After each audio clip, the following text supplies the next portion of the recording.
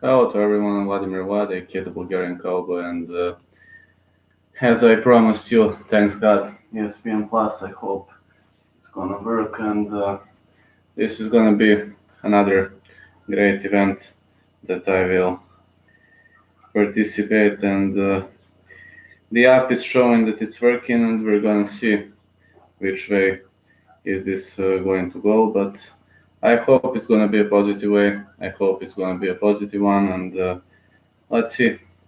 Let's see which one is it going to be. They're saying it's gonna kick off soon, and we're gonna see. Actually, we're gonna see. Shoot me with questions. I will right now just go for water and such things. I'm back in 30 seconds, and we're ready to roll.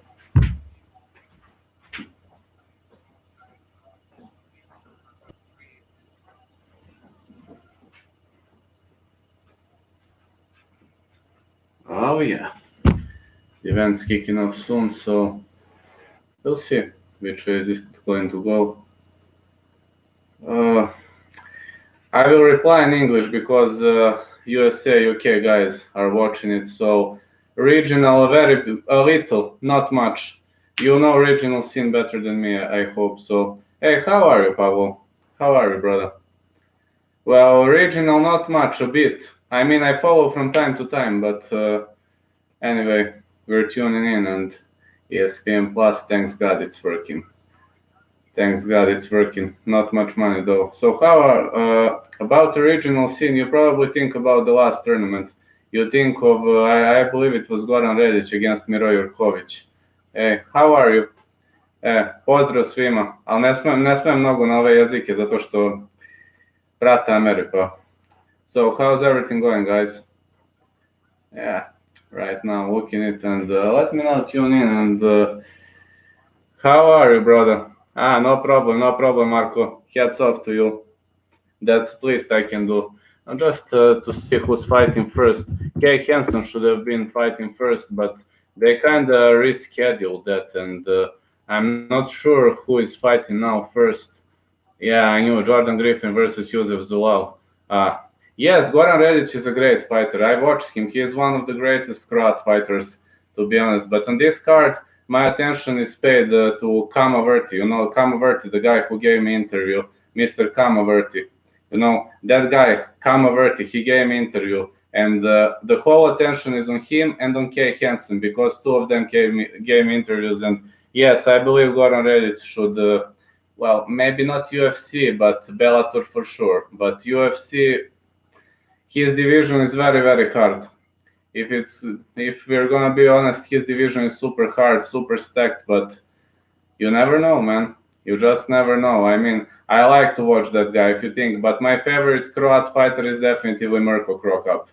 Mirko Krokap, then 10 spots, then everybody. I mean, I grew up on Mirko Krokap's fights, you know, and I'm also southpaw, just like Mirko Krokap, and that's the reason why I love that guy so much. So, yeah, I mean, I respect all Croat fighters, don't get me wrong. I also I like Roberto Soldic, I like Ante Delia. There are many good Croat guys. Yes, Kama is a huge underdog, and when I spoke to Kama, he just said, all right, I just hope he's not going to take me down. Julio Arce, your favorite fighter, bro. Julio Arce is a beast. If you ask me, Julio Arce is a beast. He turned the lights out on Julian Erosa. So, yeah. Thanks God ESPN Plus is working. Oh, thanks God, man. It's kind of delayed, but it's working, and, you know, very little money, and it's working. And I also believe MMA picks. What are your predictions for this upcoming fight card? I also got to ask you about Kay Hansen. Of course, Julio is the best. I had an interview with Julio. Pa imao sam intervju sa Julijom, pa znaš onda. Znači, sve si slušao. So, let's see right now. What do you think about Jinju Frey versus Kay Hansen, Mr. MMA Picks, and Takashi Sato versus Jason Witt right now? Oh, man. Michael Bisping. Dominic Cruz and Dion Anik, my favorite team. I love Dominic Cruz so much. Mr. MMA Picks, what do you think about Jinju Frey versus Kay Hansen? Of course you watched. Julio Arce. Yes, they say Julio Arce, the Colombian guy. And also for this, I don't know, man. This undercard is strong. This undercard is strong as hell, man. One of the strongest fight cards ever. Yes, yeah. You say Frey and you say Sato. All right.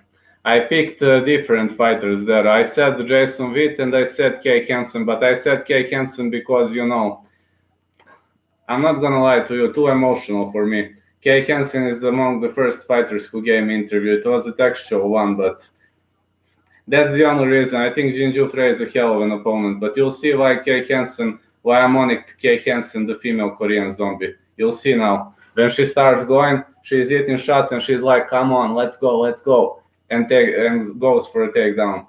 I love watching her, but I'll be honest with you. Maybe Jinju Frey is too strong opponent. Not maybe. 55% that Jinju is too strong for her. Kay is a hell of a young gun, man. I love watching that girl. I mean, her style is awesome, but yes, you're right. And about Sato, well, I'm a bit. I watched Jason Witt maybe 3 or 4 times, and I believe he has what it takes at least to make a good fight. But Sato is a killer. Sato is a killer, bro. So it can go anyway. But I honestly think. Uh, Actually, I said for Tanner. I don't know how to see whether he's underdog. I don't know how to see that. Hmm. Thank you, Marco. How to see whether he's an underdog? How to check that? I don't know how to check that. To be honest, I never check that. I always go, let's go. I always check according to my thoughts, and I'm comparing fights and so. But I believe Tanner is an underdog. But Tanner Bowser, I was very close to set up an interview with him, but his schedule always changes. But he's a cool guy. He's a very cool guy. Julian LeBlanc knows him, the guy who gave me 2 interviews. He says that he's a very, very cool dude. And wait, they changed a bit. Tanner Bowser, oh, his third fight, man. When did they change the schedule? What the hell is this? I don't know, man. Either I'm insane, either. Let's see. The undercard: Jordan Griffin, Yusef Zalal, Kay Hansen, Jinju Frey, Philip Lins, Tanner Bowser, and Luis Pena versus Kamaverti. Yes, you are right, man. I think he's an underdog, but to be honest, I don't know how to check that. I'm not a die-hard betting expert, I'm a die-hard MMA fan, so I'm only doing this because I love the greatest sport in the world. That's the only reason, to be honest. So we'll see which way is this going to go. Yusef Zalal. I said Yusef Zalal is going to win this fight. All right. Jordan Griffin is a murderer. Yeah, I agree. Against Andrei Arlovsky, not bad, man. He was very bad. When I watched him back at PFL, I was like, wait, is this the same guy? Andrei Arlovsky is far from his prime. Andrei Arlovsky is... he's at the end of his career, All right, I respect that the guy is the former champ and so, and that's kind of okay, But I was like, wait, is this some kind of a joke? Against Andrei Arlovsky, it wasn't the Philippines. I got used to look. Anyway, now we're heading into the featherweight clash between Yusef Zalal, Yusef the Moroccan Devil Zalal, and Jordan Griffin is a beast. I think he's a beast, but I vouch for Zalal because I think he is faster. That's actually the only reason. You think so? I heard some rumors, but what actually happened with USADA and Philippines? I heard some rumors, but I haven't seen a pure article, Nisam vidio čist članak baš, ali čuo sam naglasnije neki sam čuo. So, oh man, Jordan, native Psycho Griffin versus Yusef, the Moroccan Devil Zalal. And let's see who's gonna win this one. Yusef, the Moroccan Devil Zalal. Oh, of course, with the Moroccan flag. And let's see. Fighting out of Casablanca, Morocco. Well, I assume this above is red. Yeah, it's red because the flag of Morocco is green and red. Yes, and this is white hoodie. Oh, Yusef Zalal, man. Strong guy. Thank you, Marco. So let's see. Good luck to you too. Srećni tebi. So let's see. Zeb Zalal. No testing. I didn't know that. I thought every serious promotion has it. That explains why that guy was so strong against Ante Delia, and that Satoshi Ishii's opponent. I forgot the names, but something was weird to me back then, because I know Delia is a very strong fighter, and that his opponent looked like, Delia was punching him, and he like eats a punch and go, come on. It was kind of weird to me. Back-to-back wins, 6 takedowns in UFC debut, finished 7 of 8 wins, 5 submissions. Last fight defeated Lingo via unanimous decision at UFC 247. Youssef Zalal, it's time to step inside the octagon. The Moroccan Devil is inside the octagon. Of course, his recognizable flag in the colors of Morocco, and we are ready to go. Youssef Zalal is inside, and now Jordan Griffin. I don't know why these two guys are killers.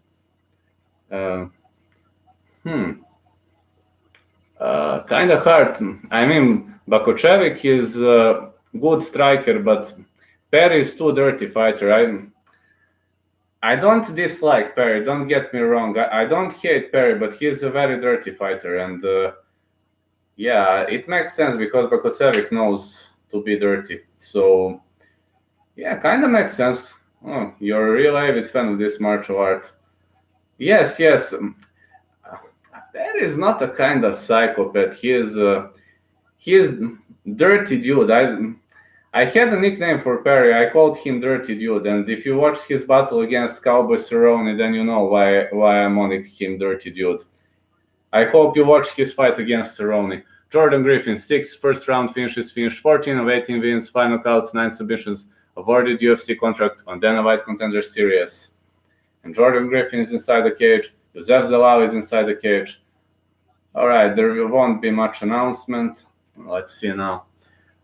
Pretty much same fighters, same height. Very slight reach advantage for Jordan Griffin, but yeah, Jordan Griffin 7 years older. I don't know. I said Zalal, but I'm always 8'4", 7'5" with picks or so. I mean, nobody can hit everything, of course, but Bruce Buffer is announcing. About the regional scene a bit, I watch a bit, but I'm more UFC oriented or so, but I love every single fighter and I respect every single fighter. I've never rejected an interview with any MMA fighter, so everybody's welcome. Now, Youssef Zalal is riding on a score of 8-2. Youssef Zalal is a favorite in this fight. To be honest, I disagree a bit with this. Because Youssef Zalal is a hell of an opponent, hell of a striker, but I disagree to be the greatest MMA, top 10 MMA. Number 7. And which organizations are above KSW? UFC, Bellator, ONE FC, I assume Rising, and maybe Cage Warriors. Jordan Griffin is a very experienced fighter. His score is 18-7. He is underdog in this fight. To be honest, these guys are having 50-50 chances. Of course, I only think Zalal is slightly faster, but like this faster. Jordan Griffin, man, this guy is strong. If you ask me, this should have gone to the main card. The referee in charge of this contest is Herb Dean. All right. Youssef Zalal. Jordan Griffin. All right, let's fight. Fighters touch gloves. Both fighters are southpaws, and let's see which way it is going to go. Zalal is kind of holding like this, He has some taekwondo and kickboxing background, so it's not weird for him. All kick lands for Zalal. Griffin is chasing him, but Zalal keeps circling. Zalal is persistently slipping. He's doing this all the time. He has very weird fighting style, which you'll see. Zalal in the orthodox stance switches to southpaw, misses with a low kick. And Zalal kind of reminds me on some taekwondo guys, Well, to be honest, I asked myself the same question. Maybe she's not. Zalal ate a big punch. Griffin is chasing him. Zalal is doing this. He's fishing for that big strike, and Griffin continues pushing the pace. Griffin's landing straight strikes, but Zalal keeps circling. He's now in the orthodox stance. I don't know. Maybe she's underage. You never know. Uh-oh, Zalal ate another strike. Zalal is in the orthodox stance, lands a low kick. Zalal keeps switching stances, this kind of from Taekwondo background, and Zalal is really doing a great job, but he's keeping his hands low. Uh-oh, another hook lands for Jordan Griffin. This is not a good way to go. If Zalal hits 2 more hooks, he'll go down. He's holding his hands like this, I'm worried. No problem. Thank you, brother. Thank you. So let's see. Jordan Griffin shoots in. Uh-oh, Zalal is in big trouble. He's pressed against the fence. Jordan Griffin caught him.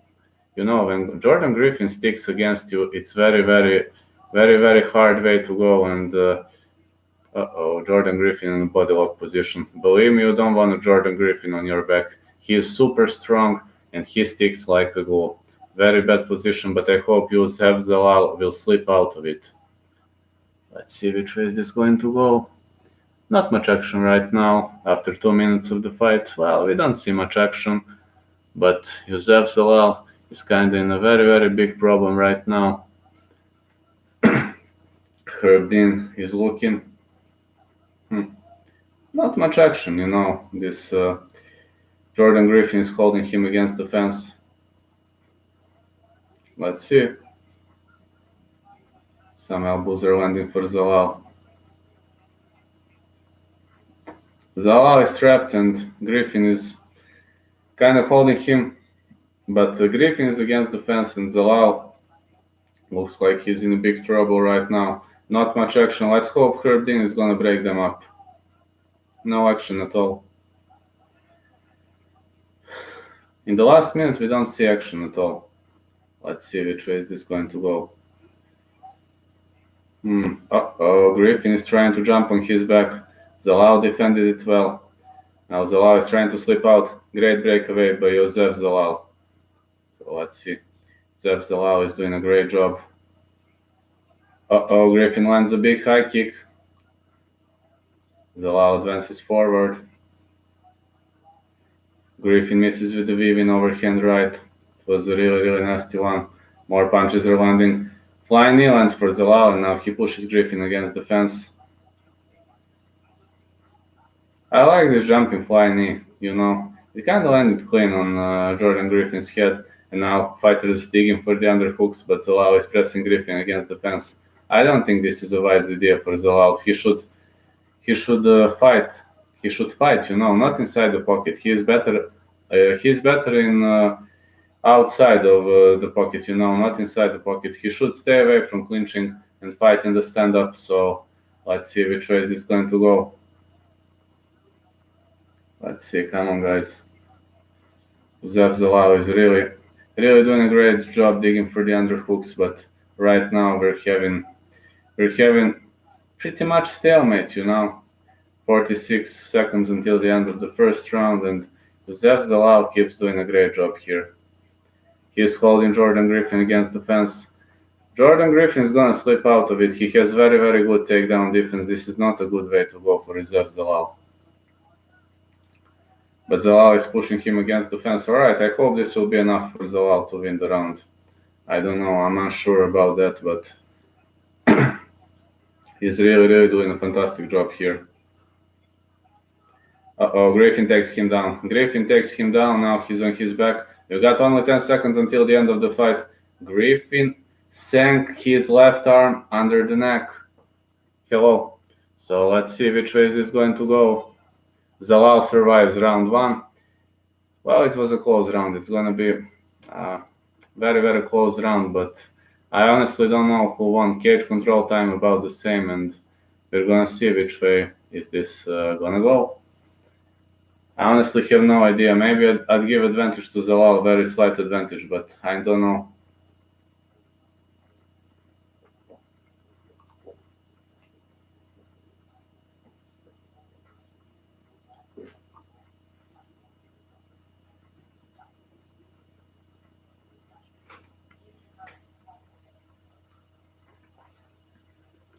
Griffin looks very tired right now.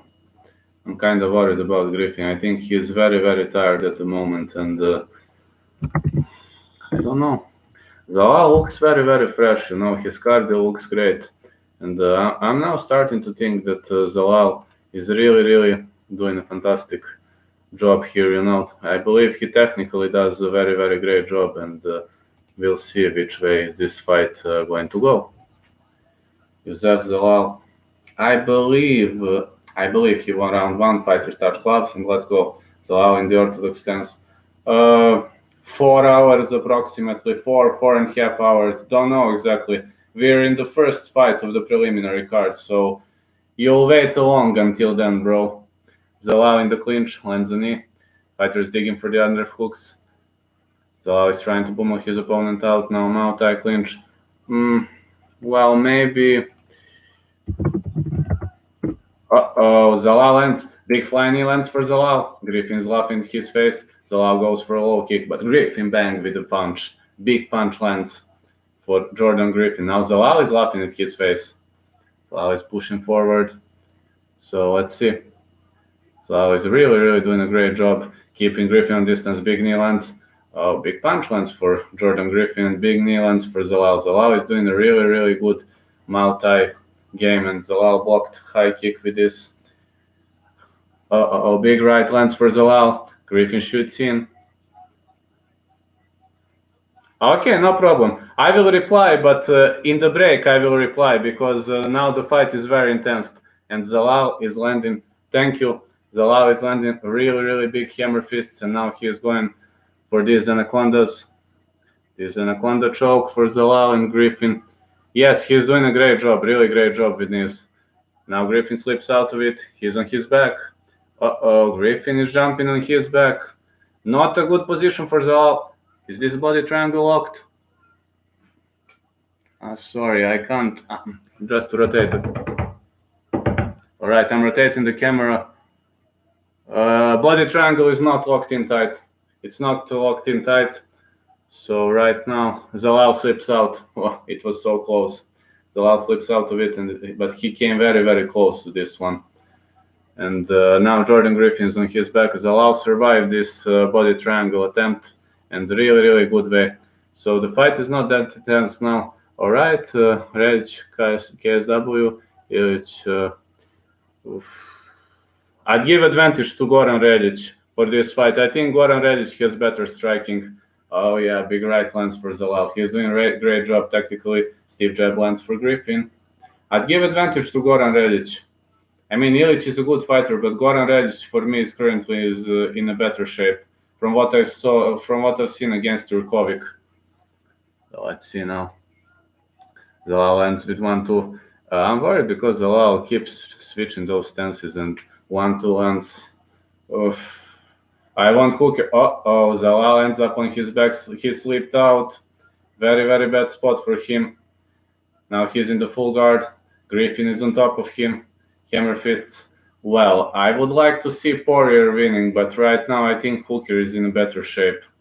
I don't know, man. Poirier lost to Khabib, and I'm worried about him. Honestly, I'm worried, you know. Right now, up kick. Great up kicks by Zalal, but Griffin transitions, and now he lands on his back again. This is definitely a round for Griffin.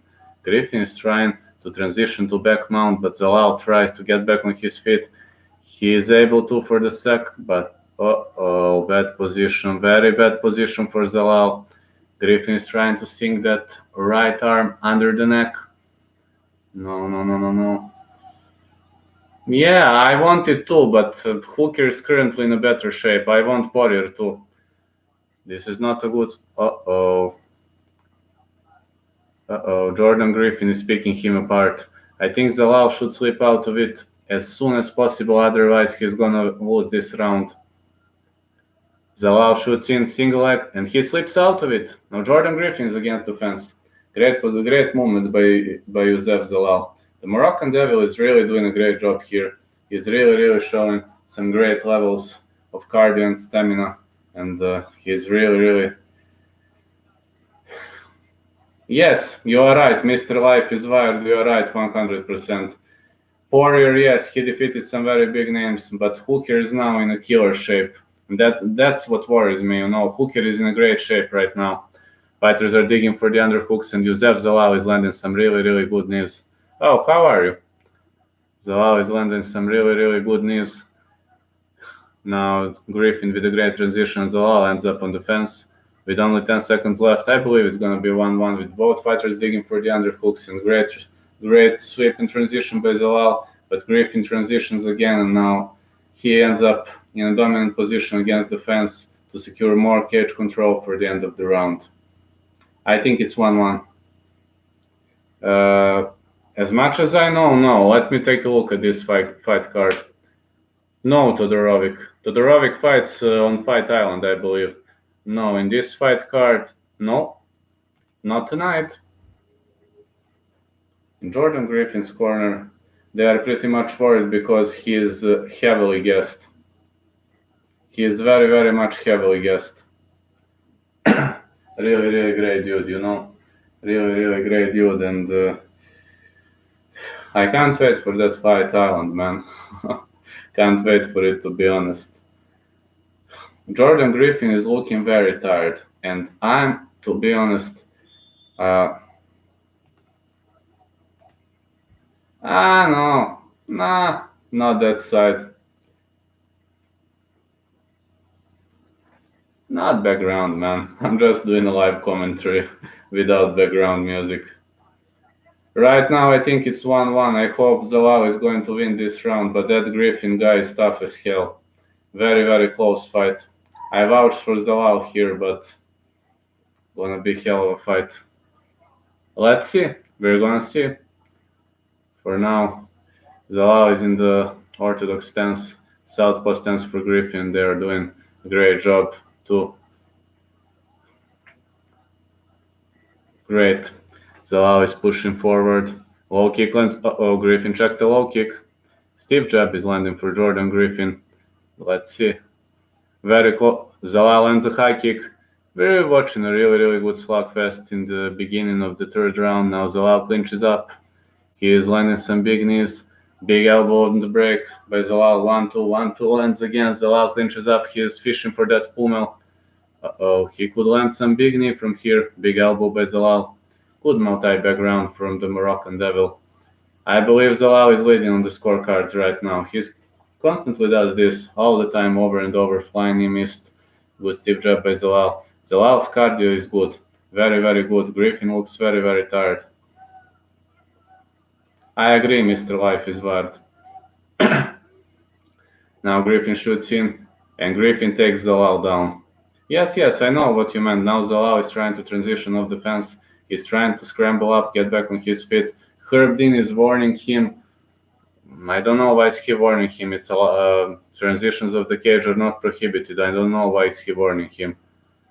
Zalal is turtled now, but Griffin sticks like a glue, and he's persistently trying to secure that rare naked choke, but he's unable to, as Zalal does this, you know. He defends it pretty well, and he's trying to sink that arm under. Zalal is trying to slip out of it. Good butterfly defense by Zalal. Another up kick lands, but Griffin is remaining on the top, and Zalal slips out of this, scrambles up, and gets back on his feet. Griffin shoots in again.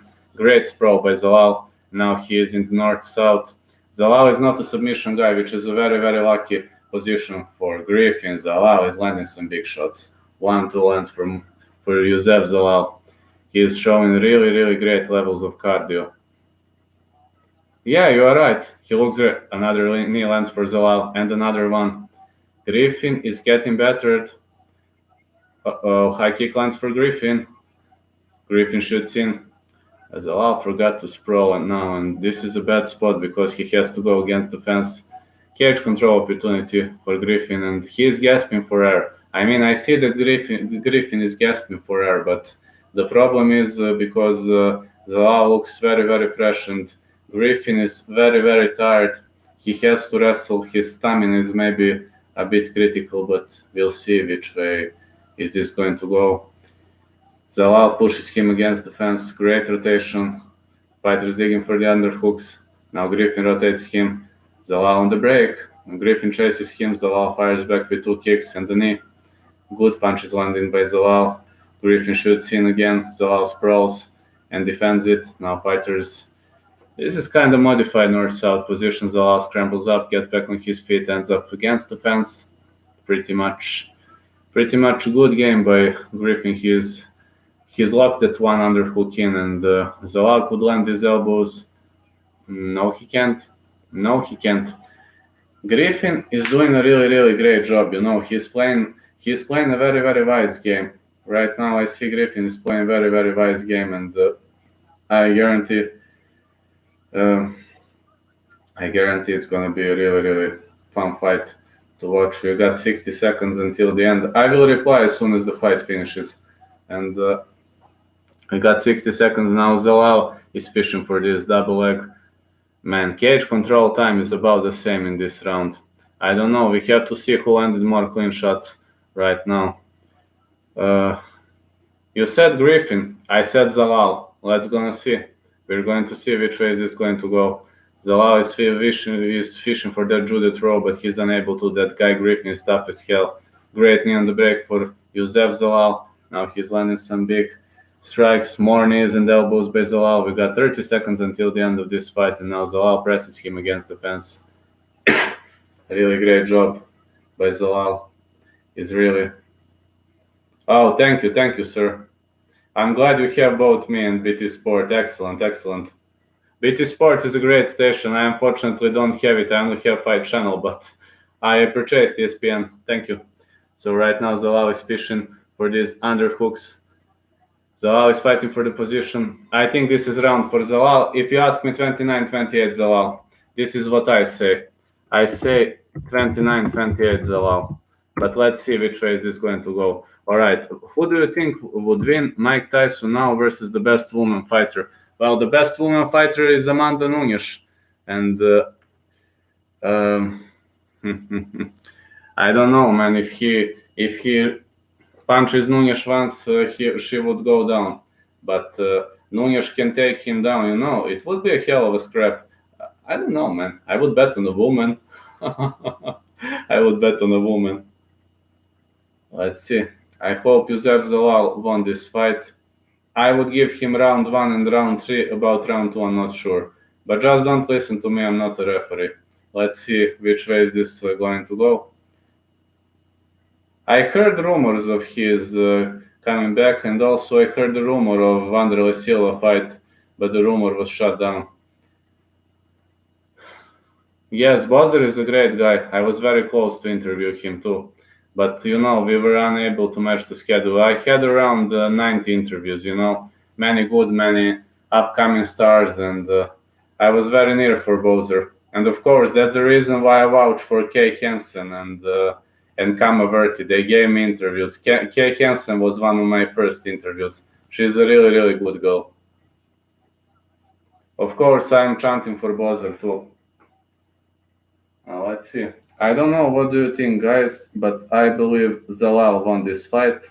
So let's see. Let's see which way is this going to go. But I say Zalal. And let's see.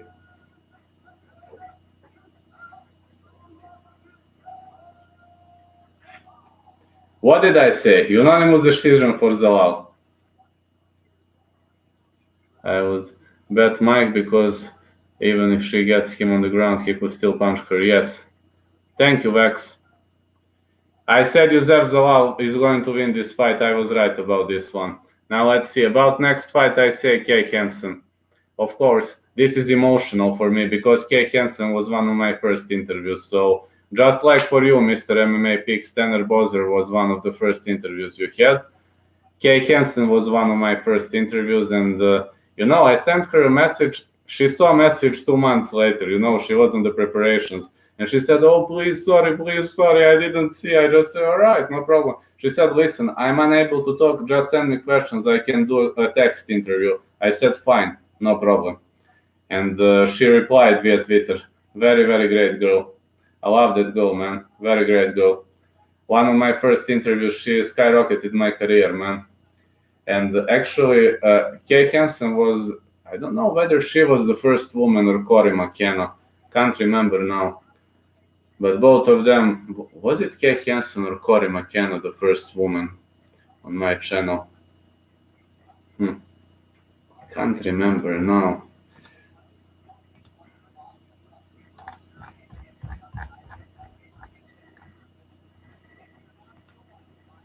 Can't remember who was the first woman. Was this Cory McKenna from Cage Warriors or Kay Hansen?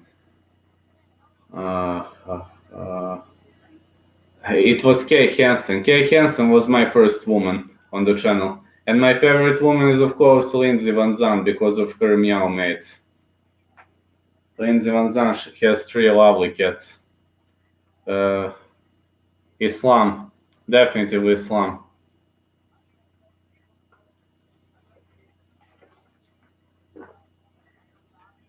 2-0, of course. Meow meow. Meow mate. Yes, Islam. Definitely Islam. I think Islam is too tough for Conor, especially because of his how do you say, he's sambo guy, good ground game. Yes, he's only 23 years old. Youssef Zalal now riding on 2-0. Now let's focus to the next fight. Well, very emotional moment for me. Kay Hansen is officially making her UFC debut against Jinju Frey. Oh man, one of the most emotional moments for me. One of the most emotional moments for me ever.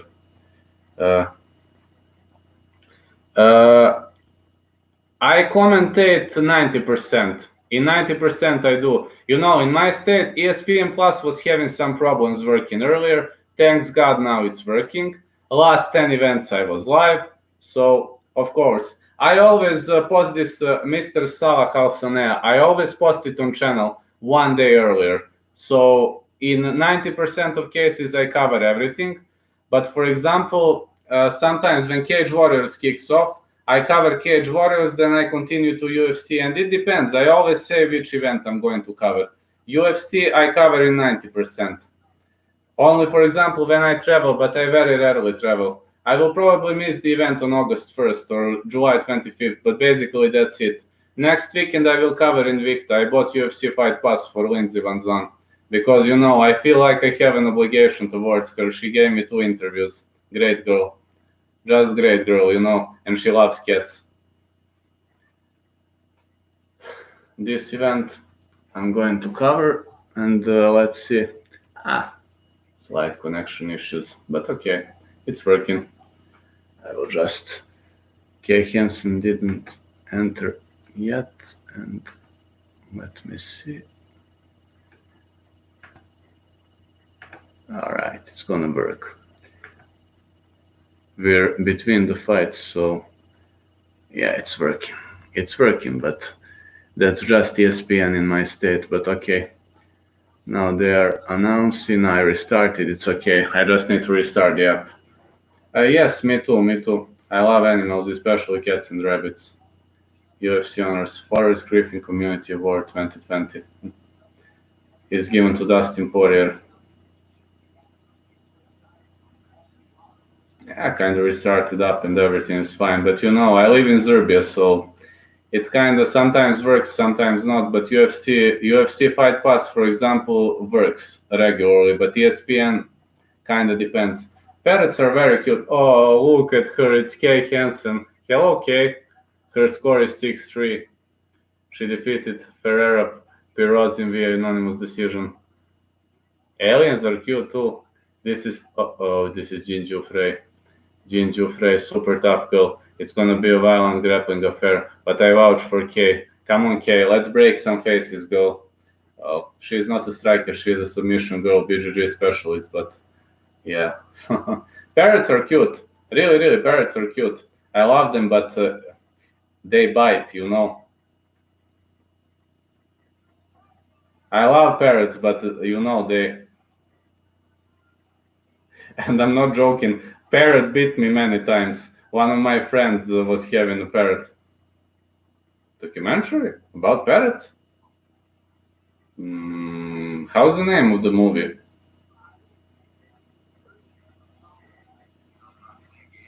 I'd like to know the name of that movie.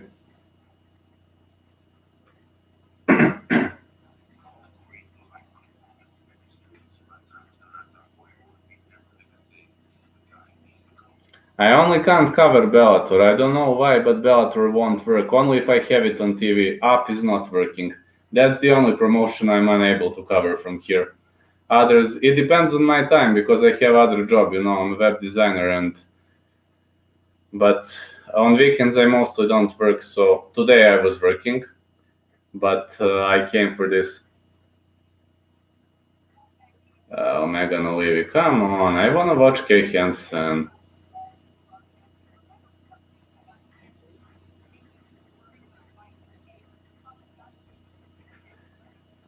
Well, Megan, your husband is gonna get knocked out again.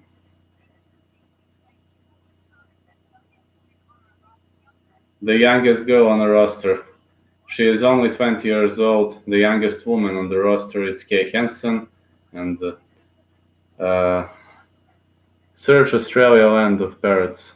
Australia Land of Parrots. Okay, I have to write it somewhere. Hold on a sec. How do you say Australia Land of Parrots?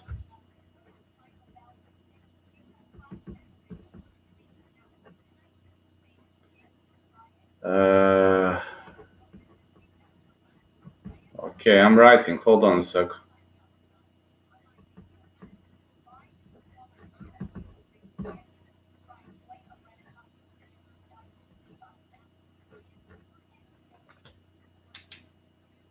Great it is. I'm so glad it is. I wrote.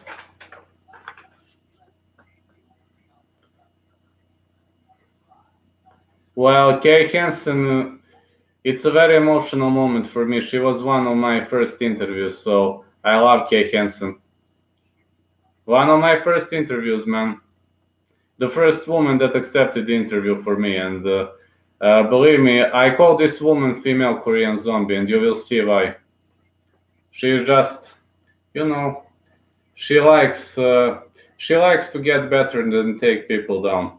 That's just her style. But when I had an interview, she said, "Oh well, I don't like to eat too many shots, but I'm a BJJ fighter, and you know which way it goes. I like to pull guard and do such stuff. That's just me." Jinju Frey is a tough opponent, maybe too strong for Kay Hansen's debut, but I don't know. Kay Hansen, Jinju Frey. I said Kay Hansen only because of because of my emotional connection, but I also think Frey has better chances of winning the fight. She is probably a favorite on this one. Jinju Frey, out of Crosset, Arizona. As she is getting out, gray hoodie for her. Gray hoodie, black trousers, gray trunks for Jinju Frey. Very focused look. Strong, powerful girl. Oh man, she looks like a real beast. Black and gray top for her. She looks like a real beast, man. The former Invicta FC atomweight champion. 3 first-round finishes, 2 wins by submission. Well, she's probably a favorite because Jinju Frey is the former atomweight champion and Hansen is strawweight fighter. I don't know. I told you I only put Kay Hansen because she was my first woman in the interview. She was the first woman in the interview. That's the only reason. But Jinju Frey is a beast, man.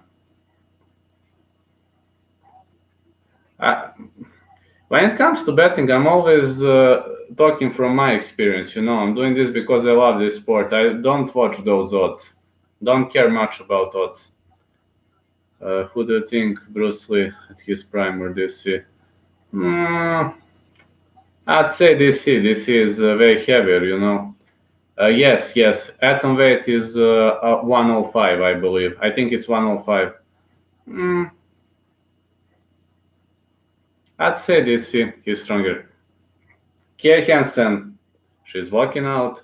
Oh, come on, you sweet girl. Let's go. Kay Hansen is in black hoodie. This is also gray trunks. Sorry, gray t-shirt for Kay Hansen and blue trunks, of course. She is always in blue. I don't know why she's always in blue, but every time I watched her, she fought in blue, and also black t-shirt. Yeah, I assume it's just the movies. DC will take him down double leg, and slam him on the head. Kay Hansen is a tough girl, man. She is a really, really tough girl. I love watching her, man. I simply love watching that girl. So fun for me to watch. You'll see now. Yes, she has red gloves. Kay Hansen back-to-back wins. UFC debut finished 5 of 6 wins, 2 knockouts, 3 submissions. Youngest female fighter on UFC roster, second youngest overall, 20. Only Chase Hooper is younger than her. Come on, Kay, let's go, girl. I don't remember when I had that weight. I assume it's 49, it's 47. 48, I believe Lindsey Van Zandt told me 48 kilos or 47. Man, I got to watch that interview again with her. Yes. Oh man, these girls are looking really, really strong. Ginger Frey is more muscular, but this girl is so cute. Kay Hansen. She is like 5'2" for Kay Hansen, 5'3" for Ginger Frey. Kay Hansen is 15 years younger, 63. Kay Hansen's reach, 65. Ginger Frey's reach. Weight about the same, and well, I guarantee you one thing: Kay Hansen is gonna get bettered, but maybe she will finish Ginger Frey. But she's gonna get bettered. She's gonna get bruised because that's just her. It's just Kay Hansen.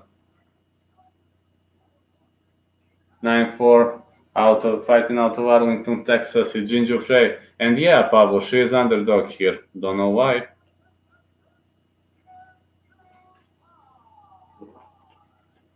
There, he says Ginger Frey.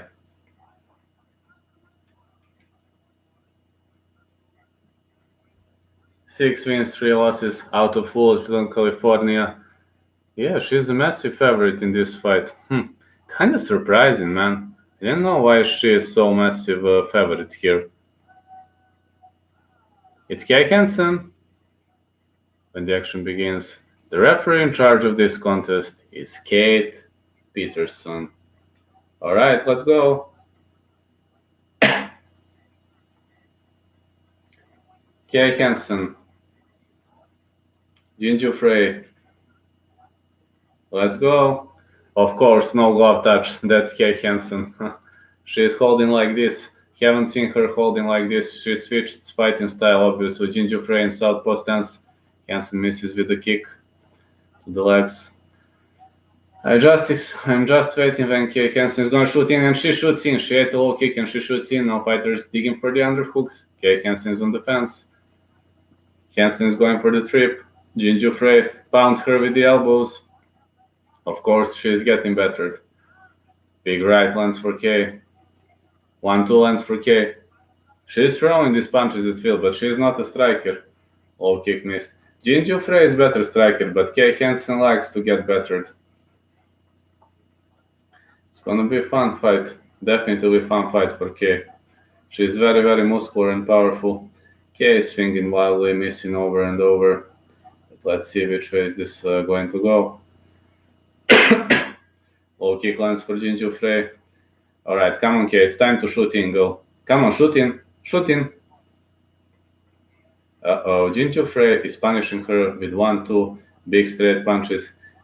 Kay Hansen can take her down and overextend her arm. Let's see when is this going to happen. Of course, I think Ginger Frey is having more chances to win the fight, but Kay was the first woman to give me an interview, so I must support her. Let's go. Low kick lands for Kay. Oh, she ate a big straight.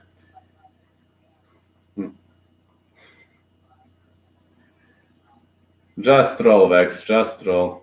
Let's see. Uh-oh, Kay Hansen ate a big straight punch, but she likes to get better, and she likes to get bruised. Come on, Kay, you can do it, girl. Kay Hansen doesn't have much chances in the stand-up, but when it comes to grappling and ground game, she is one of the best in the division. Let's see which way is this going to go. Low kick lands for Ginger Frey. Let's see what is Kate Krikorian going to say in Kay Hansen's corner. I believe Kate Krikorian is going to criticize her. So let's see. More strikes are landing for K.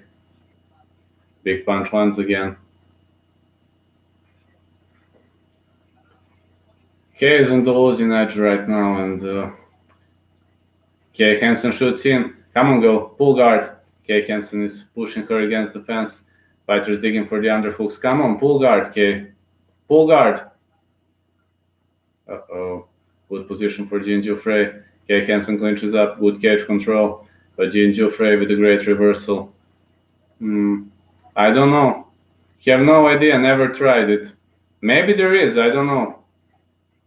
Right now, Kay Hansen is pressing Jin Frey against the fence, but she's getting better. She's hitting his judo throw attempt. Oh, she ate the face. Knee. No, it was a kick to the face. Hell, it was a kick to the face. But Kay Hansen is a very powerful girl. Big punch lands for Kay. I mean, she's getting better over and over, but Kay is very, very persistent. Yes, I think so too. Low kick lands for Kay, but Kay Hansen is good on the ground. I don't know why isn't she pulling guard. 90 seconds until the end of the first round, and left hook lands for Kay Hansen. She's very, very imprecise, you know. Her strikes are not precise.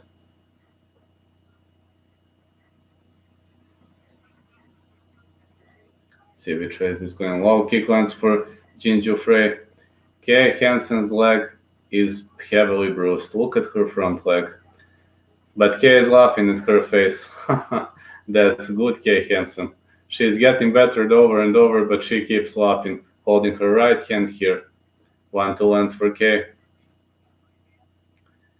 Well, Jin Frey is winning this round. Got to say, she is winning this round. Kay has to shoot in. I don't know what she's waiting for. What are you waiting for, girl? Shoot in. Okay, lands for Kay. 1-2. Missed by her. Kay was having a lot of luck. Yeah, two women are fighting. Kay Hansen gave me interview. Don't call her bitcharka. She is great girl. She gave me interview. So let's see. Kay Hansen is trying to go forward. And about Jin Frey, I don't know much about her. 10 seconds until the end of the first round. Low kick lands again. Kay Hansen is missing wildly.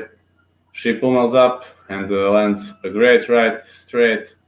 Unfortunately, Kay Hansen lost this round.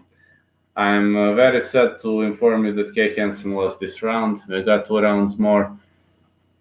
She is getting heavily better. Let's see what Kate Krikorian going to say in her corner. This is Jin Frey's corner.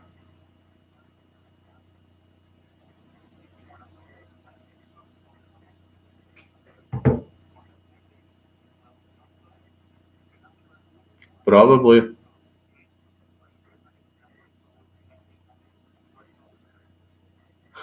Well, in Jin Frey's corner, they're talking her to go for a takedown.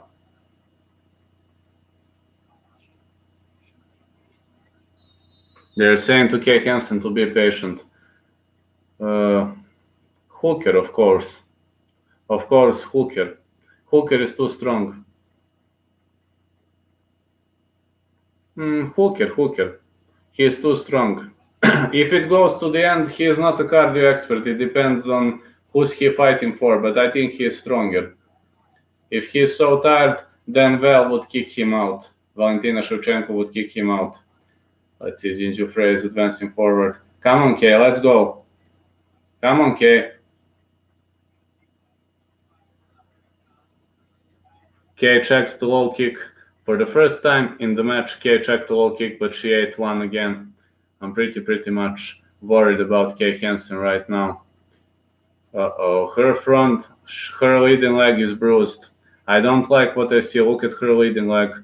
She ate another low kick. Come on, girl, shoot in. What are you waiting for? I don't know what's happening with her. That's not Kay Hansen I got used to. Look, it seems I missed on this one. Of course, I was expecting Jin Frey is gonna win, of course. I mean, she has more experience, but that's not Kay Hansen I got used to watch. Another punch lands for Kay. Push kick. I didn't know she does a push kick. She's a BJJ fighter, not a stand-up phenom. Come on, let's go, girl. Let's go, girl. Okay, Hansen is very, very patient. She could pull guard now. More punches are landing. Okay, Hansen shoots in. Knees in the clinch. She pummels up. Come on, come on. Come on. Shoot in for that double leg. Okay, Hansen is fishing for that double leg. Now Jinju Frey is pressed against the fence. Okay, Hansen takes her down. Great job, girl. Now she ends up, which is his position. This is full guard. She transitions to half guard. Kay Hansen is actually very dangerous with this position. Bad butterfly defense for Jinju Frey. And now it is heating up. Kay Hansen could fish for a submission from here. This is good position for her. Jinju Frey is trying to slip out of it, but she'll have a very, very hard time as Kay Hansen is very, very dominant on the ground. Everybody knows she is a super dominant fighter on the ground, so let's see which way is this fight going to go. Kay Hansen on the top. She's really, really doing a great job of the half guard, but I'm worried because there is not much activity, and Kate Peterson is not looking. Kate Peterson looks angry. Good shoulder strike by Kay. More activity. All right, Kate Peterson steps away. Thanks God. Let's see now. Jinju Frey. Jinju Frey is in the bottom position, but Kay Hansen is trying to transition of this half guard to side control, but Jinju Frey is blocking her. Kay trapped her right leg, and this might be a good position for her. It's almost impossible to submit her, but Kay Hansen is collecting points. Oh, big left hook. Really, really good.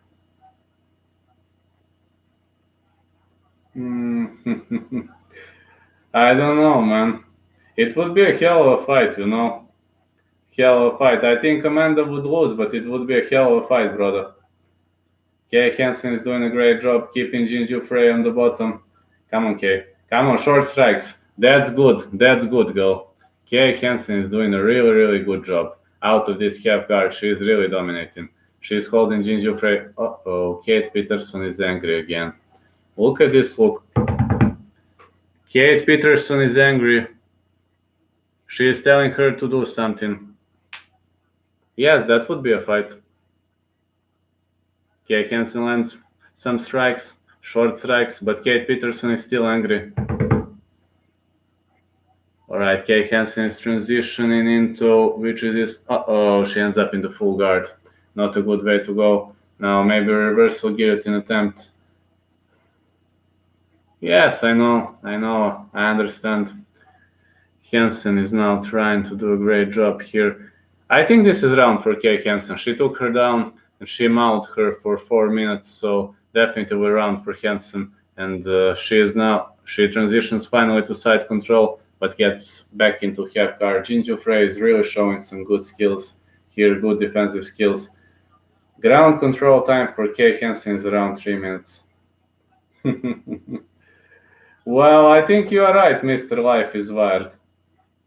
I think you are right. So let's see, Kay Hansen is landing some big shots to the body. Come on, girl. Come on, hold this position. This is your round, girl. Come on, you can do it. Kay Hansen trapped her head, She trapped it here, and she is landing some short punches, but it's enough to win the round. Jinju Frey is trying to transition, but Kay Hansen is again shooting in and takes her down again. Now she's in the stack guard. Up kick attempt to end the round from Jinju Frey. 1-1. Now we're having 1-1. The winner of round 3 is going to win the fight. Let's see who is going to win this round.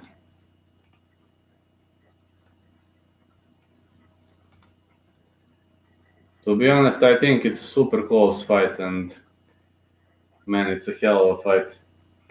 A hell of a scrap we have here. Let's hear the coaches.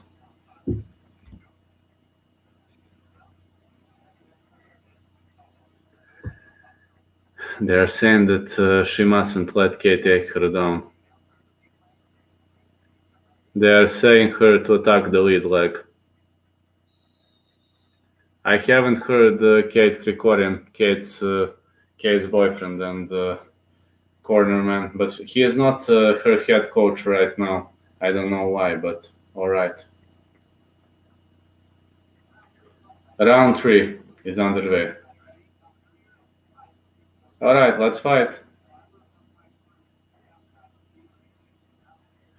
I don't like Kay's lead leg. Uh-oh, another low kick. Well, Kay's lead leg is very heavily bruised. I'm worried about her.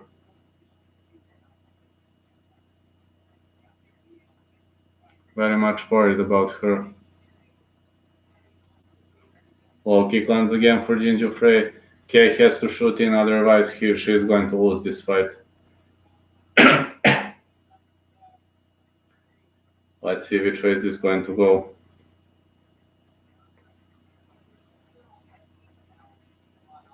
Really good position for Kay Hansen.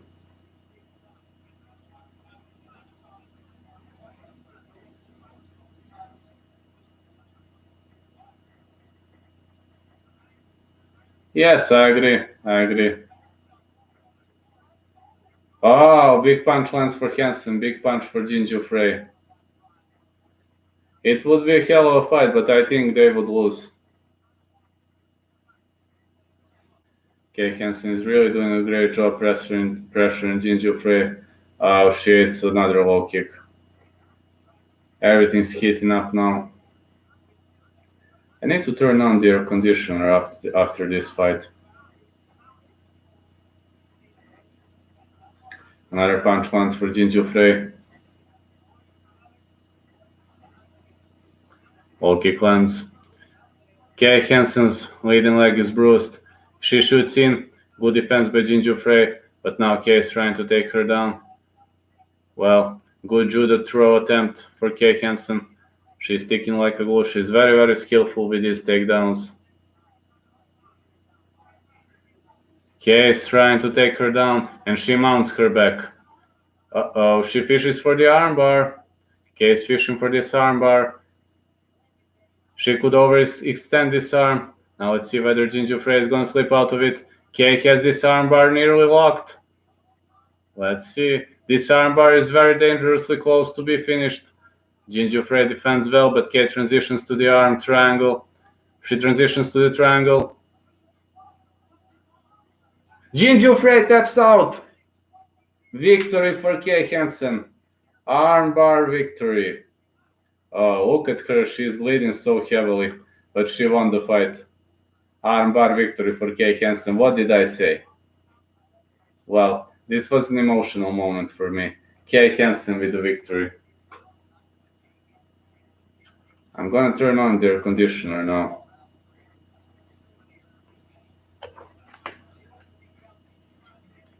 No, Vax.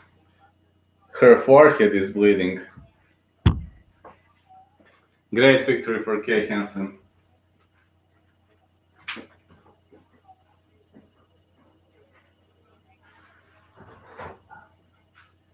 And I've got to turn on the air conditioner. Haven't turned it on for a while.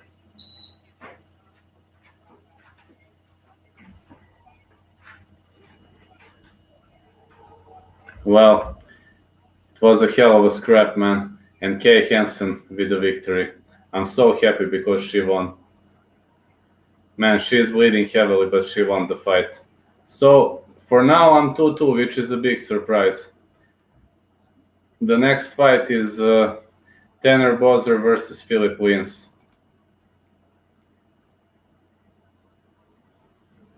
Well, I hope Mr. MMA Picks is going to be right about Tanner Boser. So yeah, Kay Hansen with an armbar victory. We're heading into the next fight of the card.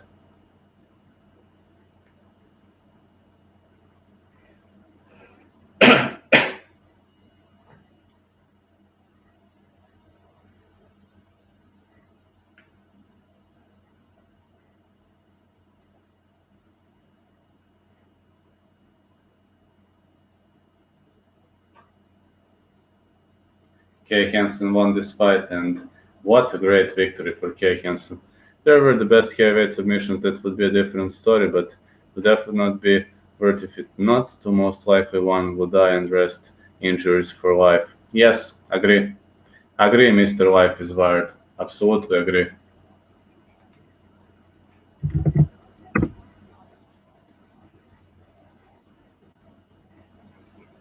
Agree. Definitely agree on this one. So yeah, Kay Hansen won this fight, and I was chanting her name all the time. And luckily, luckily it came to fruition, and I'm so happy, man. I'm so happy because it happened. So happy because Kay Hansen won this fight, and she is a really great girl. A really great girl, amazing warrior, and she deserved this victory. She definitely deserved this victory, and I'm super happy because of this. Okay, no problem. No problem. I mean, you're going to sleep, but Tanner Bowser is fighting now, man. But all right, whatever works for you. But your favorite fighter is fighting now, so the way I see, Tanner Bowser is fighting next against Philip Lins. But all right, if you're gonna miss this one, no problem.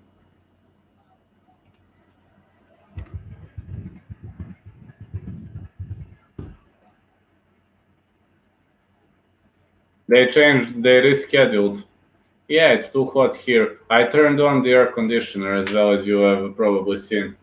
I don't like to do it, but sometimes you simply have no choice. There are situations when you have no choice, but I had to turn it on. Yes, it's on prelims. Yes. I told you they changed the schedule. In the beginning, you were here in the beginning of the video. I told you.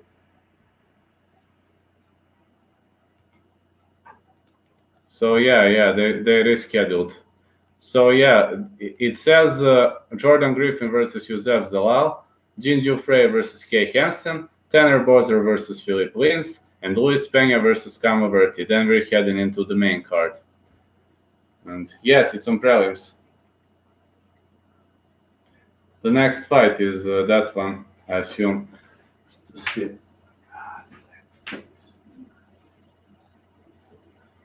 Alright, everything looks okay here. Just had to check. Yes, it's on prelims.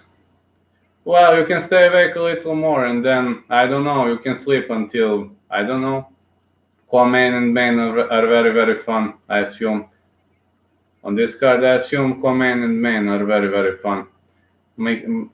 Mickey Hall versus Mike Perry, Poirier versus Hooker.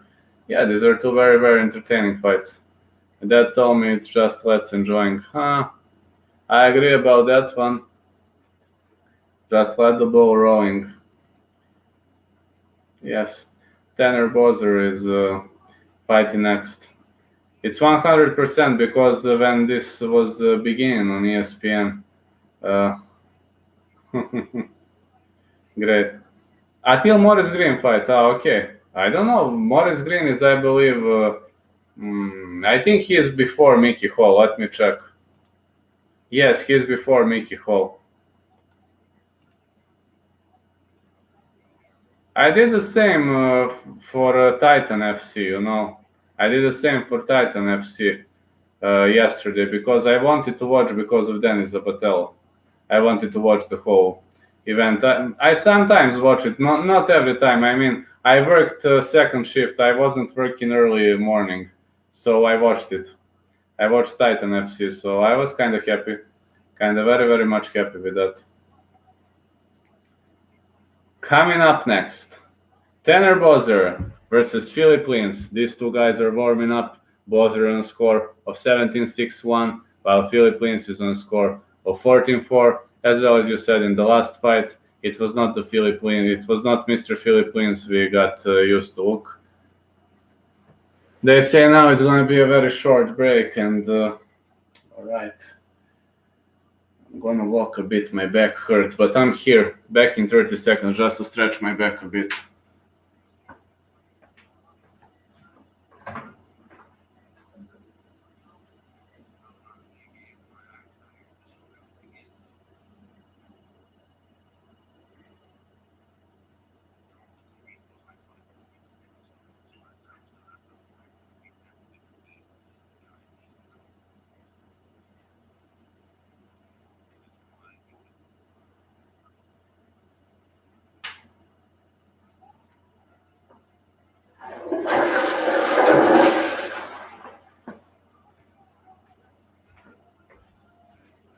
I'm here.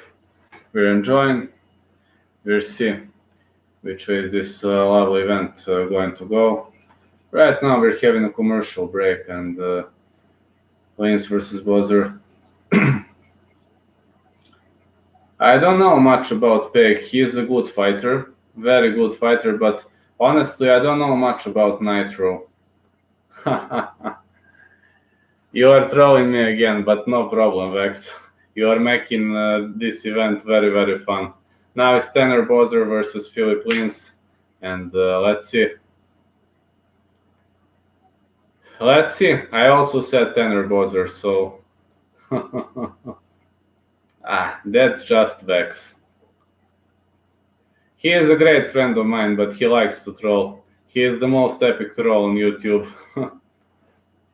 Philip Monster Lins versus Tanner the Bulldozer Bozzer.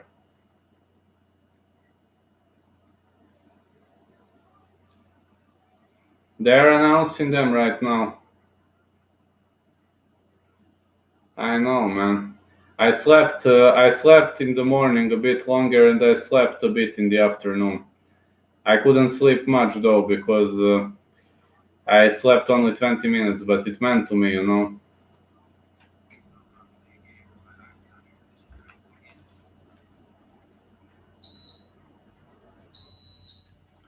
Alright, this air conditioner is turned off now.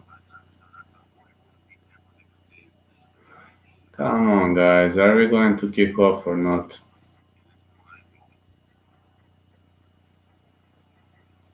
I just hope it's gonna kick off soon.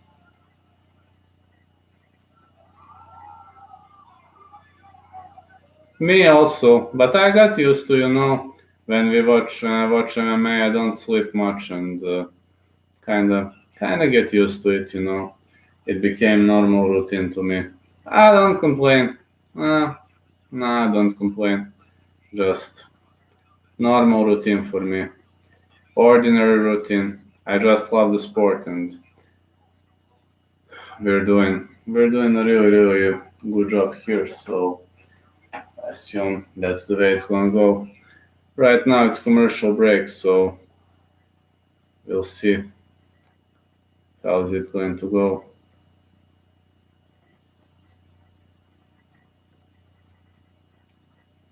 Alright, guys. Commercial break.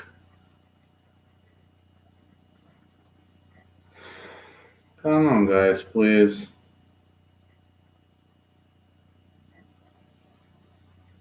Today, please.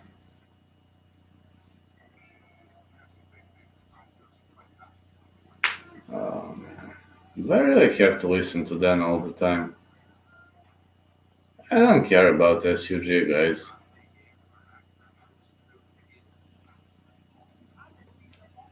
Alright, it's Philippines. 5 first round finishes, finished 12 for 14 wins. Brazilian Jiu-Jitsu black belt.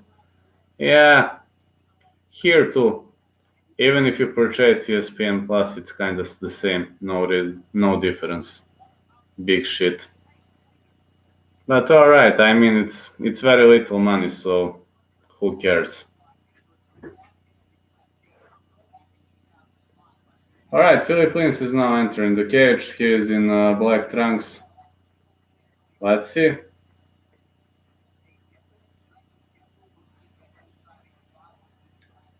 Now it's your favorite, Tanner Bozzer.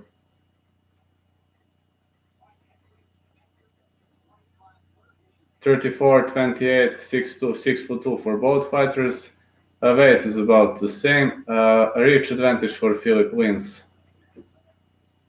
Have luck to watch their sport. In August, I know. Julian LeBlanc told me that.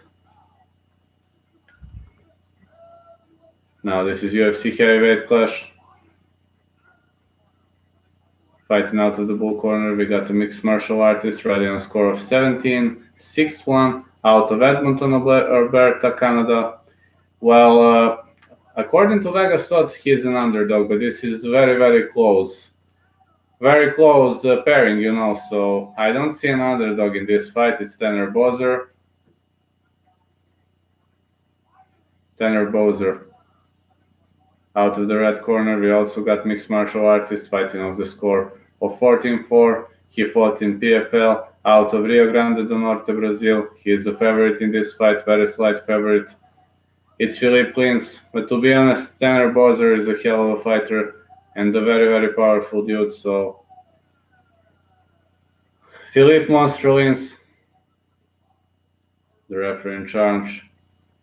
Well, I say Bowser. Let's see which way this is going to go. Come on, guys. Tanner Bowser. Philippe Lins. I think it will. Alright, fighters touch gloves. Bowser in red trunks. Lins in black. Let's see which way is it going to go.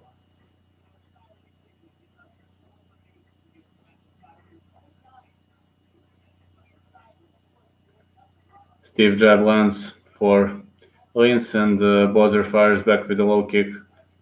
Another low kick lands for Bowser. Lins attempted to land a punch to the head. He was unable to. Bowser misses wildly with a hook. Lins is kind of very slow. Bowser is picking him apart with his low kicks right now.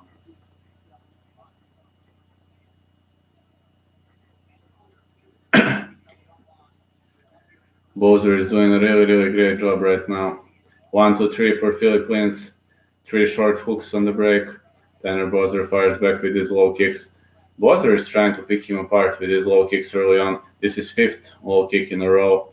Body shot is missed, and for now it looks like a very, very decent run. Very, very decent opportunity for Bowser, who pushes the pace over and over. And Lins is now trying to get back into to close the distance, to enter inside the pocket, but he is unable to. He hits another low kick. Lins doesn't look well. He's missing over and over. Bowser is moving like a cat. Well, Bowser kind of reminds me of a Siamese cat of a heavyweight division. Low kick lands again for Bowser. And now Lins isn't checking the kicks. He is changing levels nicely. Good level change for the Brazilian fighter. Low kick is checked. Lins continues checking these low kicks. He switched the strategy. More Vivians are landing at will. Good connection by Tanner Bowser. See which way this is going to go.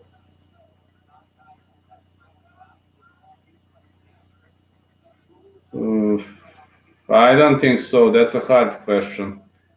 Philippe Lins lands to the body. I don't know, man. It's a very, very hard question. I don't know, honestly. Really have no idea. Hard question. Maybe. You never know, maybe, but just maybe. Low kick lands for Lins now. Tanner Bowser rocks him with a big punch to the head. And Bowser with big punches, and this is the end of the fight. Bowser wins the fight. What a great combo by Bowser. Great punch combo. Lins went down. 2 hammer fists. The fight is over. I'm 3 of 3 now, so I will probably miss next fight. About Camaverti versus Luis Peña, I said Camaverti. So let's see. I said Camaverti, but because he gave me interview, so you were right. Tanner Bowser with a quick finish. Oh, what a great punch combo by Bowser. Lins went down. 2 hammer fists. Good night. 1, 2, 3, 4, 5, 6, 7. It wasn't kind of hammer fist. It was a reverse hammer fist and a hammer fist. It was a reverse hammer fist on the way down. But I'm usually 8-4. That's my normal result in picks. So I'm almost always 8-4, 7-3 or something like that. I think Philippe Lins is gonna get his contract released. He's gonna get released after this. 2 losses in a row. Tanner Bowser, he did a really great job tonight.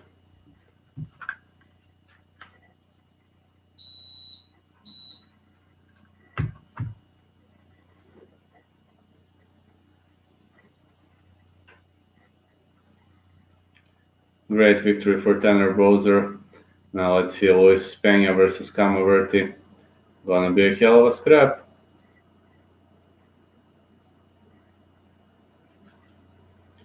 Herb Dean is now announcing the winner.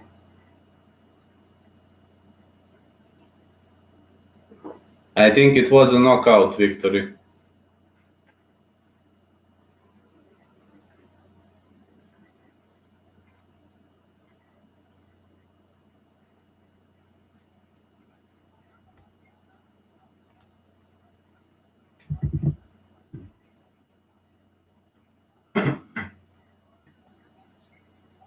I believe it's gonna be a great match and a really great victory for Camaverti. But Luis Peña is a hell of an opponent. Yes, first candidate for performance of the night. Yes, absolutely.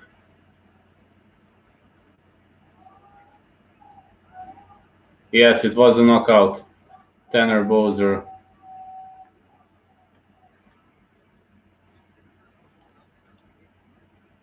Oh, Takashi Sato versus Jason Witt was moved to the main card. Don't know why, but all right. They know what are they doing anyway.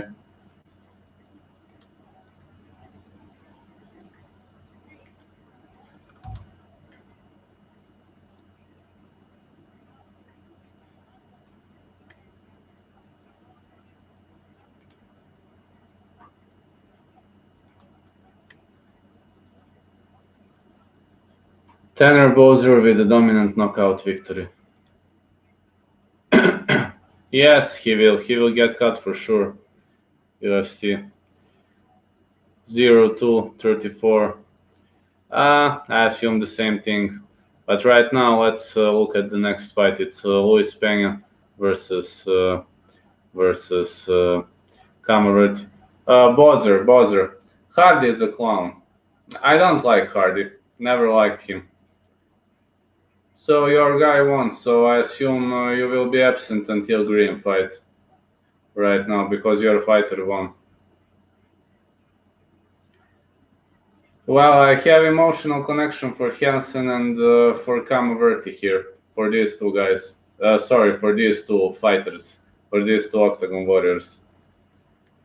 And we'll see which way is this love event going to go. But I'm pretty much happy because of it, because of the way it developed and because of the way it went.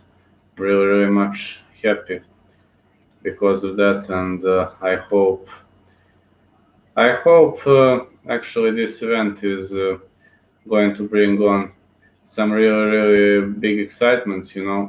That's what I want to see. Kamaverti, great guy, just a great guy. Kama is a very great guy, and he really did a great job. He really did a great job here doing. He really did a great job because from what I've seen, he is one hell of a fighter.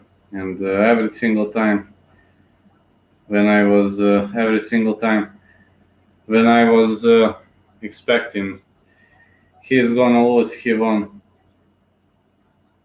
And very fun fight. Everything is a great job, right now. Yes. I know, but Hardy is a clown, man. Hardy is a big clown.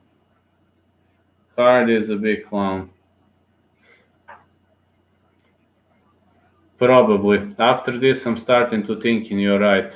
Despite I don't like such discussions, I'm starting to think you're right because it's impossible to lose to Arlovsky so easily and to get knocked out by Tanner Bowser so easily. I mean, I'm not undermining Bowser. He's a great fighter, but it makes no sense, man. He was so dominant at PFL, and then he arrived into the UFC and lost. So let's see, when is this Invicta going? This Invicta on Thursday. I didn't know. and LFA on Friday. Weird. So LFA goes. Oh man, I'm gonna have to reschedule some things because of this Invicta and LFA. I will go. I will live commentary Invicta for sure. About LFA, I don't know. I kind of don't think don't know much about LFA. So if I learn a bit, then maybe I will see. Yes, he's a Brazilian dude. Yes, yes, and but I was kind of expecting Tanner Bowser is gonna win this fight. I expected a lot from this fight, and it paid out. So just to come over to PFL suspended season. If you've noticed the post, type PFL suspends 2020 season. Fighters will get, I believe, monthly stipend or something like that. However they call it. I believe they call it monthly stipend. I believe 2020 is suspended. Andre Fialho. Oh, if Andre Fialho fights, then I'll think of covering. Uh, that is not a nice person. Oof, oof, oof. Nice person in the octagon or in private life? I don't know, in octagon or in private life. To me, everybody are nice because they accepted. Whoever accepts interview, he is nice to me. So I don't know, man. Let me think. It's a hard one. Yeah, probably. Who have I interviewed who's not a nice person? Some people say that Matthias Frederick is not a nice person. He's my second interview. But I think that guy is awesome. I think he is a great champion. And I think he's an amazing guy. But some people think Matthias Frederick, 185-pound Cage Warriors champ. Some people say that he is not a nice person. And some people also say that about Stavi Konomu. That's my fourth interview. One of the greatest Cyprian MMA fighters. Maybe two of them. Some people are saying that for them. I don't know, to be honest. I can't. To me, they are great because they accept it. But anyway, it's a hard question, man. Very, very hard question. Well, if Andre Fialho fights on the co-main event, I promise I will think about live commentary. For Invicta, 100%, but LFA, I've never gone with the LFA, and I don't know much. But if Fialho fights, I love Fialho. No problem. Thank you, sir. I love Andre Fialho. I mean, I believe he is the all-time greatest Portuguese fighter. But right now we got Manel Kape, so maybe Manel Kape overtook him after that. I believe he won that Rising title or not. Don't remember right now, but Manel Kape did a great job right now. I believe he's slated to fight. Is it Bontorin or Justin Gonzalez? Well, it seems like a decent scrap to me. Very, very much decent scrap to me. Then it's worth of watching, definitely. But I don't watch LFA much, but maybe I will make an exception this time. Andre Fialho. Well, he will. In that case, he will be the first Portuguese fighter in the UFC. Well, maybe you're asking when is Blagoy Ivanov fighting. I don't know because Blagoy Ivanov is not having a fight scheduled. But let's see now. Luis Pena versus Camaverti. Luis Pena riding a score of 8-2. Italian fighter. And we got Camaverti. Very, very big connection with Camaverti because that amazing guy gave me interview. So he's awesome. He's just an awesome guy, an awesome dude, an awesome fighter, and an awesome person. That's Camaverti. And thanks God, that's him. Awesome fighter and even better person. People think that Camaverti is kind of, dangerous person and Khabib very easily. You think so? Yeah, didn't know that. Didn't know that, to be honest. Really didn't know that, but anyway, Maybe he is from Cape Verde, or I saw Portuguese flag, but maybe he's from Cape Verde, or yeah, he's from Cape Verde. Yeah. Sorry. So I assume like a bit. Justin Gonzalez looks like Justin Gaethje.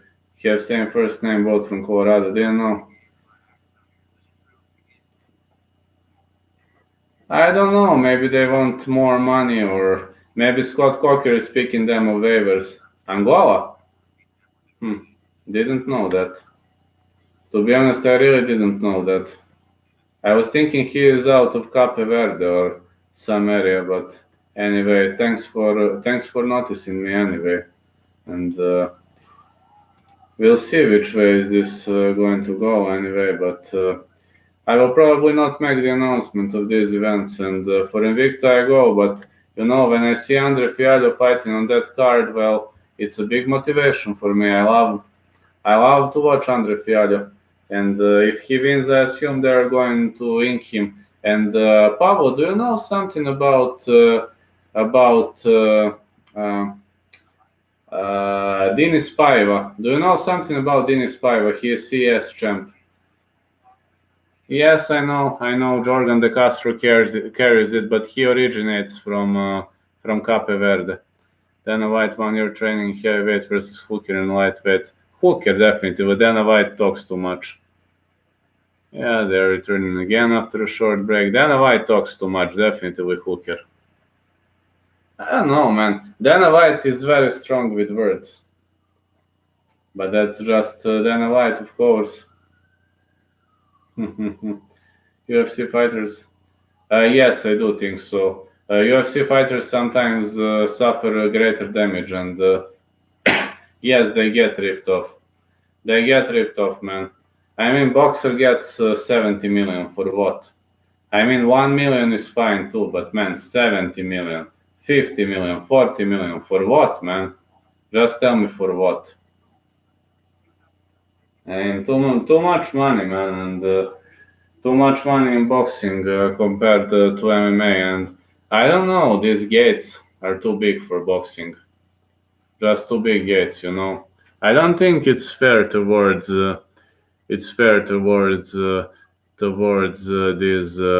how to say towards these lovely MMA dudes, because they are getting better all the time, and the boxer he can only get outboxed, and the MMA fighter can get out grappled, outworked, outboxed, outstroken.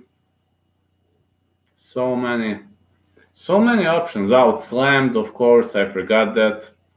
Kinda unfair, man. I believe MMA is more brutal than boxing. Alright, maybe not as much head blows, of course, but I believe it's more brutal, and they should get better commissions, These are just my thoughts. Yes, I know. Denis Paiva was supposed to fight, but you know him, Denis Paiva Jr. Just like I would carry two flags, I would carry Bulgaria and Serbia, because I'm half-half, but now it's time for Luis Peña versus Camoverti. Probably a lightweight competition. Oh, Camoverti. Man. This guy accepted to give me interview on a very, very short notice. He replied after 2 hours and gave me interview after 24 hours. What a person. He's just a very great, violent person and an awesome guy. Camoverti is a really, really awesome guy and very great dude. He's a very positive person. People think he's scary, but he's actually very positive. He is a good coach, good father, good fighter. Also, I think he said that he is a religious person. Don't remember. I think he said that. Luis Violent Bob Ross Peña versus Kama the Death Star Verti. He explained the origin of that nickname, the Death Star, but I forgot, and now it's time for these two great guys to exit. It's Kama Verti, fighting out of Pittsburgh, Pennsylvania. What a great guy. He is now in green t-shirt and which is strength color. I say Kamaverti only because he gave me an interview, you know. I think Pena is better fighter right now, but I can't vouch against the guy who gave me interview, so Kamaverti all day. I know he's not better fighter at the moment, but I can't vouch against him. Kamaverti is in blue and black trunks. I know Pena has great control and such things. That's true. That's absolutely true. But yes, I say it's Kamaverti is on a 6-fight win streak. Performance of the night award in UFC debut. Finished 11 of 15 wins, 9 via knockouts. Really, really great dude, you know, and I love that dude. I love that dude so much. Dana White. KSI is talking too much. KSI doesn't even know to box. Have you seen what he does? He boxes like this. He doesn't know to box. He doesn't know to do this. He doesn't know to do this. I mean, I'm not a boxer. I'm a kickboxer, but I believe I'm better boxer than KSI. So I just say no. No, it's not gonna work. Luis Pena, fighting out of Naples, Italy, is really, really entertaining fighter to watch. And actually, when we watch Luis Pena and his walk out, he looks like a really, really dangerous name with this heavy, dangerous walkout. He's taking off his black hoodie, gray t-shirt, dark gray t-shirt, and he's also taking off these trousers, of course. Black trunks for Luis Pena. Why would you even question that? Why would you even ask that? It's just Luis Pena. On a regular basis, it's going to be really, really great for him. And of course, I can't chant against guys who gave me interview. I know Pena is currently better fighter. Yeah, probably.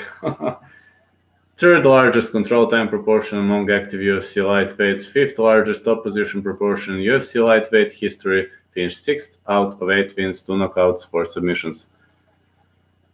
I assume you are right.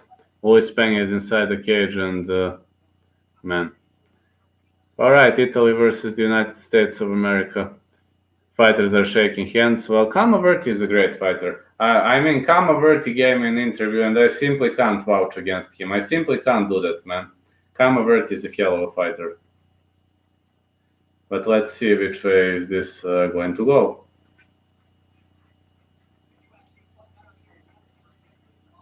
Let's see, guys.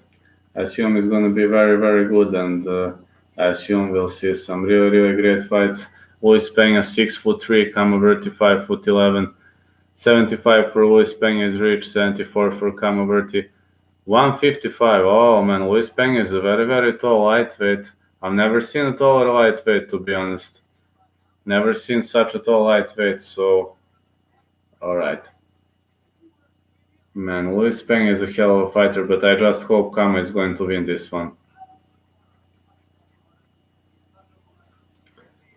15-6, fighting out of Pittsburgh, Pennsylvania. Of course, he is an underdog in this fight. I mean, we all know why is he an underdog. There's no really need to discuss that. It's Kamaverti. But, you know, the Death Star, there is something in his lovely nickname, and I hope Kamaverti is going to win this fight. I got a mixed martial artist out of Italy, the score of 8-2 from Coconut Creek, Florida. He's a favorite in this fight. 6'3", 155 pounds. It's Luis Pena.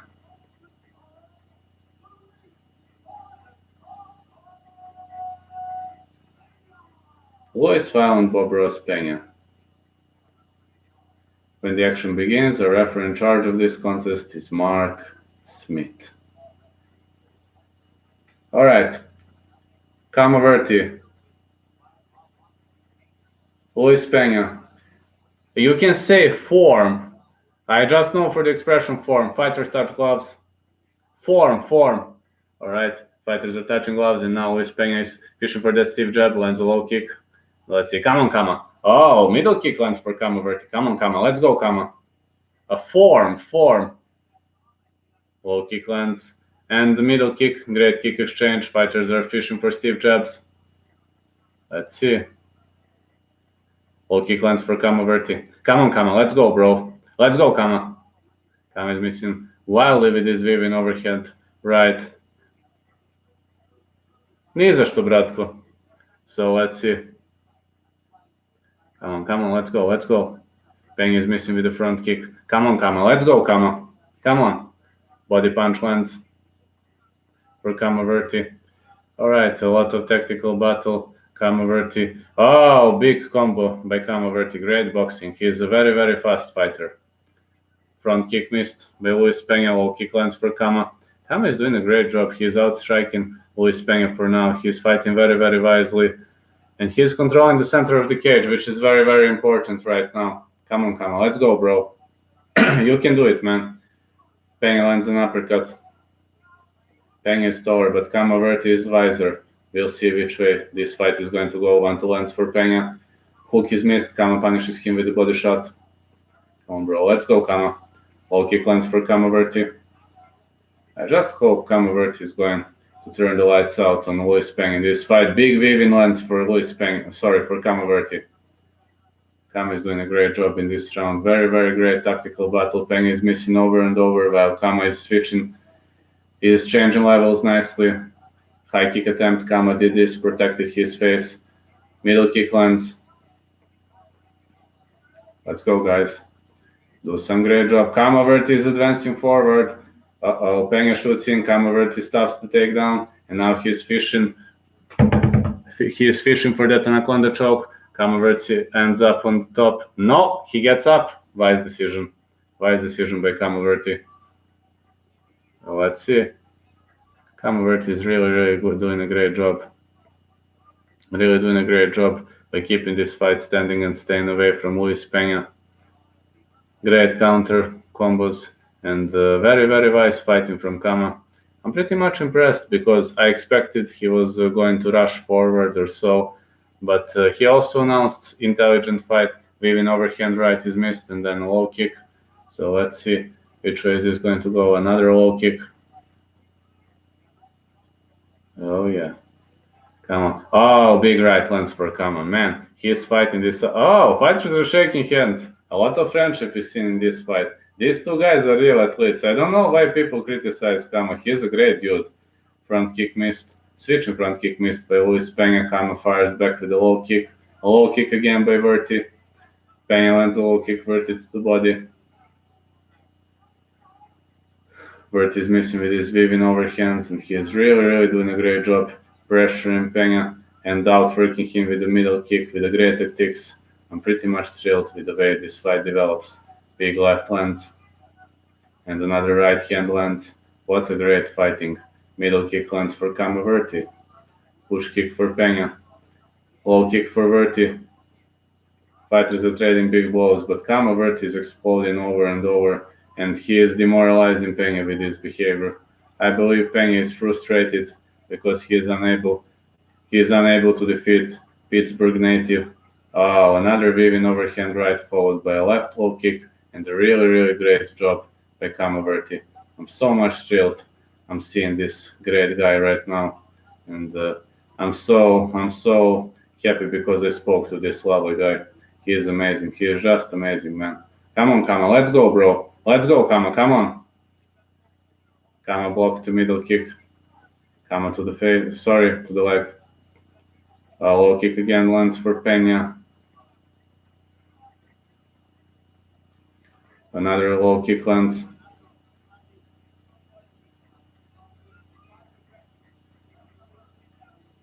Oh, what a big weaving overhand lands for Kamaverti. What I've seen Peña misses with the right head kick. Oh yeah, Kama is throwing him. You know, he just did that. Whoa, big punches land for Verti. Kama is doing a really, really great job here. Well, I was ankle pick is missed. Low kick lands for Peña. Kama switches stances, and I believe it's round for Kama, definitively. Kama is doing a great job. Come on, bro, you got to win this fight. If he wins this fight, I will be 4-4, which has never happened to me.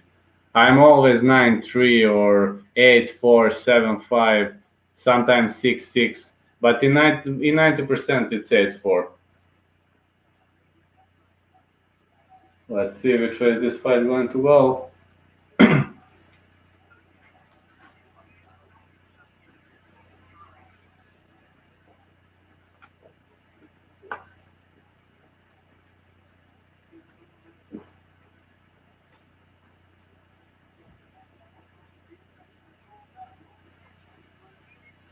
Kamavert is really doing a fantastic job.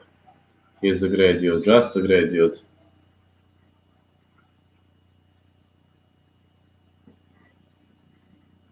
Come on, brother.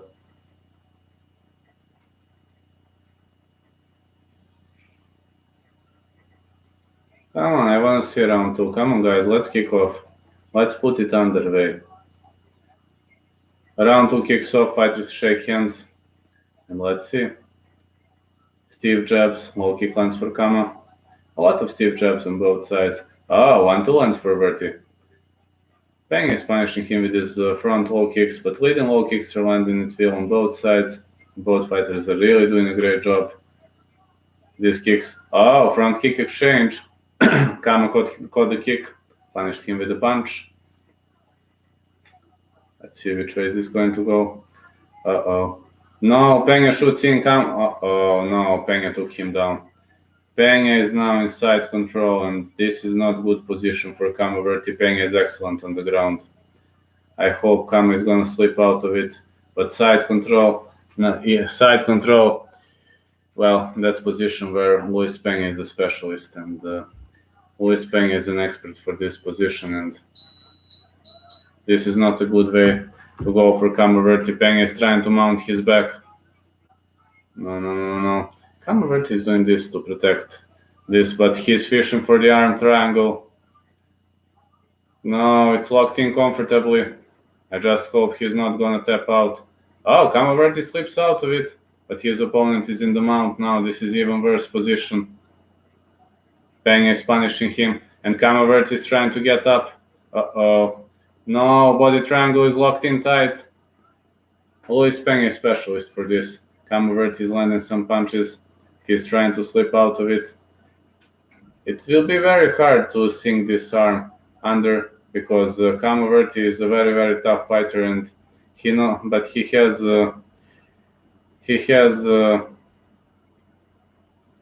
some very, very nasty shots, and Luis Pena remains on his back while Kama Verti is desperately trying to slip out of it. It's very, very hard to escape Pena's body triangle. Kama Verti is landing these elbows. I got my money on Justin too. So, no. This arm. It seems this arm is deeply under the chin. Kama Verti escapes again. Oh man. Really great job by Kama Verti. Really, really great job defending this. But Luis Pena is an expert for this. When he locks a body triangle, it's almost impossible to slip out of it. He is fishing for that rare naked choke again. This is neck crank attempt. Kama Verti is not letting him do this. Kama Verti is trying to roll out of it, but he is unable to. Maybe Pena is going to fish for the Kimura. Kama is defending well from this position. He's really, really defending well from this position. And right now, Pena controls him, but there is not much action. And let's see. The referee is not close, so I assume Pena might hold him on the bottom for the whole round. But definitely. Only because of age, I would say Justin. Kama Verti lands some punches. He's really, really doing a great job defending these strikes. These blows are looking nasty. These blows are definitely looking nasty by Kama Verti, but he can't slip out of that body triangle. This body triangle is locked in tight, but Kama Verti is really, really doing a fantastic job. Oh man, he slips out of it. Now Kama Verti is on top. Yes, he turned the lights out on Michael Bisping. Kama Verti slipped out of it, and now he is on top, but he has to escape this position as soon as possible because Luis Pena is master of the full guard, and I just hope he's not going to lock the triangle. Hammer fists, and Kama Verti. Uh-oh, his arm is trapped. Not a good position. He slipped out of the Kimura attempt. All right, let's see. Pena shoots in, takes him down again. Kama Verti ended up briefly in his back, and Luis Pena is now in the side control position. This is going to be a round for Luis Pena, definitely. Kama Verti could transition of defense, and let's see. Let's see which way is this going to go. He has 35 seconds to survive the onslaught. Kamaverti is right now trying to survive until the end of this round. But to be honest, his submission defense is pretty much good. Luis Peng in the stand-up. Luis Peng is in the mount. Now back mount for Luis Peng, but Kamaverti does this to prevent a rear naked choke attempt. And let's see which way is this going to go. Kamaverti slips out of it. Now he ends up on top. Well, good attempt on the break and good game for Kamaverti, but this is the end of the round. So now it's 1-1. The winner of this round takes it all. I just hope Kamaverti's coach is gonna give him some great pieces of advice. He'll need it for the third round. If Peña takes him down, it might be the end of the road. So I know Kamaverti is a great fighter, and I hope his fight IQ is very huge. I was unable to conclude it from his previous fights because he has never fought such an intelligent guy like Luis Peña, such a wise opponent, wise fighter, and this might be a big shock for him, but we're going to see which way is this going to go. I just hope it's going to be a great way for this amazing fighter to finish this fight. I'm having, I would always say that my money is on Kama because of that lovely interview, but Luis Peng is a hell of an opponent, and let's see which way is this fight going to go. Round 3, fighters touch gloves. Kamaverti is trying to keep this fight standing. Ankle pick by Kama, low kick lands for Peña, more strikes on both sides. Fighters are really doing a great job landing strikes at will, body shot lands for Kama. Let's see which way is this going to go. Oh, switch kick attempt by Luis Peña, but it was very sloppy, Kama defended that easily. Oh, big punch lands for Kama. Peña shoots in, Kama sprawls, defends it. Really great defense. Takedown is stuffed. Whoa, big right lands for Kamaverti. Peña is not rocked. I thought for a second he was rocked, but he was shaken for the sec, but he returned very easily. Great counter by Kamaverti. Few more shots on both sides. Let's see which way is this going to go. Oh, it was a middle kick for Luis Peña. His legs are very, very long. Body shots are landing at will.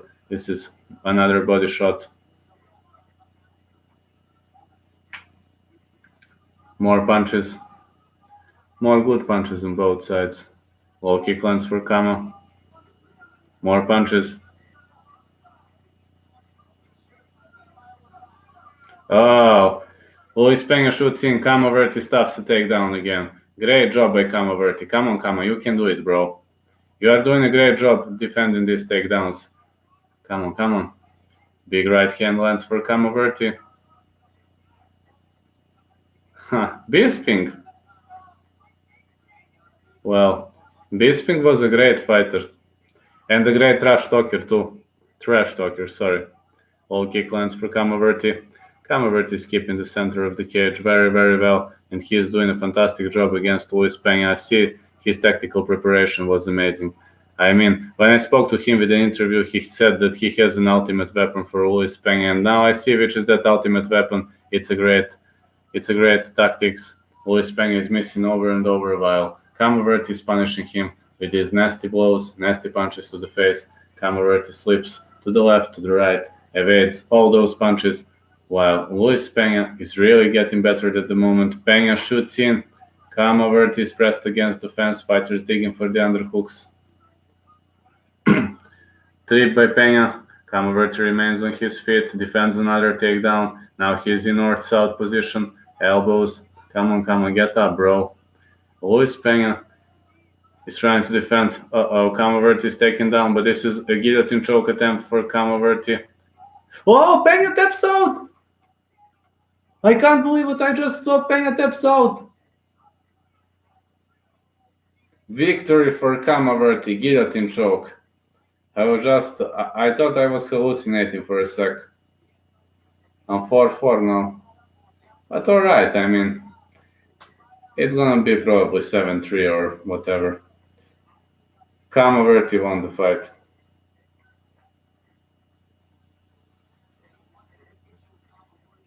Hmm. Me no. I would be what I am now, you see? That's me. I would just cut this. I would have hairstyle like Kamaverti. Pretty much same hairstyle like Kamaverti, but yes, I have same hairstyle like Kamaverti. For example, that's my hair, but I haven't visited the hairdresser. I cut all of this. I have pretty much same style like Kamaverti. Kamaverti won via that nasty guillotine choke. I can't believe he secured it with one arm under. It was only one arm, man. Pena tapped out. Yeah, me too. Great victory for Kamaverti. I really can't believe what I've just witnessed. I'll try to open the window now. Maybe it's a bit colder outside.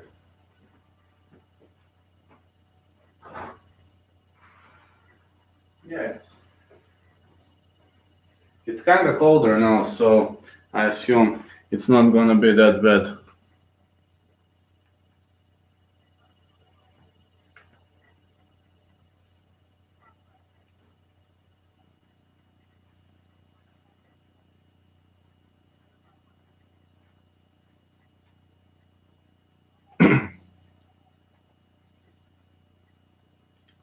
All right, Kamaverti won this fight, and now we are slowly going to head into the main card.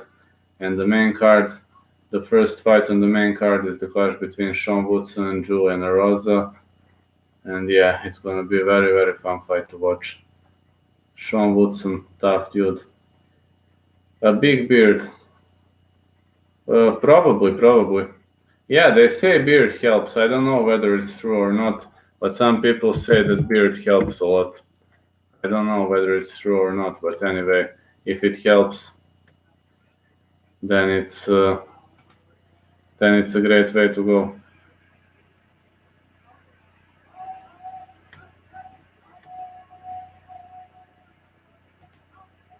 Come at the Death Star, Bertie. He won this fight, and now we're heading slowly into the main card. We'll see which direction is this going to go. So let's see. It's gonna be an entertaining fight for sure. I can tell you that, but you never know. I mean, you never know which way is this going to go. But of course, over to make it help a bit more. Ha, maybe. Huh, good idea. Good idea. Really good idea.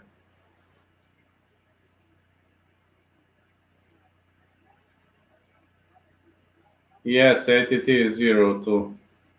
They are all 2 on the card.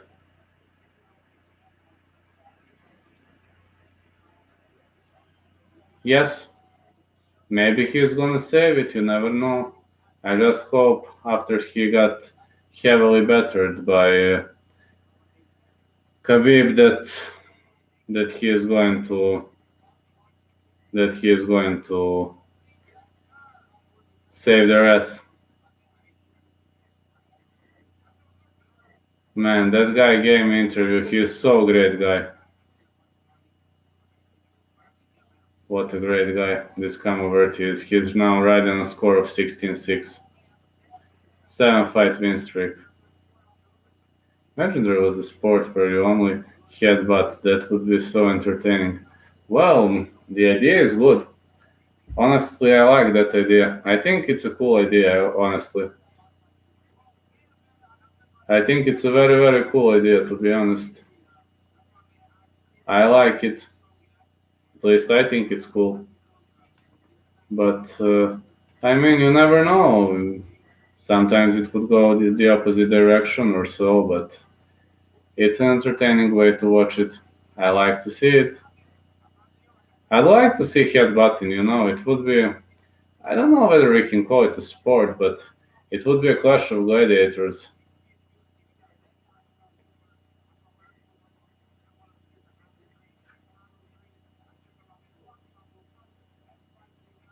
Yeah, only headbutting would be interesting. Very interesting to watch.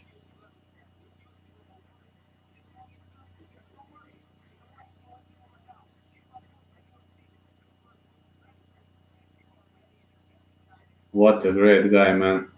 When we discussed back then on that interview, I'll never forget when he discussed that tactics. I'll never forget when he discussed that tactics and how awesome he was. Normally sports say headbutting is bad, such as boxing.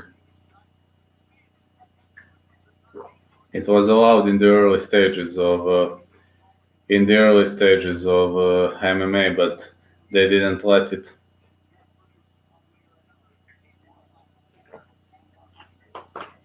Fortunately, they didn't let it continue. So now we're slowly heading into the main card, and the next fight is going to be between Julian Erosa and Sean Woodson. Some people told me that I hate Sean Woodson. No, I don't. I don't, but got to say, got to say, very, fun, very fun, very fun fight to watch.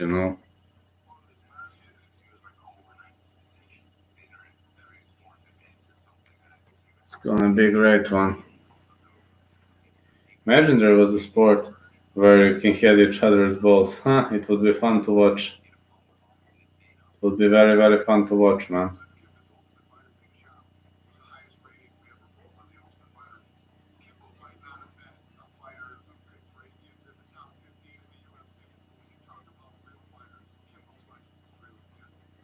Yeah, we're waiting for this to kick off, and we're gonna see which way is this going to go.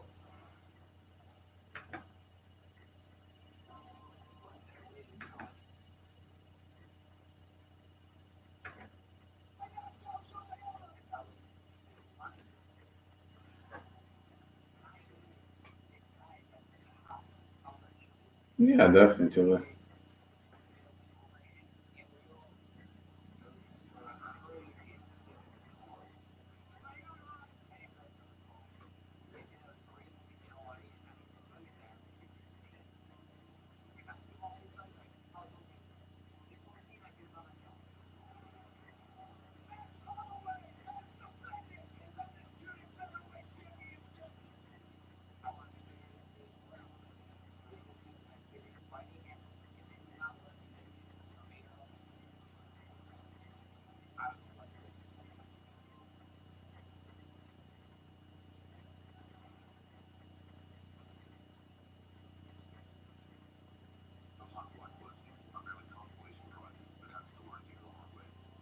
Yeah, knockout, definitely.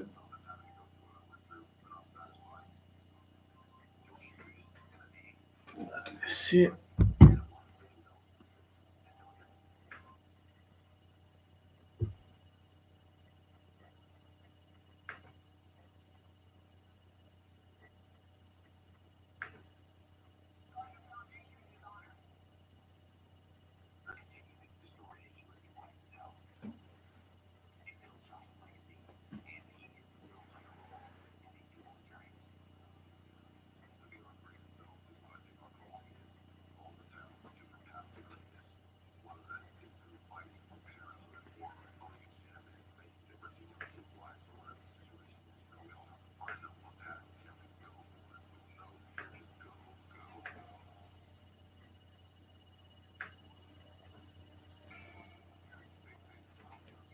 thank you.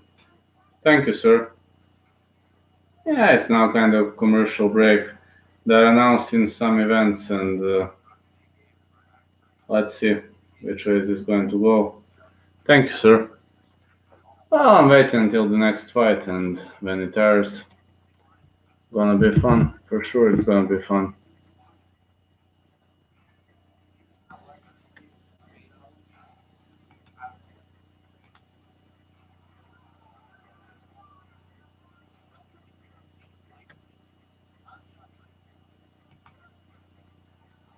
Thank you, thank you, thank you so much.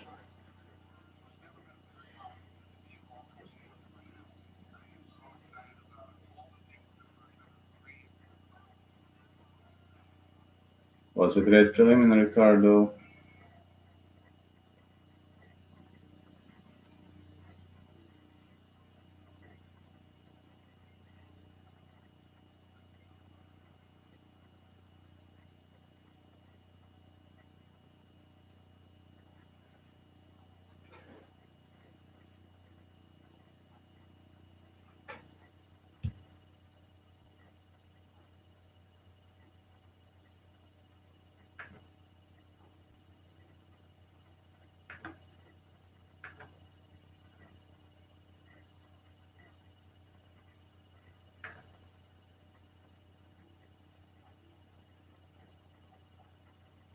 Nah, let's wait for it.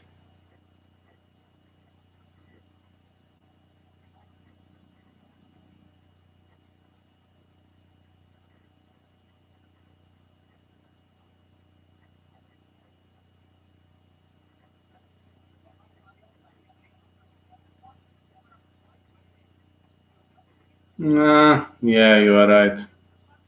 You are definitely right. It's really not looking good right now. I know. Not looking good. Definitely not looking good.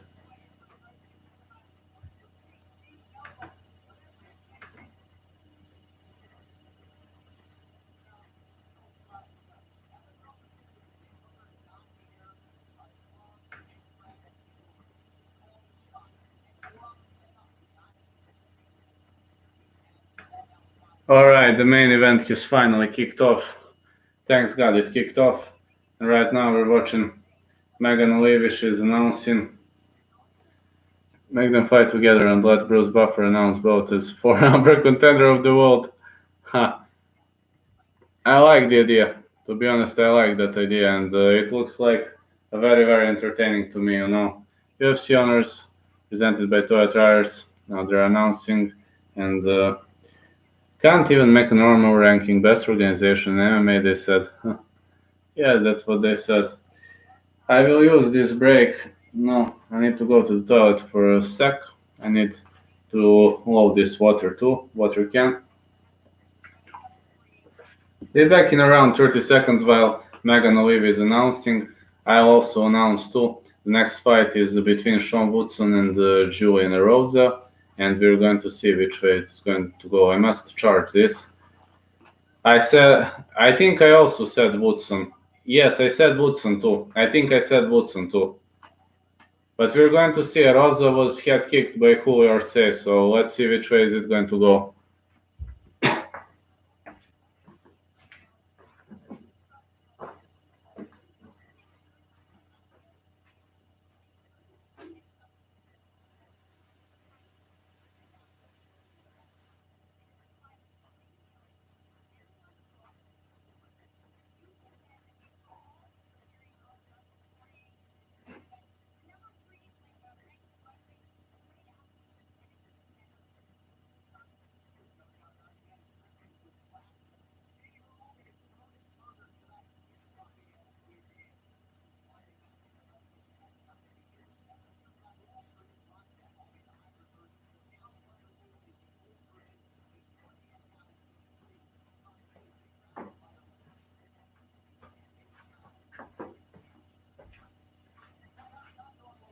All right, I'm back, and let's now see this lovely fight card.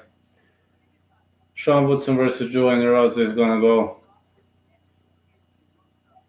They're now announcing. Well, there is a size difference. Sean Woodson having greater reach advantage, and Julian Rosa is also very tall.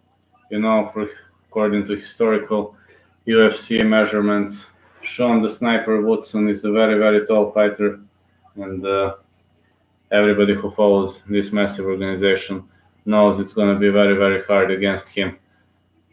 Well, I think he is the tallest featherweight ever. 6'2", 2.5, man. He is 189 centimeters tall. It's way too much, man. Way too much.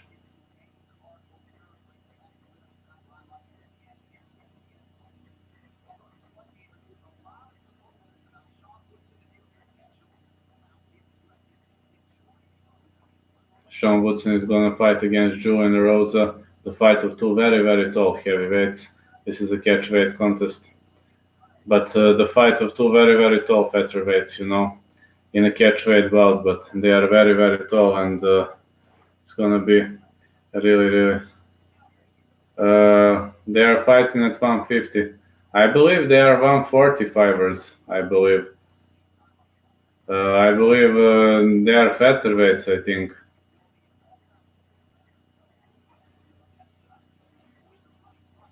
Of course it doesn't. Which fight makes sense during this COVID pandemics? It's a catchweight. Sean the Sniper Woodson against Julian Juicy G Erosa.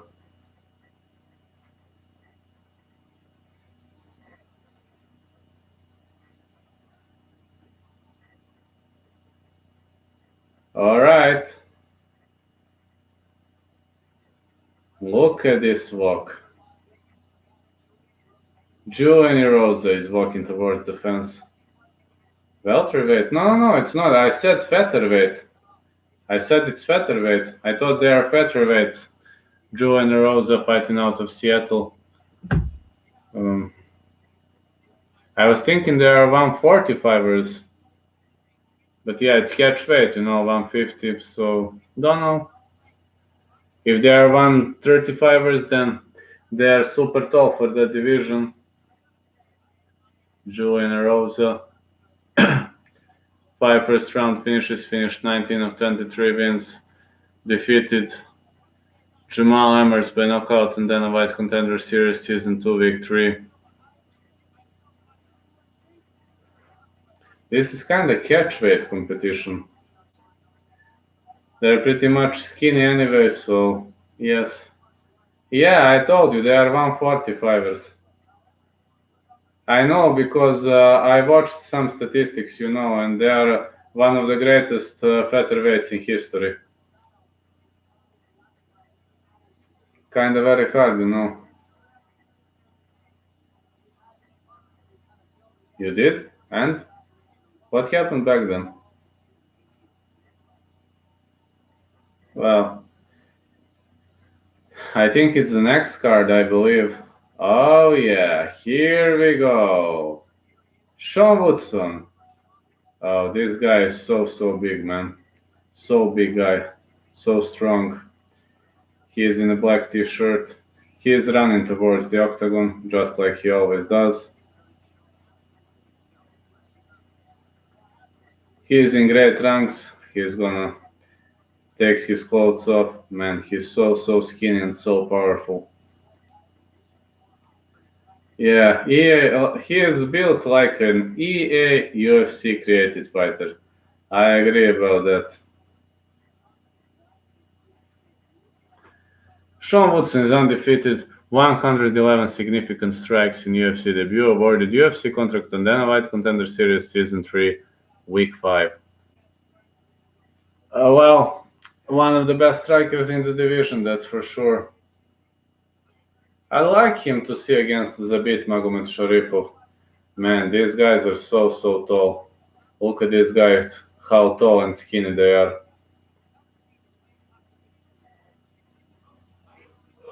These guys are so skinny, man, and so tall. And in any normal situation, they would be taller fighters, But in this situation, when you match up two tall, skinny fighters, it's what you get.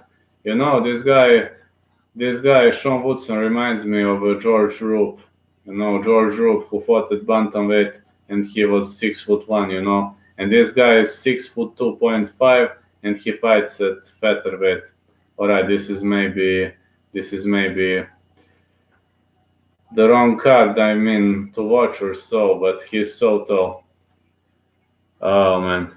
78 is Sean Woodson's reach, 74.5 is Julian Erosa's reach. Sean Woodson, 6'2.5", Julian Erosa, 6'1". Very tall featherweights. It's 189 centimeters for Sean Woodson, and Julian Erosa is 185. Man. Thank you. And let's see.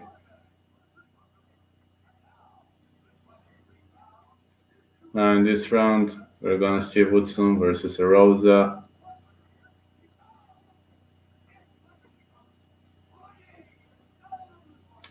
Out of the blue corner, we got Julian Rosa, and he is in the blue trunks, and it's gonna be very, very fun to watch because I love that guy, man. Yeah, he got head kicked. Got to say, he got head kicked by Julio Arce, but I love watching him. Very, very cool guy, very entertaining, and his fights are not boring. Also, Sean Woodson's fights are not boring too.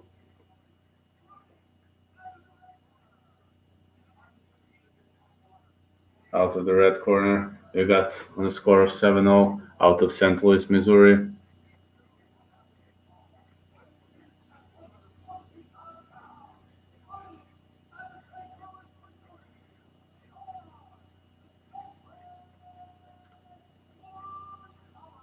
Sean the Sniper Woodson, he's really, really doing a great job. The referee in charge of this contest is Kate Peterson. No, I live in Serbia, Europe.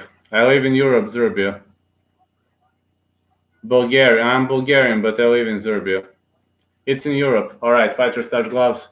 Oh, Sean Woodson kicked off very, very powerfully. In the beginning, he's chasing Rosa all over the octagon, but Rosa is doing a great job escaping. Woodson is trying to use his sniper abilities. 1-2 lands for Woodson. Rosa does this.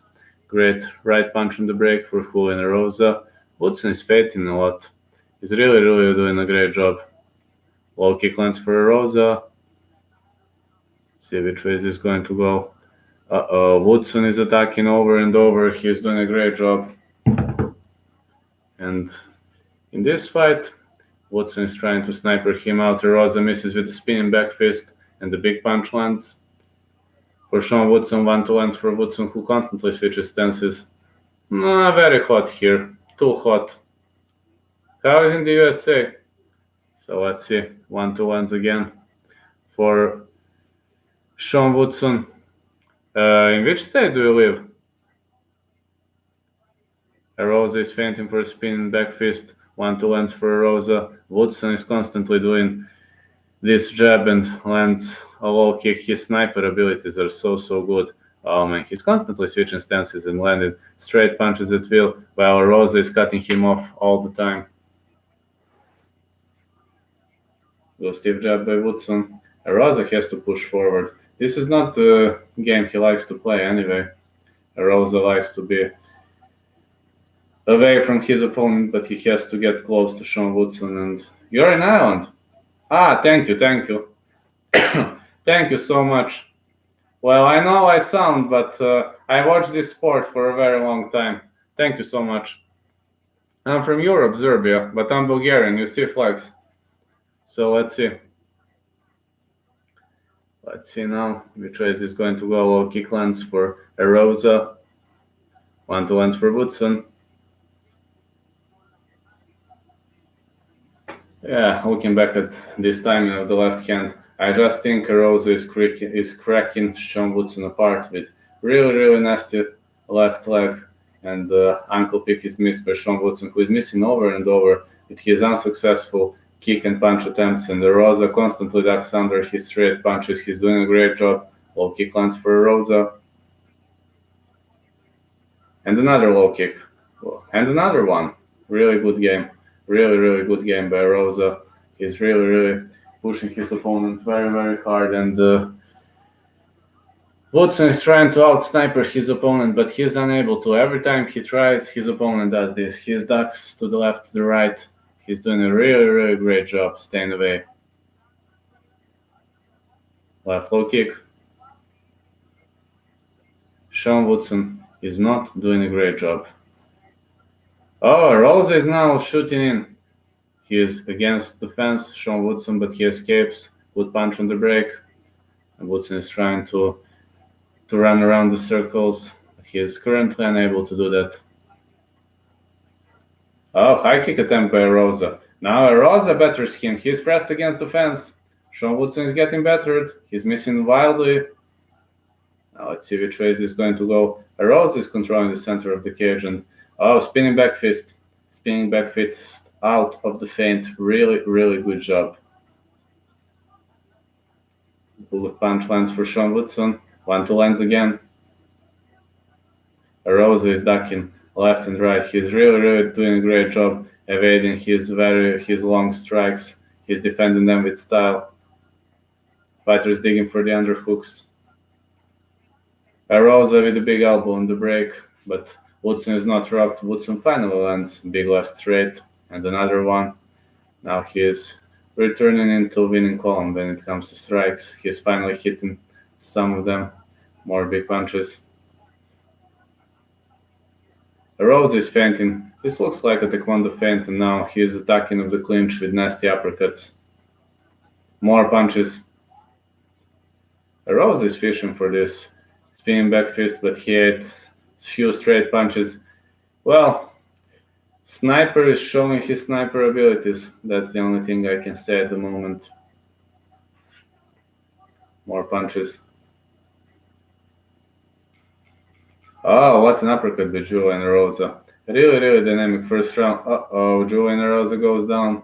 I believe he slipped, but unfortunately, this might create the advantage on the scorecard because, I don't know, I'd give this round to Julian Rosa, but you never know. You never know which way it is going to go. But for now, Julian Rosa is winning. Maybe Sean Woodson is going to lose for the first time in his whole life. You never know, but I expect this fight is going to be very, very entertaining, and I think actually these fighters are going to put on a show, and I love watching them, both of them. They are really doing a great, nasty job here, showing us why featherweight division is so entertaining to watch. All right, this is a catchweight bout because of its short notice nature, but anyway, we got to be happy with what we have right now. So let's see. Round 2 is underway.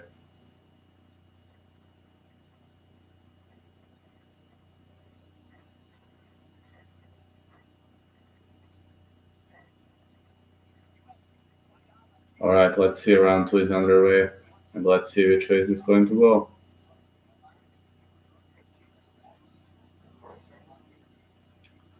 Julian Rosa is advancing forward. He lands a middle kick. Let's see now. Sean Woodson switches strategy now. He is in the southpaw stance. He's constantly fishing for this sniper shot, but he is unable to. Constantly switches stances, trying to cut Julian Rosa off, but he's unable to. Sean Woodson ate a low kick, and now he ate a front kick.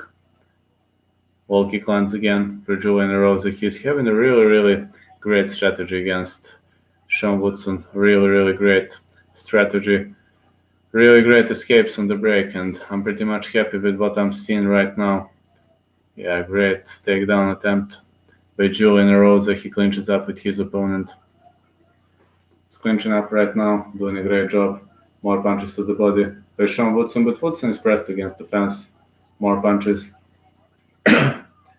Woodson is definitely cutting him off like a pro, but Woodson punishes him with a sniper punch. His straight punches are landing at will. Rosa ducks under, fires back with a big right hook on the break, and great exchange on both sides. Really, really fabulous exchange. I'm really starting to think that these two guys are not here to spare each other. They're here to take part in a war. Alright, guys, punch it out. It's a great time to punch it out, guys. Rosa is cutting him off over and over, pressing him against the fence, doing a great job. More punches against the fence and short punches by Julian Rosa. Sean Woodson is getting heavily better. Julian Rosa lands with another low kick and another one. Big left hand.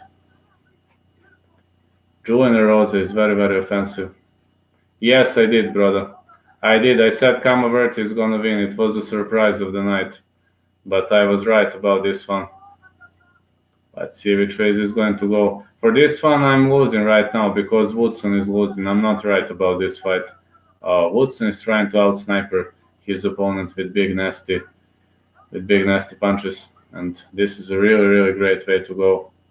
More punches are landing for Sean Woodson, but Julian Rose is pushing the pace over and over, and he's really doing a fantastic job. He's really, really doing a fabulous job right now. Rosa with the spin back fist. More punches are landing. Rosa is picking Sean Woodson apart. Another front kick to the body.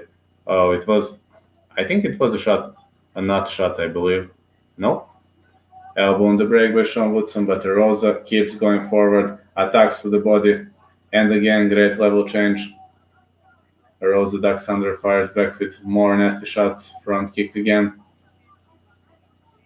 Let's see how this fight is going to go. More punches. Rosa is picking him apart. It's only a matter of time when Sean Woodson is going to go down. High kick lands for Rosa. Oh, good stiff jab counter by Sean Woodson. He's really doing a great job, but Rosa is going forward. Rosa is determined to finish this fight. Spinning heel kick attempt by Sean Woodson, but it was very sloppy, very slow. He didn't create a good distance now. Rosa clinches up. Woodson is pressed against the fence. Woodson's cardio is poor, very much poor. More punches. Nice body shot lands for Rosa. Oh, uppercut on the break. Sean Woodson is getting battered. Woodson is getting heavily battered. More punches again. And again. Hooks are picking Sean Woodson apart. 50 seconds until the end of round 2. Another front kick. Oh man, Sean Woodson is missing over and over. Steve jab is the only bright side of his fight. What a great level change by Julian Rosa. He outboxed Sean Woodson in these 2 rounds. He clinches up. More clean strikes are landing. This is definitely a Rosa's fight. Great Wing Chun feinting and a good punch to the body. And a good punch to the face too. Pure domination by Julian Rosa, who constantly pushes the pace. Another punch to the head. And another one. Oh, great left uppercut of the counter for Sean Woodson. Yeah, people say that I hate Sean Woodson, but it looks like he's going to lose this fight. Rosa is cut, but he is winning.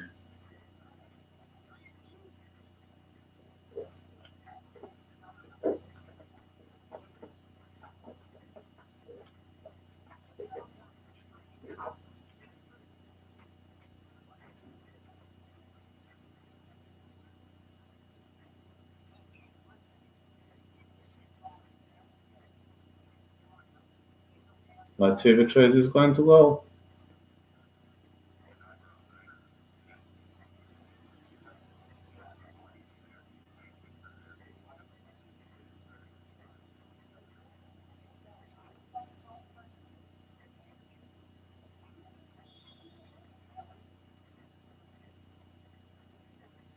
Alright, round 3 will soon be underway. And let's see who's gonna win in this lovely battle. I guarantee it's one of the best wars I've ever seen. But to me it looks like a bit one-sided, because I believe Julian Rosa is picking him apart. I don't know. For me, Julian Rosa is pushing the pace, and let's see which way is this going to go. Oh, 1-2 lands again. Sean Woodson is out-snipering his opponents early on. Low kick lands. Low kick to Rosa too. Oh, capoeira kick to the black. This was an entertaining one. It kind of reminded me of King from Tekken. Now spinning back kick for Woodson. Sloppy attempt though. Let's see which way is it going to go.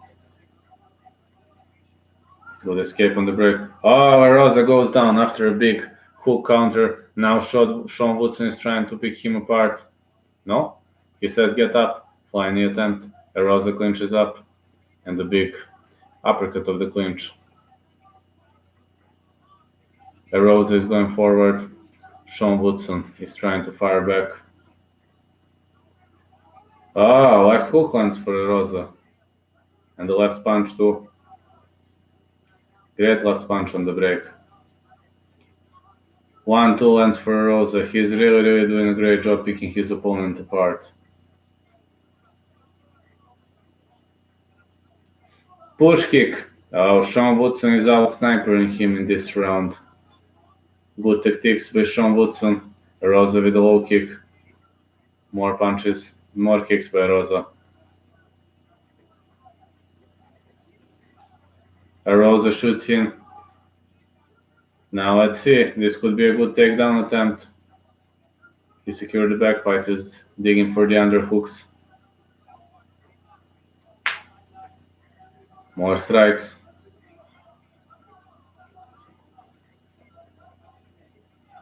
Oh, another one. Hook is missed by a hair. Rose is trying to cut Woodson off. He is constantly going forward. He has no other option left. Rosa shoots in. Great takedown by Rosa. Let's see whether Woodson will be able to get back on his feet. He scrambles back up. Rosa takes him down again. Great body lock attempt. Now, Sean Woodson is turtled while Rosa is on his left side. Now, north-south position. Woodson scrambles back on his feet. Oh, is this a choke attempt? This looks like a key lock to me. He's fishing for the arse choke. Oh, now he transitions to Anaconda. Oh, man. Good night. Good night for Sean Woodson.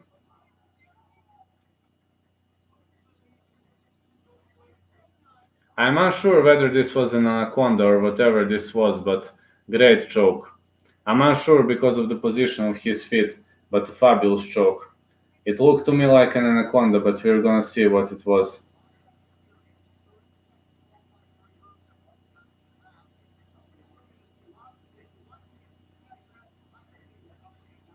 Yeah, once he grabbed his bicep, he rotated counterclockwise, and this was... No, yes, he rotated counterclockwise, and he stopped the blood flow. So Sean Woodson had no choice but to tap out. I'm unsure whether this was an Anaconda or not sure because of the position. Julian Rosa, he just won. He won via submission. I believe it was a choke. I believe it was an Anaconda. Let's see now.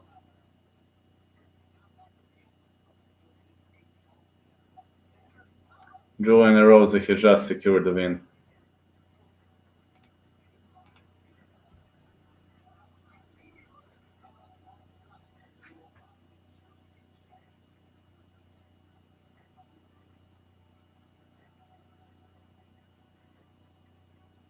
Just a fabulous way to win the fight. Let's now focus on the next one. The next one is between Takashi Sato and Jason Witt.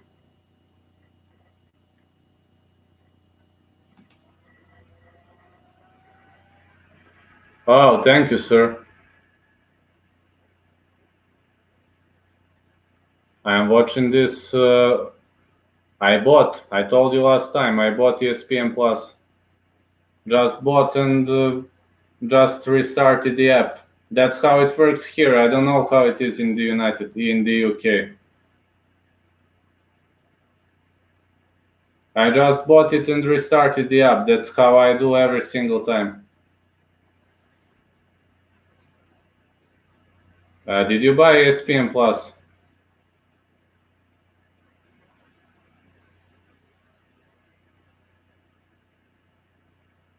I just restarted. I bought UFC Fight Pass both and I bought ESPN Plus, and for me that's how it works. I restarted with...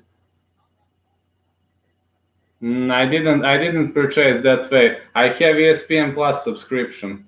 That's how I have. And I also have UFC Fight Pass. I don't know. For me it works via ESPN Plus. I don't know. Let's hear. No, I don't do that. It's Anaconda. In Serbia, it's how it works. You purchase through a local TV station. You're purchasing it through Fight Channel.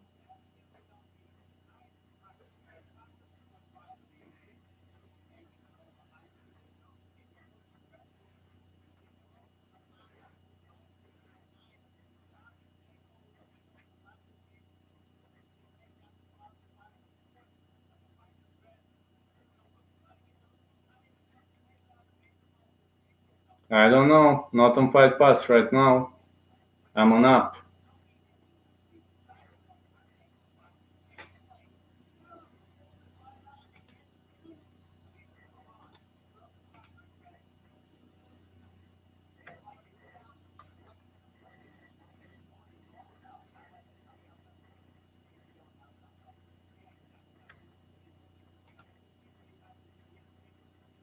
I don't know. I can only tell you how it works out in Serbia. I don't know how it is in United Kingdom.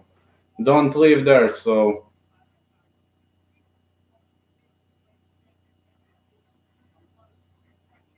I don't know. Last time I activated just yesterday. I activated UFC on Fight Pass and it worked perfectly.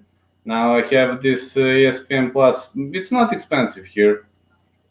That's how it works out in our country. I don't know in the United Kingdom. Sometimes Fight Channel goes live, and these are the best days. Then we don't have to buy.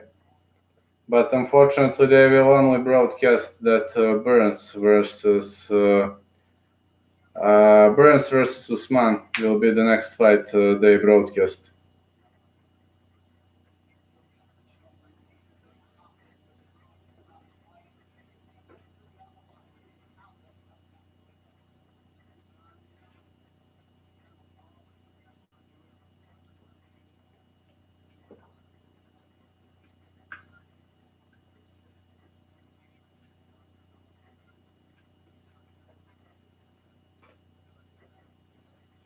Let's see which fight is next.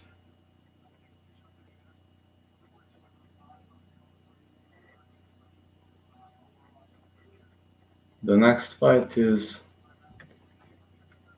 Takashi Sato versus Jason Witt. I said Jason Witt is going to win this one.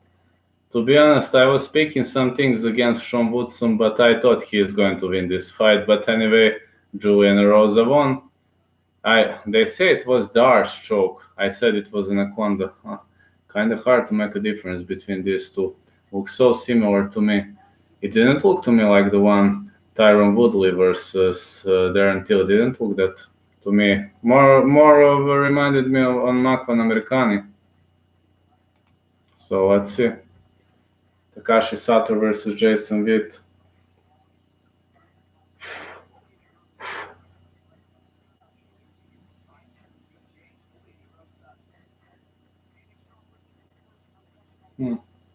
Yeah, for the upcoming fights, they are now announcing July 11th, July 15th, July 18th, July 25th. Very, very fun. It's going to be very, very fun to watch. Sato, I said Witt.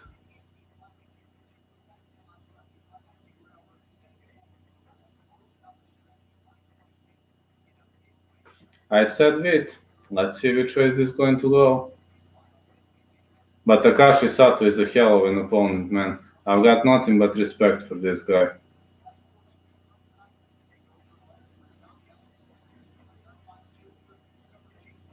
15-3 for Takashi Sato, 17-5 for Jason Witt. Really, really awesome way to go.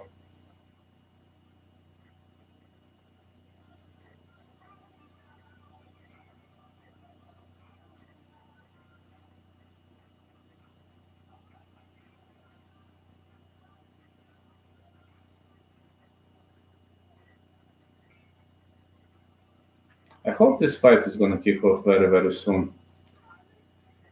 Oh man, they're so boring with their commercials.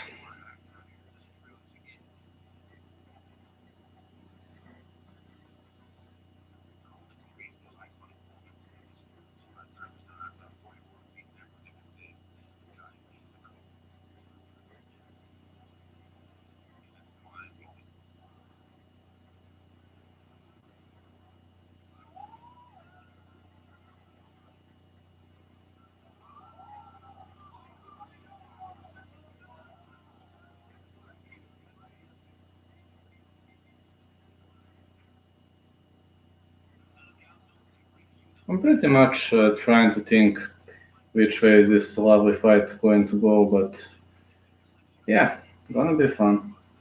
Very, very fun. Oh man, with these commercial breaks, so annoying. Alright, let me now focus on this fight. Sato is a hell of an opponent, Jason Witt too. I said Jason Witt on this one.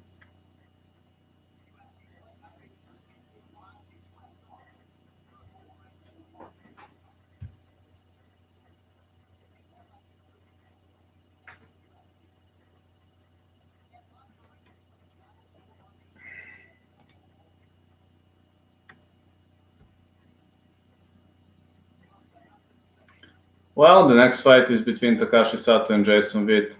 Jason Witt's debut, and Takashi Sato is an old fox, experienced fighter. Welterweight competition between two amazing fighters.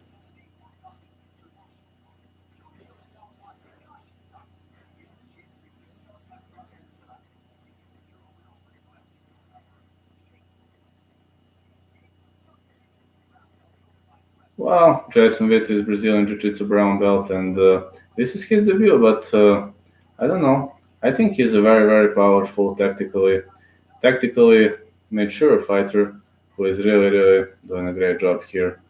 And I believe he's gonna do some really nasty blows. He's really going to finish his opponent. Takashi Ten Sato versus Jason the Vanilla Gorilla Witt.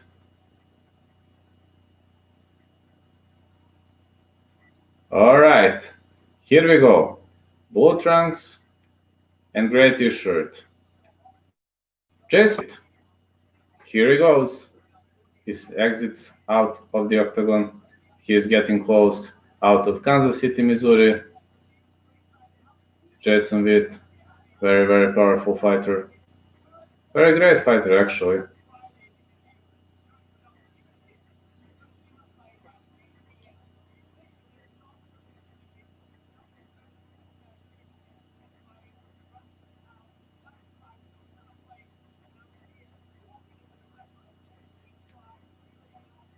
Jason Witt is riding on a 4-fight win streak. This is his UFC debut. 7 first-round finishes, 3 wins by knockout, 7 by submission.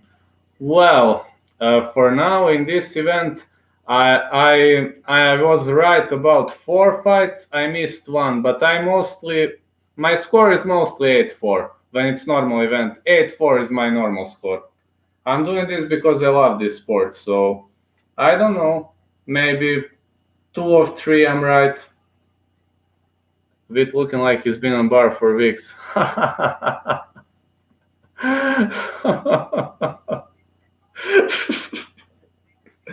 This is Takashi Sato. He was born in Tokyo, Japan. And let's see which way is this going to go for Takashi Sato. It's going to be a really good way to go for him. And Takashi Sato is pretty much in his recognizable black hoodie. And I also think Hooker is going to win.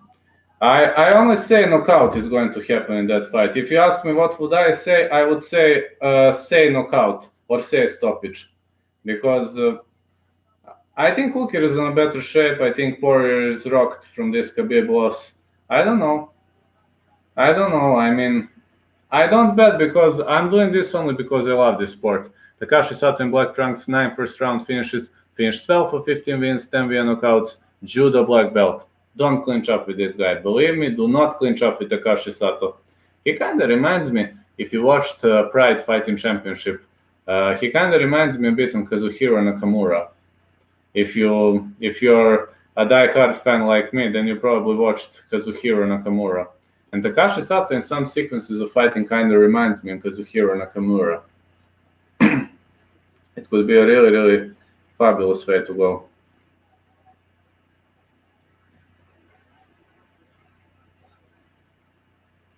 Well, let's see. These guys are very powerful, very nasty, and it's a great way to go for both of them. Takashi Sato versus Jason Witt. Takashi Sato is having reach advantage, but all the parameters are pretty much similar, 73 is his reach, Takashi Sato's. Jason Witt's reach is 70, and we'll see.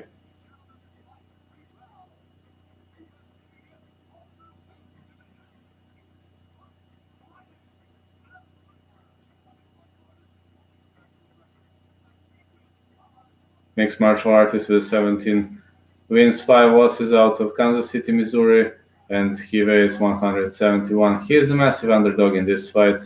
To be honest, Takashi Sato is a better fighter, I'm not gonna lie to you. But Jason Witt is kinda, people, I don't know, people undermine him a lot. Alright, Takashi Sato is perfectly ripped fighter. I mean, everybody knows that 15-3 Tokyo Japan, massive favorite in this fight, and we're going to see which way is this going to go.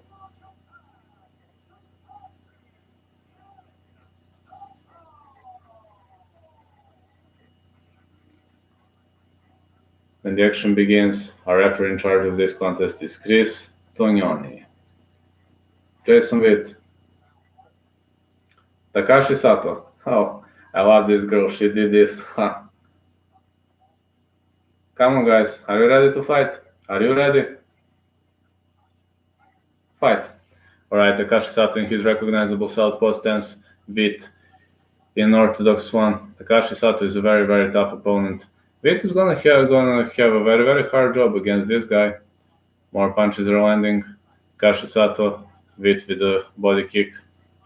I think Takashi Sato is a bit faster than Jason Witt, but we're gonna see which way is this going to go. All kick lands for Witt. More punches for Witt, but Takashi Sato is doing a really, really great job. Oh, Takashi Sato floors him! Big left and Takashi Sato floors him. A knee to the head. Witt is trying to shoot in. Oh, Takashi Sato with another punch. And more punches are landing for Takashi Sato. The fight is stopped. Takashi Sato wins. Takashi Sato brutalizes Jason Witt.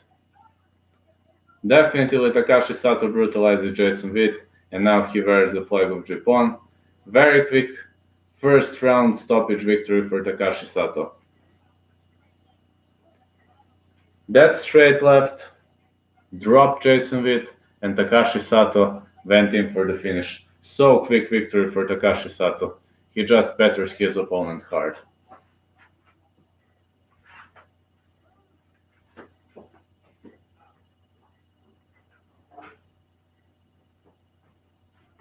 I just have to deal with some flies here.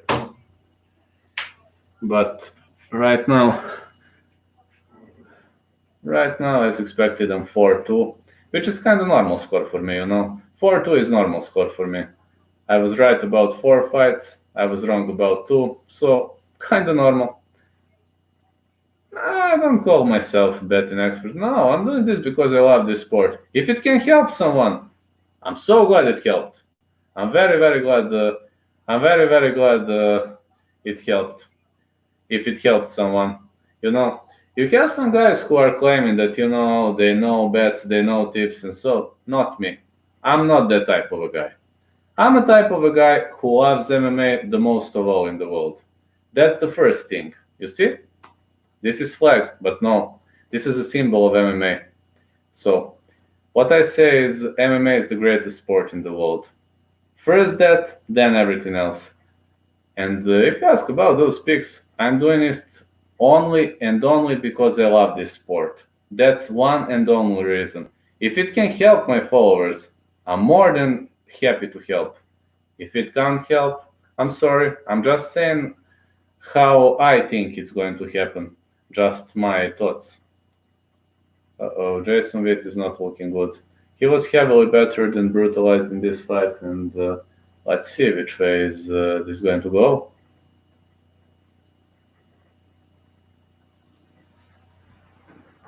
And some people are saying there are safe tips. No, don't trust anybody. Trust your instinct, guys. Trust your guts. Well, stoppage of the night, definitely. Tanner Boozer.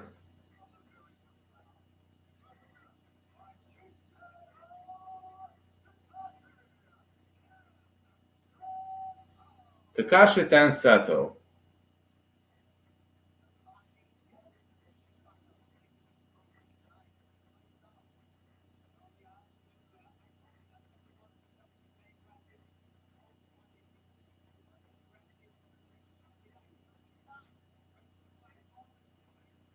Let's see which way this is going to go. The next fight is between Brandon Allen and Kyle Daukaus. I said Kyle Daukaus is going to win this fight. Many people are saying Brandon Allen is going to win. So let's see. Let's see which way this is going to go. I don't know. ESPN works for me. ESPN Plus. I use Fight Pass. I used it yesterday, and I'm gonna use it for Invicta FC, which goes on, I believe, next week in this Invicta FC. I purchased it primarily because of Lindsey Van Zandt, the lovely girl who gave me 2 interviews. I primarily purchased it because of her, because I wanted to watch her so badly. And Invicta FC is happening, is it next Thursday or... Let me check the schedule.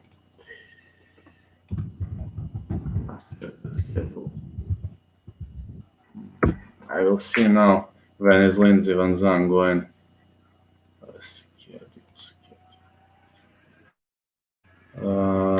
July 2nd. When is July 2nd? June 27th? 28th? 29th? 13th? Oh man, it's Thursday night. Oh man, it's Friday evening, man. It's Friday evening. Oh, it's Friday early morning, my time. Oh man, I haven't noticed that. They're really giving Kyle an experienced guy in his first fight in the UFC. Yes, they gave him a very, very experienced guy. Let's see. Yeah, Invicta FC. Man, it's gonna be Thursday evening. Oh man, Thursday evening. It's Friday morning here. Haven't noticed that. Yeah, see. Yeah, it says here UFC on ESPN 12, ESPN and ESPN Plus, and I purchased ESPN Plus. Invicta FC, UFC Fight Pass, LFA, UFC Fight Pass, KSW. There's no way I'm going to purchase that, because on the same day we have Usman versus Burns, ESPN Plus, and alright, LFA, UFC Fight Pass. There's no way I'm gonna purchase it. No way. This time, no. I don't watch KSW, I mean KSWTV.com, I don't have that TV, so I'm not going to go with that. And of course, we got Usman versus Burns, so absolutely. And UFC 251, it actually airs, it actually probably airs at Fight Channel in my state, so I believe I will not have to buy that pay-per-view, because for that $35 that I paid them, they mostly cover all pay-per-view events. I believe I will not have to buy that pay-per-view, but preliminary card, I believe it will be covered by ESPN Plus. Unsure though, but I believe it will be covered. They mostly cover all pay-per-view events. And let me see the next one. Which is the next one in the schedule? LFA, no. LFA not much entertaining to me. Kind of a bit boring. But I'll probably watch LFA 84 because of Andre Fiado. Let me see. Whitaker Till. LFA, no, I'm probably under rest, I'll probably go vacation back then. After that UFC Fight Night Whitaker versus Till, I will probably go on vacation until UFC Fight Night Lewis versus Olenek. I probably believe I'll go to vacation until then, and we'll see. I will keep you updated. But about Usman versus Burns, I believe Fight Channel is going to cover that, so I don't have to buy that pay-per-view. They mostly cover it, so we'll see.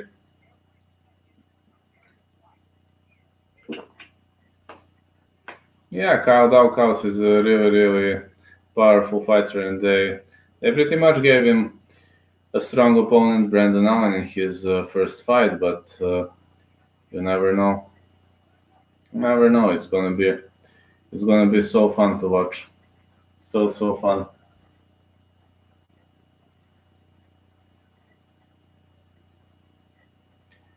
While we're waiting for this fight to kick off, if you have some questions, you can let me know or whatever.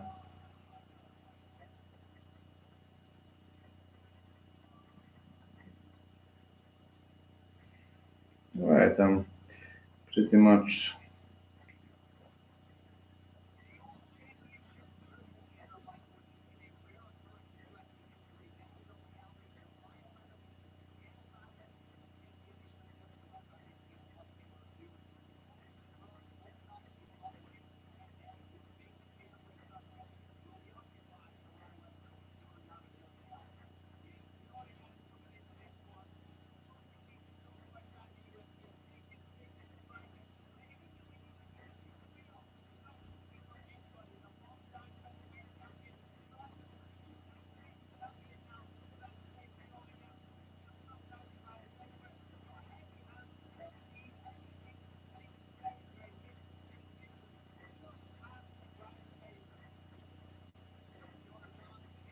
They put Kate Peterson and Tom Cruise in same building. Yes, it is. It is hell of a dangerous, man. Oh man, now looking at July 11th, Saturday, man, Volkan Asdemir versus Yuri Prohaska is headlining the preliminary card. Got Eliseo Zaleski dos Santos versus Muslim Salikov. We got Makwan Americani versus Dan Henry. And of course, Leonardo Santos versus Roman Bogatov. But now let's focus on the next fight. Brandon Allen, riding a score of 14-3. And yeah, as you said, my lovely fans, very, very experienced guy, very, very experienced fighter. And we're having Kyle Daukaus here. 9-0 is his score. I don't know, they gave him a really, really upcoming prospect, and they gave him a talented fighter. I don't know why Brandon Allen serves as a gatekeeper. That's something I don't know, honestly, but we'll see why it happens. I really got no idea.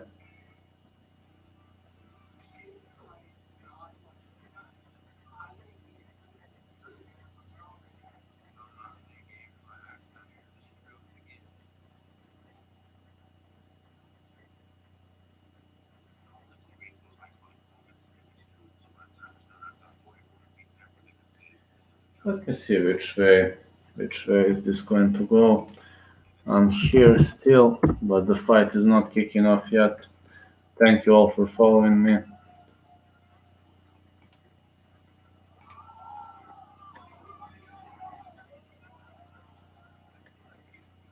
Hmm. All right. Right now, watching this, it's doing a good job. Are there any comments? No, nobody commented.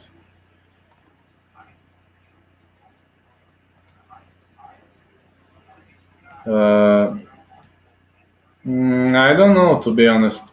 Have no idea because Page is Van Zan and Lindsay is. You see, it's not the same last name as well as you may see. I haven't asked her that question, but if I ever interview her again, and I believe I will maybe sometime later, I will probably ask her that question. But I love Lindsay because of her lovely meow mates. She has three super cute cats, and they are super cute. I don't know, her best friends. She likes to call them her best friends. I think it's not the same last name because this is Van Zan and this is Van Zandt.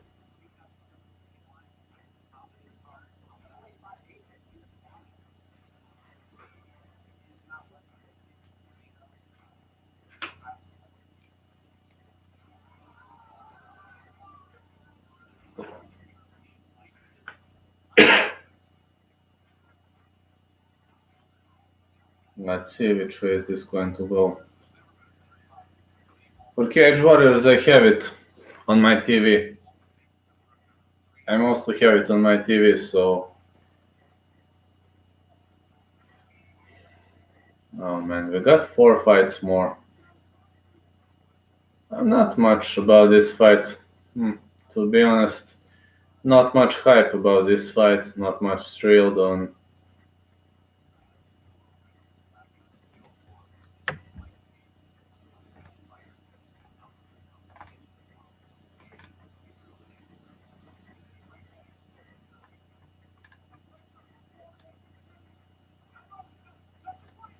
About Bellator, well, I can forget about broadcasting Bellator because it won't work here. But that's basically the only promotion that doesn't work. Yeah, not related.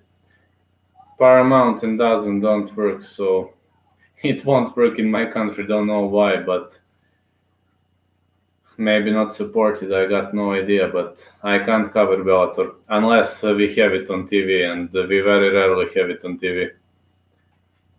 Maybe once in 2-3 months. Well, the stars of the show made their way to the arena. It's Dan Hooker. He made his way to the arena, and also Dustin Poirier has made his way to the arena. So let's see. I just hope Brandon Allen versus Kyle Daukaus is going to kick off. Oh yeah, then Dustin Poirier versus Dan Hooker with medical masks are here, and we're going to see which way is this going to go. I'll be back swiftly.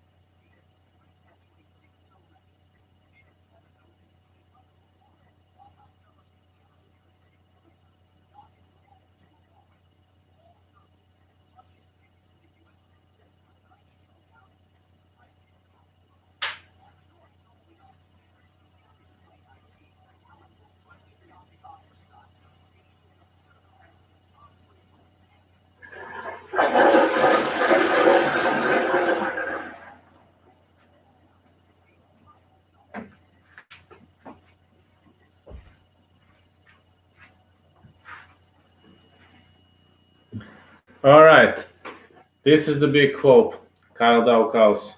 It's time to step inside the octagon. All right, Kyle Daukaus is walking slowly towards the octagon. Kustendil. When I go to Bulgaria, I always go to Kustendil, and sometimes I visit Sofia. Very rarely, but I visit it from time to time. My mom is from one place near Kustendil. I mean, we've had my grandpa there, but he died recently. But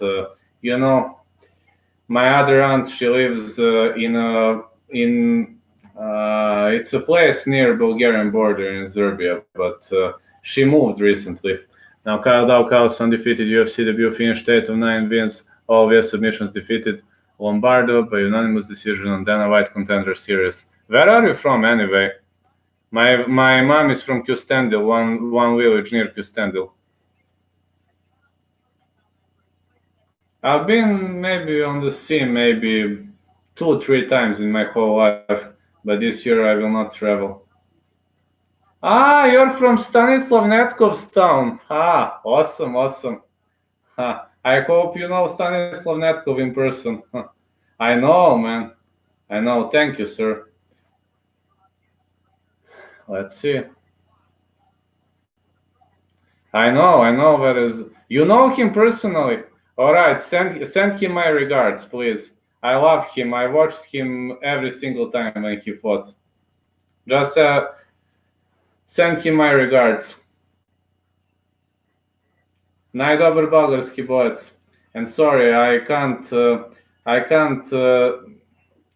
I'd like to speak in Bulgarian, but USA, UK, they are watching this, and my Bulgarian not perfect, but I can speak well. Ah, you met him. Great. Brandon Allen. He is now entering the cage. Hello, Mr. Agaev. And let's see. But okay, you met him. You know him in person. I haven't met him in person. It's one of my greatest wishes, you know. I know where is Veliko Tarnovo. Never been there. I've only, how you say, I was only going via car, but I only transitioned through Veliko Tarnovo. I haven't slept there, stayed there, and only once, and it was 10 years ago. So don't know much about Veliko Tarnovo. The only thing that comes to my mind is Stanislav Netkov. Let's see, Brandon Allen, 6-fight win streak, finished 13 of 14 wins, 5 knockouts, 8 submissions, awarded UFC contract in Dana White Contender Series Season 3, Week 4. Many people say Brandon Allen is too tough, you know, but we're going to see which direction is this fight going to go. It's going to be a fun fight to watch. I mean, I don't know. I watched Kyle Daukau's fights, and I don't think he is an easy guy, an easy dude, you know. And I don't know.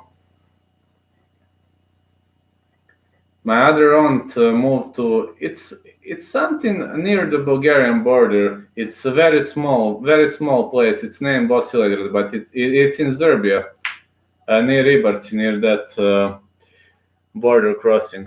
Brandon Allen against Kyle Daukaus. Well, 6'3" for Daukaus, 6'2" for Brandon Allen. 70. Well, parameters are pretty much similar, you know. We're going to see which way this is going to go.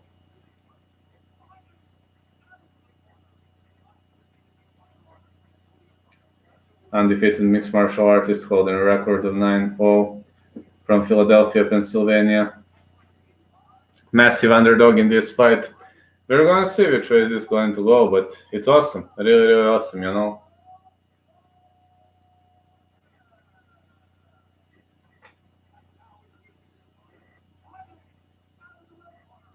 Fighting out of the red corner.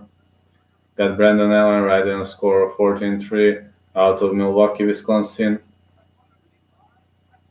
He is a massive favorite in this fight, and let's see. Well, I don't know why they put Brandon Allen as a gatekeeper. I think he is too strong for a role of a gatekeeper, but we never know which way is it going to go. Of course, it's UFC. One shot could be decisive, and Chris Tonyon is your referee, and we are ready to roll. Kyle Daukaus. Brandon Allen. All right, here we go. Kyle Daukaus is in southpaw stance. Brandon Allen in the orthodox. Brandon Allen is swinging wildly, missing. Daukaus with the middle kick. It landed hard. Oh, 1-2 lands for Daukaus. Daukaus shoots in. Fighters digging for the underhooks. Big elbow for Brandon Allen. Knee for Daukaus. Daukaus is returning. He bounces back against the fence. Middle kick lands for Allen. Daukaus fires back with few punches. Oh, great takedown. Great takedown attempt. Daukaus went under the hook, and he did this. Tried to... Now he is in... Yeah, double underhooks for Daukaus. We'll see. He's shooting for those... He's attempting a judo throw. I believe it's Kouchigari or Kouchigaki, unsure. But Brandon Allen defends well, and fighters now digging for the underhooks. Now Allen is trying to trip him. Oh, big knee to the face by Allen. Daukaus fell down. It was a really, really nasty knee, but Daukaus is still fighting. Brandon Allen in the mount. And now let's see. Brandon Allen is trying to pound him out. But Daukaus, I believe, he's kind of doing a great job defending it. Let's see. Daukaus is trying to get back on his feet. While this guy, Brandon Allen, is trying to sink that arm under the neck. And this is pretty much a good back mount position for him. But Daukaus is trying to bounce back. Daukaus is trying to get back on his feet. Let's see. Let's see which way this is going to go. Daukaus is getting better, you know. Brandon Allen is landing some nasty shots. And these are, you know, punches at the top. Not much strong, but if Daukaus doesn't fire back, It's probably gonna be the end of the road for his opponent. I hope. Uh-oh. This is a nasty choke attempt. Back mount for Brandon Allen. He's got his opponent locked in tight. Dacos did not cover like this. I don't know. This is good neck crank attempt. Dacos is defending well. He's doing a great job, and now he's defending well. He's not letting his opponent sink that arm under. Oh yeah, more punches are landing at Phil. Dacos is trying to slip out of it, and he rolls out of it. A really great transition by Kyle Dacos. Now Kyle Dacos is on his back. Let's see which way is this going to go. Dacos is trying to trip Brandon Allen. Brandon Allen is on one knee right now. More punches are landing at Phil, and this turns into a really, really fabulous competition, to be honest. I'm really, really enjoying this one. Got to say, I'm really, really enjoying this one. It's really, really fabulous competition on both sides.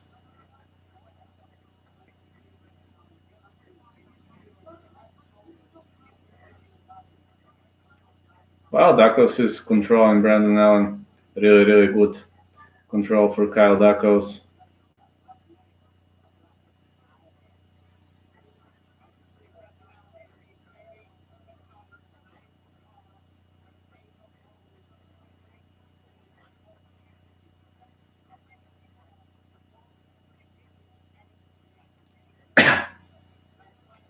Really, really good back control for Kyle Dacos.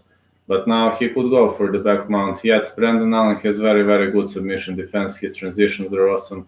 So I doubt. Uh-oh, Dacos is rolling with him. And now Dacos is trying to choke him out. Let's see whether Brandon Allen is going to defend this one. No. Bad attempt. Really, really bad attempt by Kyle Dacos. And now his opponent ends up on the top. Brandon Allen is in dominant position at the moment.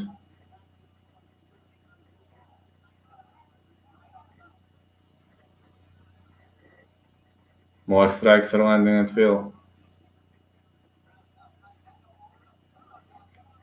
Oh, Dacos is unable to slip out of it.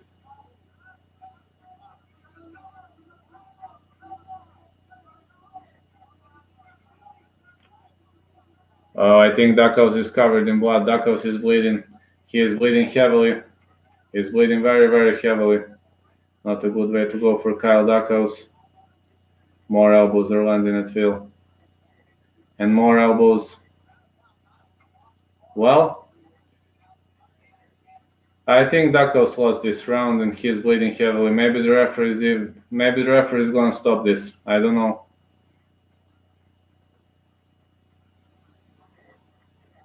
I don't know. He's cut badly. We're gonna see which way is this going to go.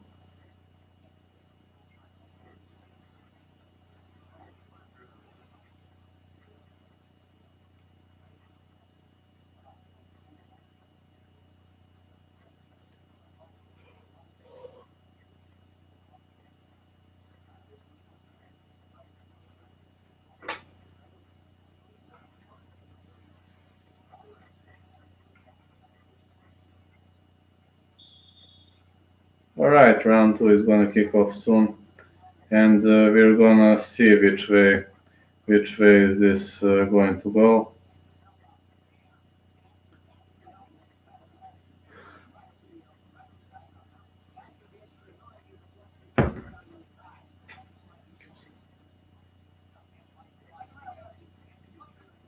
All right, round 2 is underway. Allen immediately attacks, trying to cut his opponent off. Body shot. Dacos defends well. Allen attempts with offensive strikes. He's trying to outwork his opponent. Let's see which way is it going to go. Low kick lands again. More low kicks. Dacos is trying to outwork his opponent. 1, 2, 3 strikes. Really hard 3 strikes. 1, 2 lands again. Oh, more strikes are landing at Phil. Body kick. Dacos shoots in. But Brandon Allen with a great counter. He could go for that guillotine. Dako slips out of it. Brandon Allen ends up in the dominant position. Dako's in the full guard. He's trying to defend his takedown attempt. Now let's see which way is it going to go.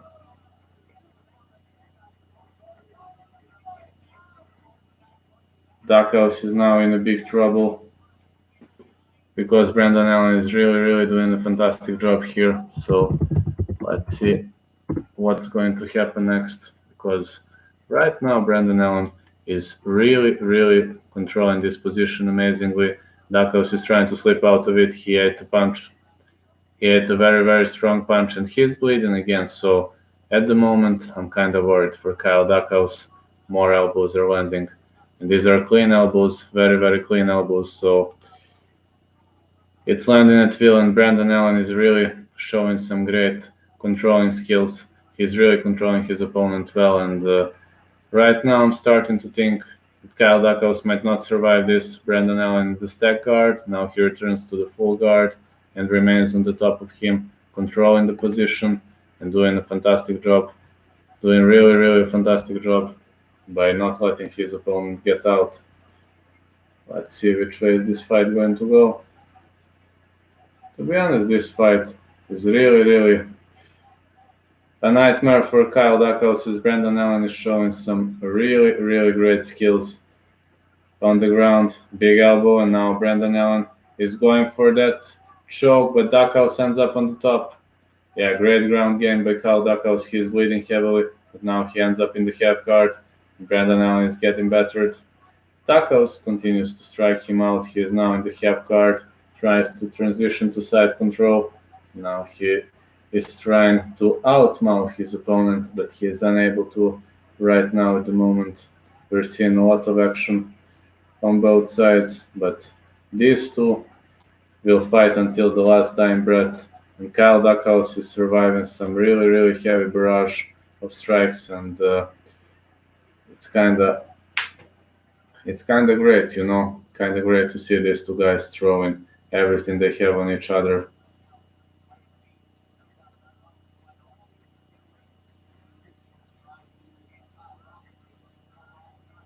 More elbows.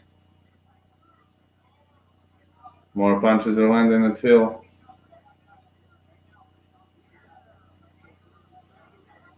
Oh, what a big elbow. And another big elbow. More elbows. More elbows on the break.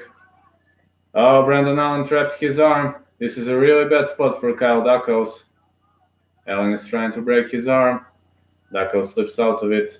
He rolls out of it, and now he ends up on his back, while Brandon Allen ends up in the side control, but now he's in the full guard. Good transition, good defensive transition by Kyle Dakos. And I think Brandon Allen is outworking him at the moment. We got only 50 seconds until the end of the fight. More big punches are landing. Really more big punches are landing. And elbows landing at will. Really great job. Really great job on both sides.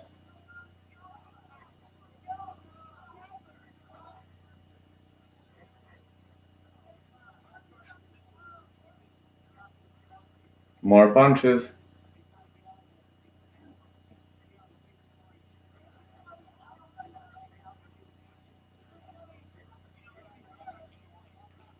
Alright, let's see now.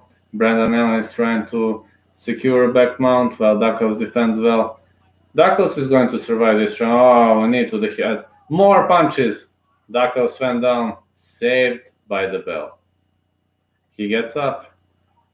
Well, he was saved by the bell.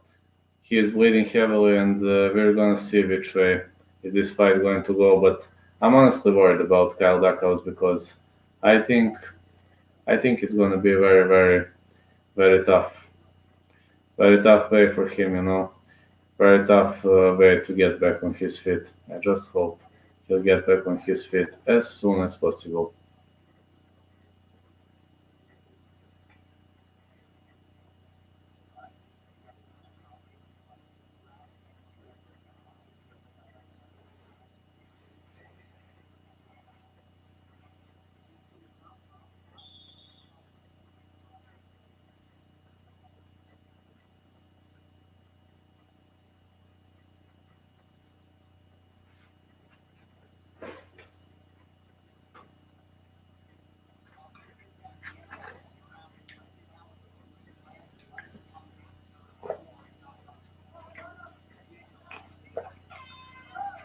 Dakos was nearly ended here. I mean, if there was 5 seconds more, he would be done. But let's see, round 3 kicks off.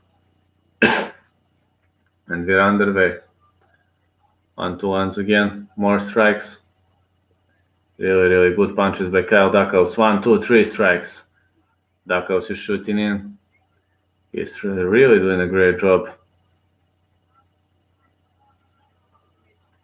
Dakos is really doing a great job. But now Brendan Allen is trying to choke him out. This is a really, really good position for Kyle Dakos. He could work out from this full guard, but good butterfly defense. Now transition to full guard for Brendan Allen. Elbows of the bottom are landing for Brendan Allen. Kyle Dakos remains on the top, lands some nasty elbows. Let's see which way is this going to go.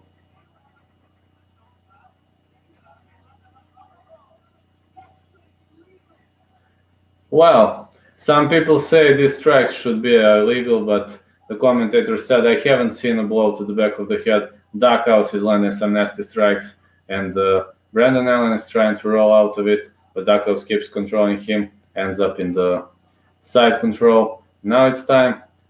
Is he transitioning to north-south? No, he's trying to fish for that crucifixion, but he's unable to. We're seeing really, really nasty strikes here. Really seeing some nasty strikes here, and let's see which way is this going to go. Oh, now Dakos is fish. Oh, he secured the body triangle. What a great fight by Kyle Dakos, and now he's trying to sink that arm under Brendan Allen's neck.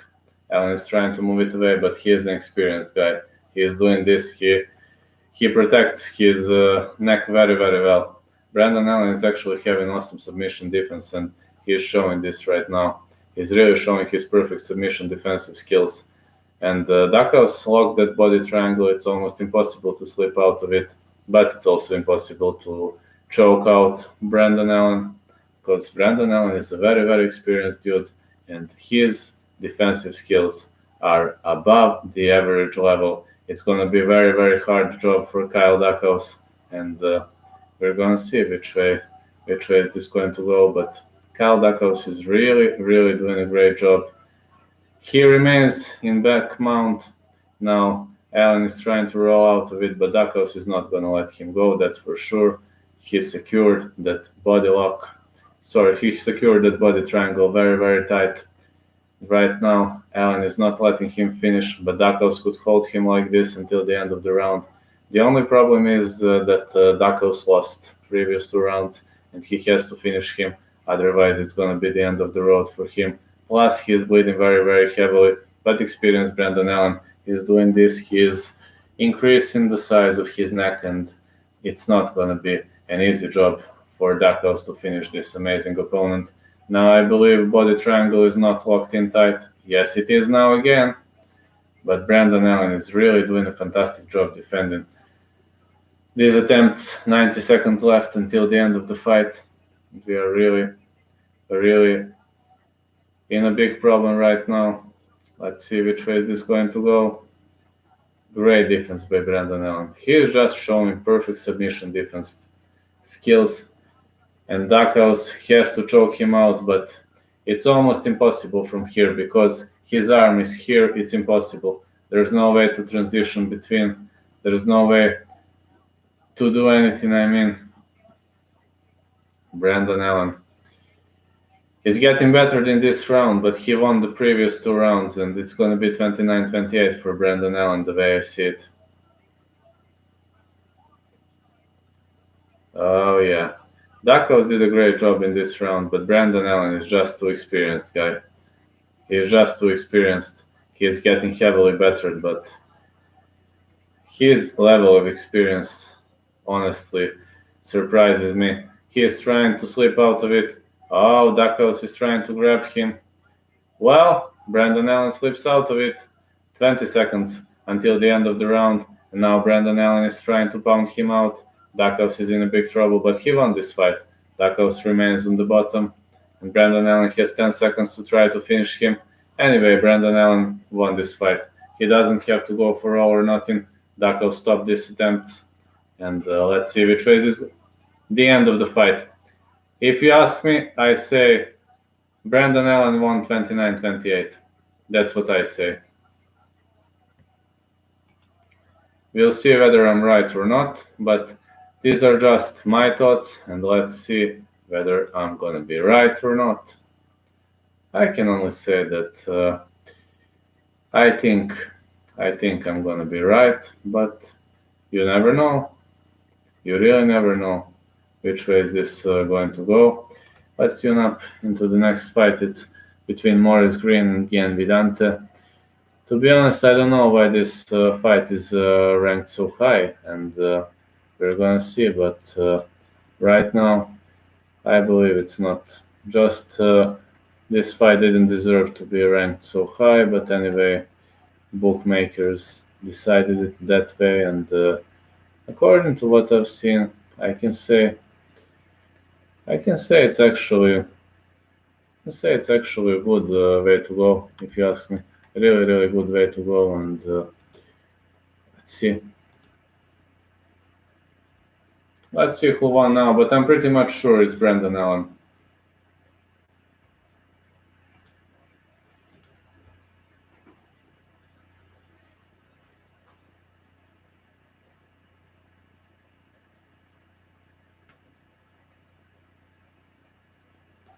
I'm pretty much sure Brandon Allen won this fight.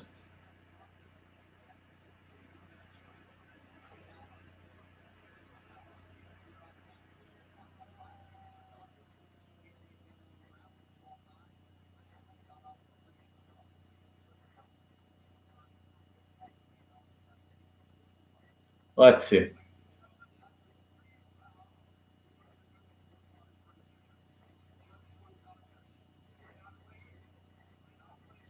$29, 28, $29, 27, $29, 27.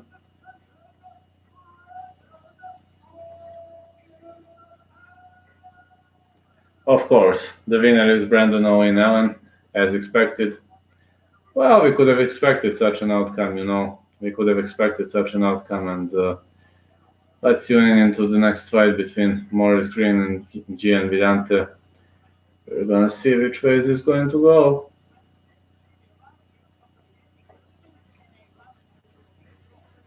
It's gonna be a very, very popular one, and very entertaining too. Very, very entertaining to watch. But you know, I'm mostly hyped because of Dustin Poirier versus Dan Hooker.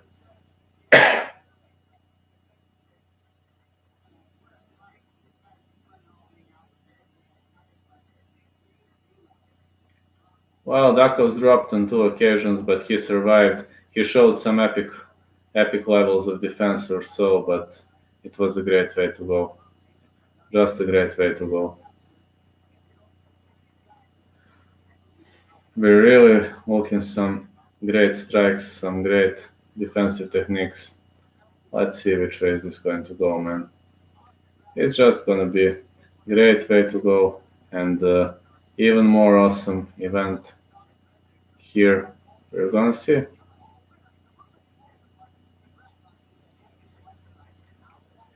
The next fight is between Gian Vidante and Maurice Green, and it's pretty much entertaining fight to watch, you know. And the thing that makes me happy, Blagoy Ivanov.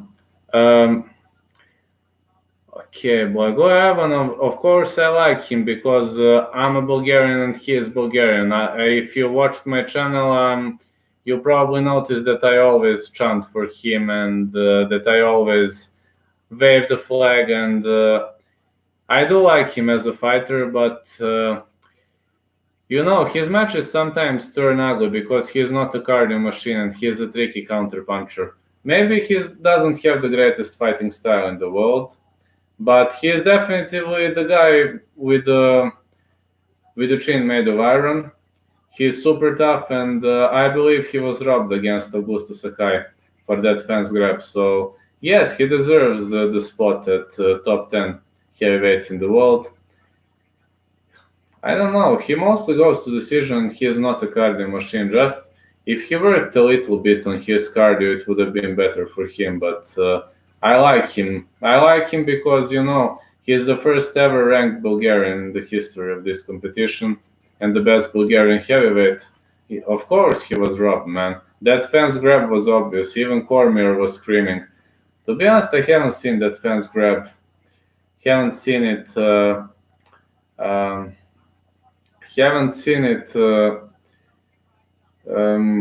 immediately. But one of my fans, he warned me about that, and I saw that maybe a few seconds later in the replay. I haven't seen because then I pressed that button, rotated the camera, and then I saw what happened. And yeah, it should have been at least draw. Sakai, I don't like him as a fighter. I don't know, too boring fighter. Not a fighter I like to watch. Oh, disinfection is on high level now at the UFC. They had to disinfect the octagon, and it's a good way to go. But Blagoy showed super great skills against Ben Rothwell and against Blagoy. Against Derek Lewis, I don't know how he didn't finish that Americano. Well, I scored 29-28 for Brendan Allen, and yes, that's one of the worst scorecards of all time. Absolutely agree. I don't know, that round was not for Allen. I don't know, maybe the referee is his relative. Let me assume the referee is his relative.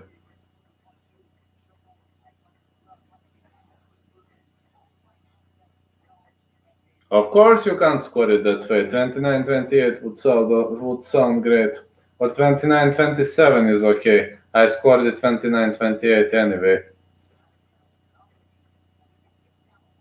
Yeah, of course, when it comes to Bulgarian fighters, of course, I love every Bulgarian fighters, every single one of them. There are not, unfortunately, much of them on the roster. Blagoy is right now the only one, but we had Teodor Nikolov at Bellator. I don't know whether he still fights, and there are some other guys. I like that guy Atanas Jambazov, and there are some other high quality guys, but there was Jordan Radev earlier, there was Stanislav Netkov. And about Serbian fighters where I live, there are really some good names right now. There was Darko Stostik, there is Dusko Todorovic, who is set to meet John Phillips. There is Stefan Sekulic. We had Bojan Mihailovic and Bojan Veličkovic earlier. So it was pretty much... in Serbia, there are good fighters, but Blagoy is ranked, and no one from Serbia is ranked. So whatever they say, Blagoy is the best at the moment from Balkan Peninsula. There is no better fighter from Balkan Peninsula at the moment from Blagoy Ivanov. Right now, no. Croatia has some really good upcoming talents. They are in KSW and such promotions, but yes, he's definitely the best, absolutely. Right now, he's the best. But if Roberto Soldic inks UFC contract, he might reach high. All right, Ante Delia is good too. He's upcoming prospect too. There are some good Croat fighters. Goran Redic, however they pronounce him. I think it's Redic, however they pronounce him. He is a good fighter too, and he could go higher. I don't know, Croatia has some good upcoming talents, but I believe Roberto Soldic is showing the greatest results at the moment. Satoshi Ishii, he took Croatian papers. No way. Soldic is not ranked. He is not a ranked UFC fighter. Maybe he is better prospect.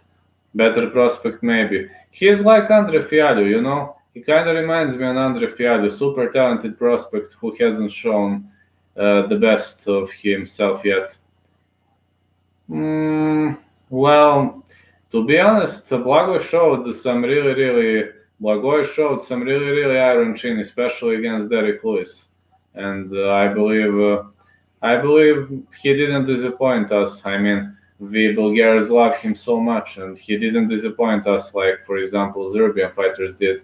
And Roberto Soldic is very good in these minor promotions, and what's gonna happen in better promotions, we don't know.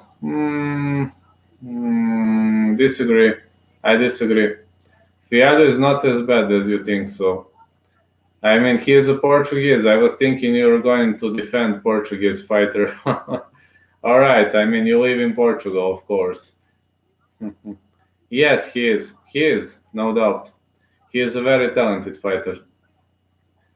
I mean, he is super talented prospect, but if he inks UFC contract, we'll see which way is it going to go. His division is tough, but I mean, he can reach ranked status. That's what I believe. Is he going to reach it? Nobody knows.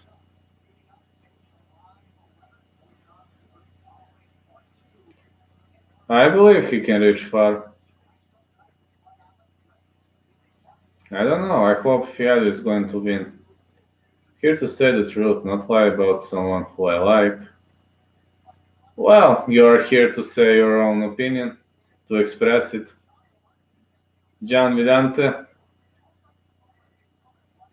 is squaring off against Maurice Green. Gian Vidante is riding a score of 17-11. And Maurice Green, well, one of the most controversial fighters, 8-5, and he was ranked.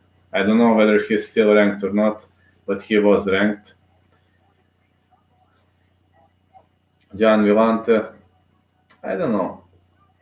Kind of hard to say who's gonna win this one. I'd have to pick by my imagination here, man. I'd have to use my imagination here, and that's not something I'm good at, to be honest. Not something I'm particularly good at.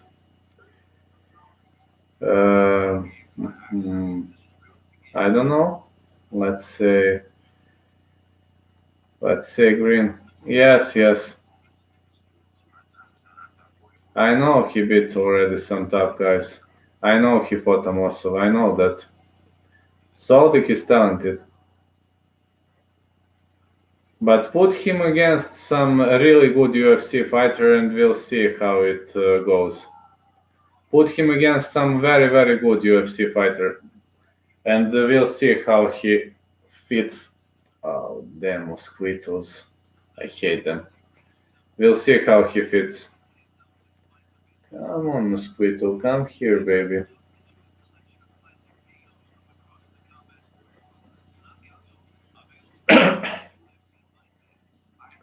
I don't know. I would always give advantage to Fialho.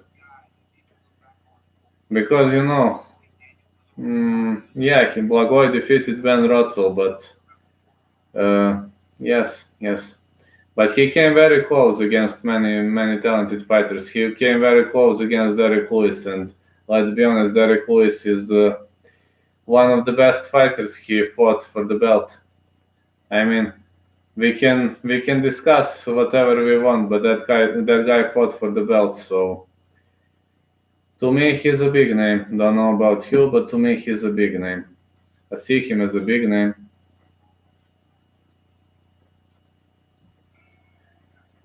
That fight against Derek Lewis could have gone either way, but Blagoy nearly ended him via that Americana. When I interviewed Parker Porter, he said that probably there was not enough pressure since Derek Lewis was able to scramble up and get back on his feet.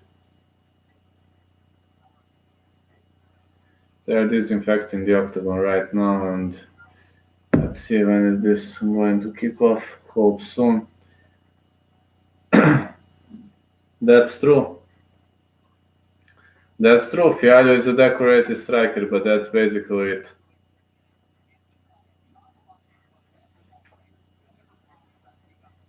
Yeah, but you got to take him down. It's not an easy job to do. Gian Vidante.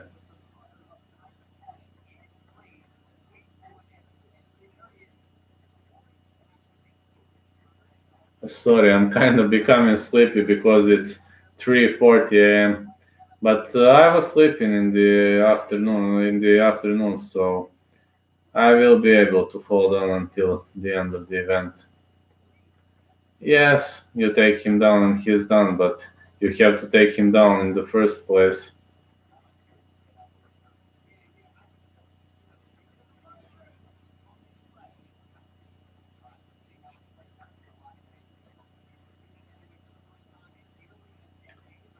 Well, Gian Villante versus Maurice Green is about to kick off right now. Alright, thank you for being here, sir. Have a great day.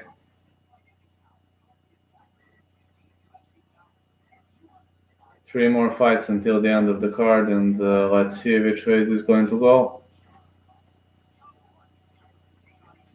Gian Villante is on a score of 17-11. Thank you. Not easy. Well, we'll see. Maybe he worked on that. I don't know. He doesn't know to defend, but he's a very good striker. He's kinda 99 when it comes to striking. Maurice the Crotchet Boss Green is squaring off against Gian Villante. And the first guy to enter this octagon is Maurice the Crotchet Boss Green. We're now watching this lovely guy here. To be honest, I don't know why this guy was ranked. Don't know, but that's UFC. To me, Olenek is way better fighter than him, but okay. Crotchet Boss is taking off his t-shirt, and now he is in great ranks. So let's see which way this is going to go. Maurice Green, 1 of 3 triangle choke submissions in UFC heavyweight history, 6 first round finishes, finished 6 of 8 wins, 2 knockouts, 4 submissions. I say Mo Green too. I also say the same in this fight. I mean, Gian Villante is a good fighter, but alright, not a big fan of Mo Green, but I don't think Gian Villante can defeat him. Don't see how he could do that. I mean, of course, surprises happen from time to time. Of course, we witnessed many surprises throughout the history of this lovely competition, but kind of hard to me to believe it's going to happen today. Ah, you're back. How are you? I assume you went to sleep, and yeah.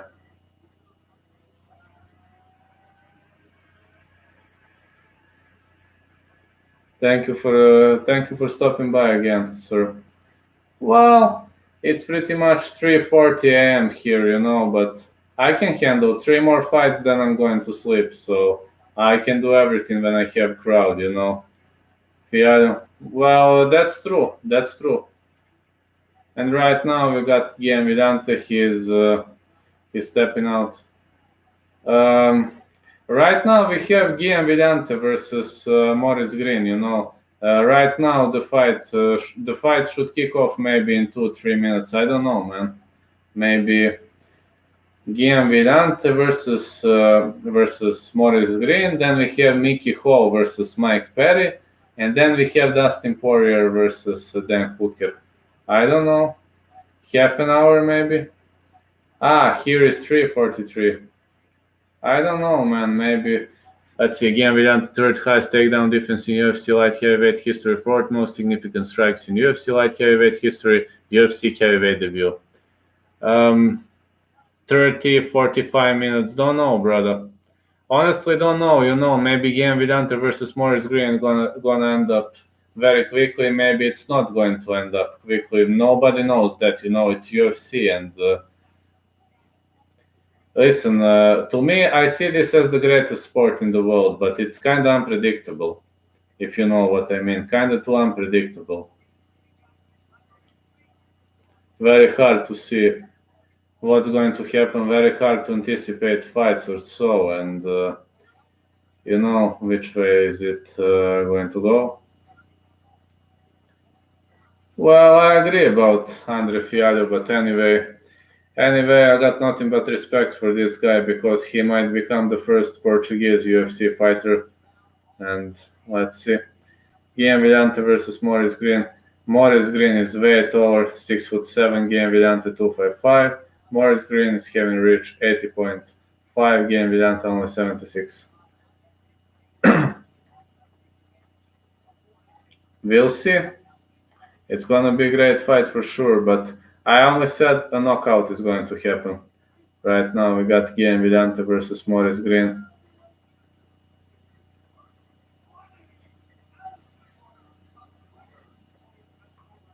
Striker holding professional record of 8'5", fighting out of Albuquerque, New Mexico. 6'7", 255. He is an underdog here. No, he's a favorite here. Sorry, he's a favorite in this fight. Mo Green is favorite in this fight. Sorry, I made a mistake. Now fighting out of the red corner. Well, massive underdog. It's Guillaume Villante riding a score of 17-11. Well, I don't know if it's gonna be a long one or not, sir. I just said stoppage or KO. It's gonna happen. It's gonna happen in that fight. It's kind of very hard to predict who's gonna win, but anyway, the referee in charge of this competition is Mark Smith, and we are ready to roll. Maurice Smith, Guillaume Villante. Here we go. Fighters touch gloves. Let's see. Maybe it's gonna be good ankle pick by Maurice Green, low kick lands, and the side kick by Green. He's showing great levels of striking, switches to southpaw. He's switching to southpaw, doing a really great job. Oh yeah, what a great push kick by Maurice Green, who again switches to orthodox. I just hope Villante is not going to take him down. Villante is very good on the ground, actually. All kick lands for Villante.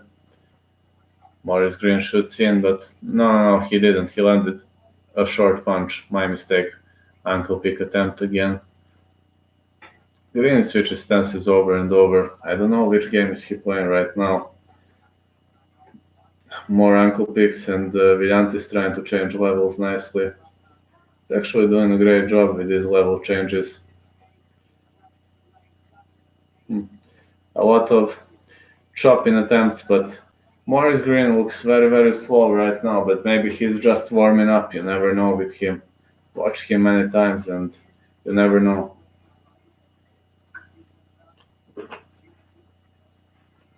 Never know. Of course. Low kick lands for Maurice Green. It was a knee feint. Elbow lands. Elbow on the break. Great fight by Maurice Green for now.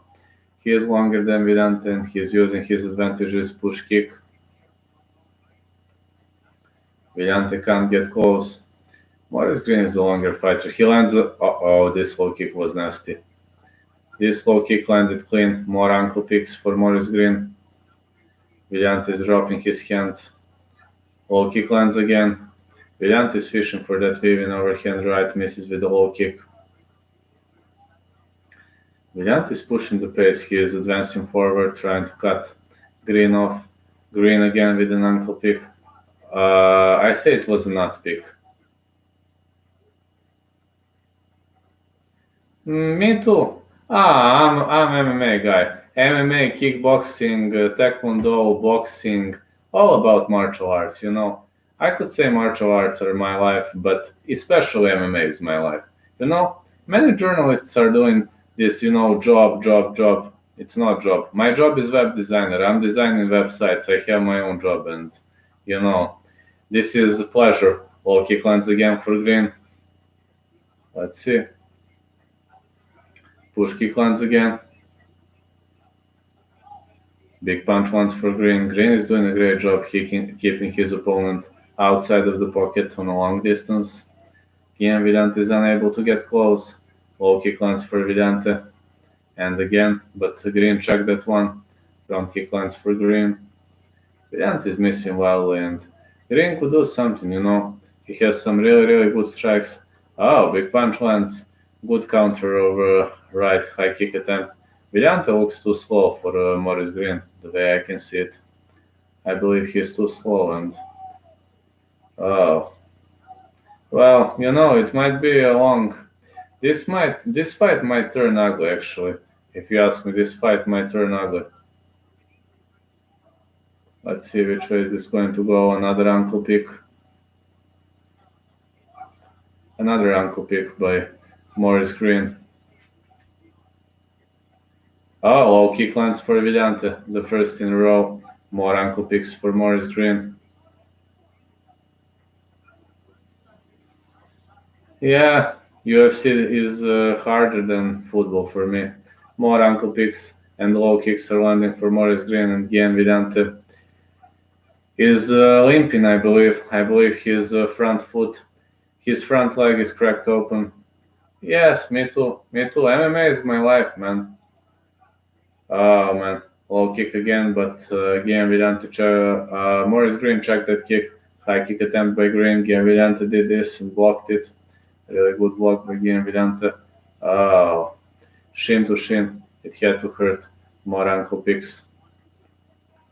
I believe Gian Vidante is really facing a big problem right now at the moment as he is rocked. He's rocked by these dangerous kicks. He is limping on his front foot, and it's only a matter of time, before he gets chopped down. More ankle picks, and it was a middle kick which was blocked. Steve jab lands for Morris Green. Tactically, very good battle for Green.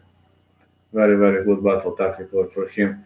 Green misses with a weaving overhook, with a weaving overhand left, and it's actually a really, really great way to go. Right now, all kick lands for Vidante. Green is missing wildly with his front kicks. I think Green should change something in his game. Vidante adjusted well. Side kick lands for Morris Green. Vidante misses. High kick attempt for Green. Missed by hair. Heading into the end of this round, Vidante is limping, and I believe this was round for Morris Green.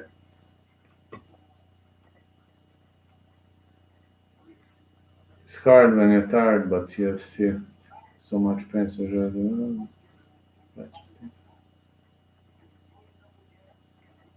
yes, that's true. That's true.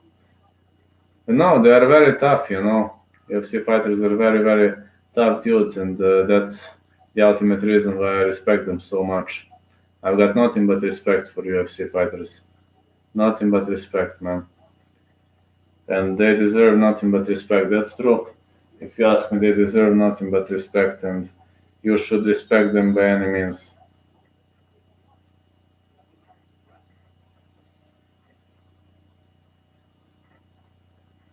Let's see the second fight.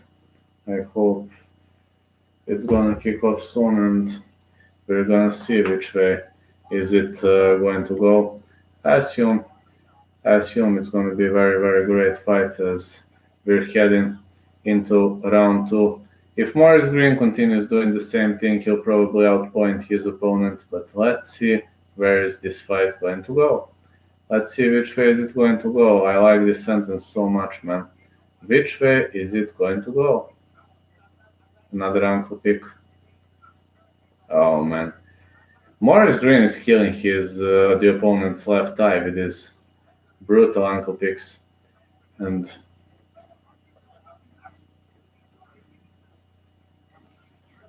Gian fires back with a low kick on his own.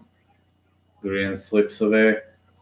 Great footwork. He does a step back and slips away. Let's see. 1-2 lands again. Oh, another ankle pick. But ankle pick to the thigh. I love this strike so much, but it's kind of... Yes, I agree with you, Mr. Life is Wired. I agree, I read it, but the fight goes on, so... Oh yeah, great push on the break again. Let's see which way is this going to go. Hey, hello, brother. Ah, yeah, great. I'm glad you have it on your cable. So let's see which way is this going to go. Oh, what an uppercut by Morris Green. More knees. Yeah, really good scrap. Really, really good scrap. Tactically great battle for Morris Green. Morris Green is doing a great job. 1-2 lands again. More ankle picks to the thigh. I believe Gian Vidante is limping, but Morris Green is doing tactically a very, very great job. Oh, Steve jab lands for Guillaume Vidante, and he lands an overhand. It landed clean as well as I know. More Steve jabs. Oh man, Maurice Green missed like this. I watched him many times, and he pretty much always fights the same. Wow, what a push kick! Well, he's technically a very good striker and a tactical striker, if you like to call him that way. Low kick lands for Vidante. It was a nasty one. Superman punch feint.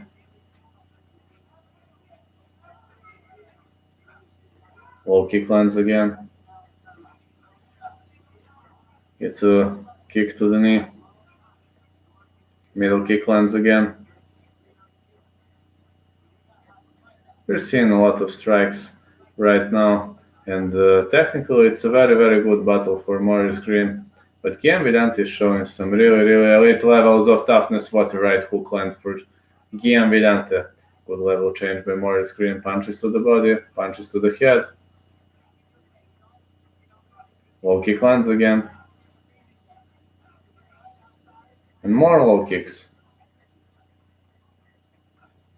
1-2 lands again.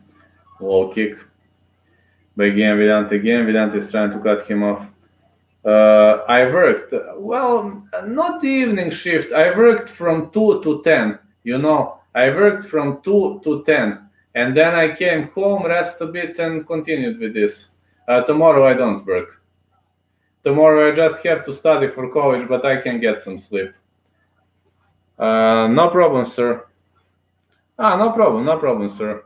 I purchased ESPN Plus, so that's how it goes with me, in my state. Oh, what a great low kick by GM Vidante. No problem, sir. Thank you for being here.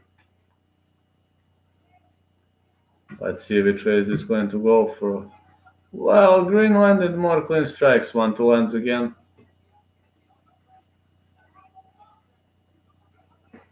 Oh yeah, more punches are landing. It's more kind of afternoon shift, Petronius. It's more kind of afternoon shift, but I came home around 11 p.m., and then I rest a bit and continued here, and after when this finishes I'll go to sleep. As I don't work tomorrow, it will be good. Thanks God I don't work tomorrow, because if I do, it would be hell. Big left lands for Guillaume Vidante. Well, Guillaume Vidante fixed the holes in his game now. Oh, low kick lands. Green felt that. Another low kick for Guillaume Vidante. He is tougher than I thought. 9-6. Great side kick to the thigh by Maurice Green. Guillaume Vidante fires back with one low kick of his own. Great punch again. Maurice Green staying away. I don't know who won this round. 9-6. Good job. Which job do you work, actually? I'm kind of web designer, I'm for one company, but it's kind of, it's more like a temporary contract right now. But they're cool, they don't work on weekends very rarely. And when I have the event, they say nothing. They say, all right, you can change the shift. We don't care. Okay, no problem. I mean, warehouse is okay, completely okay. I worked that job maybe 7-8 years ago when I finished college. No problem to me. Wasn't a big problem, but I worked it only maybe a month or two, but it was okay. Didn't have a hard time anyway.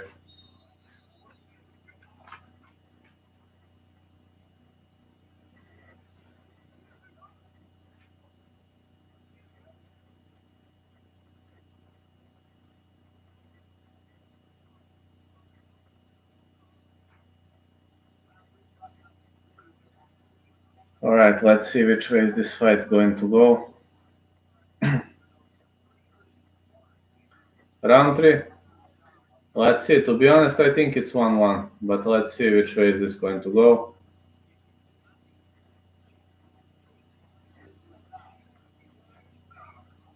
Oh, now Guillaume Vidante should see him. Big uppercut on the break. It was a nasty uppercut that landed clean. Low kick attempt. Maurice Green checks the kick. Stiff jab.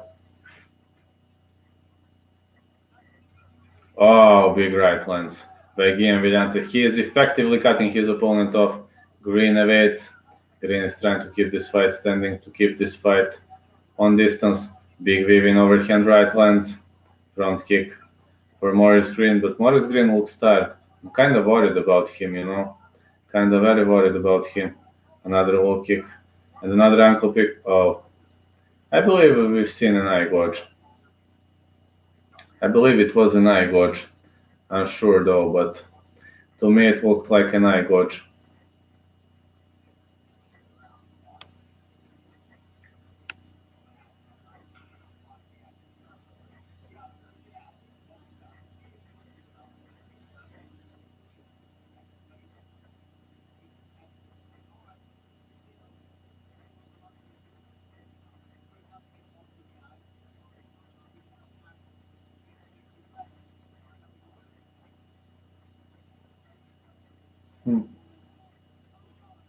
Oh, it was an eye gouge. It really was an eye gouge.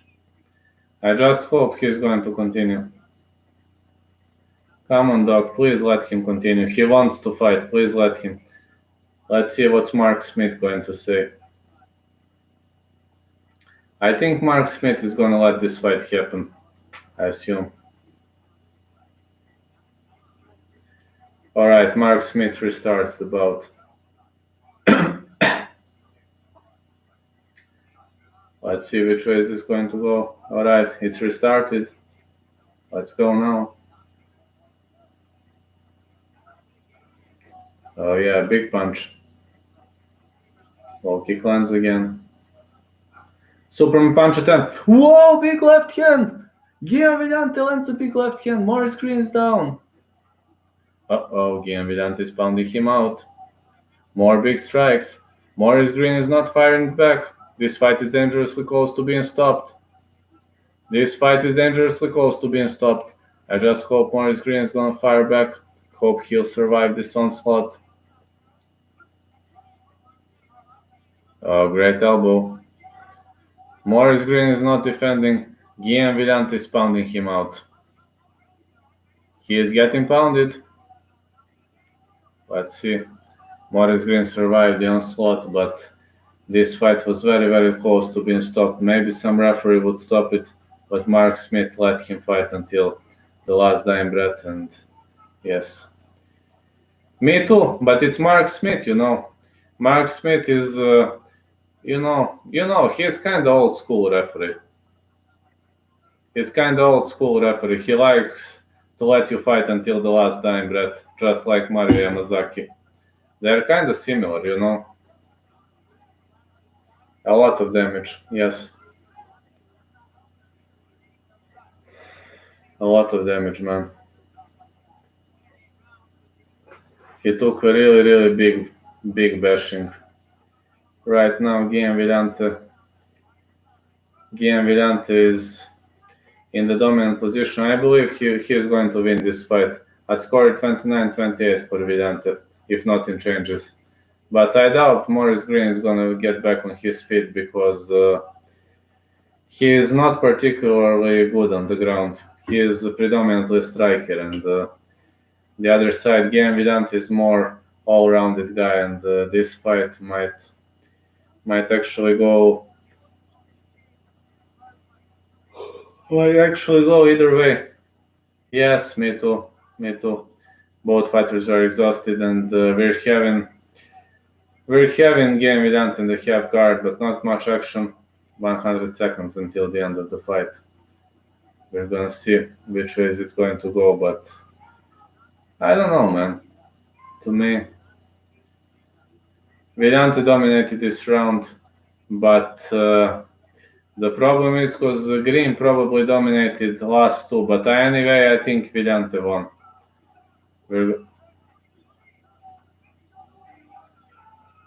What? What the hell happened? I haven't seen what happened. Can so?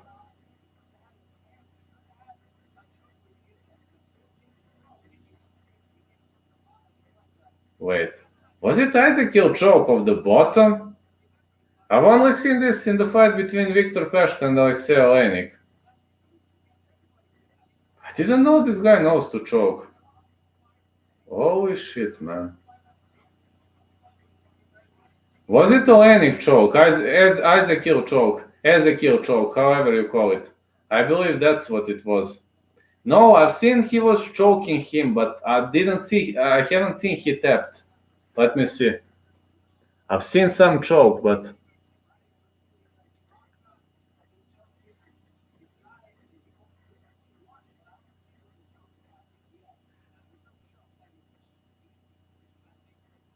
what is this choke, man? Well, well, it's not quite Ezekiel. Hmm.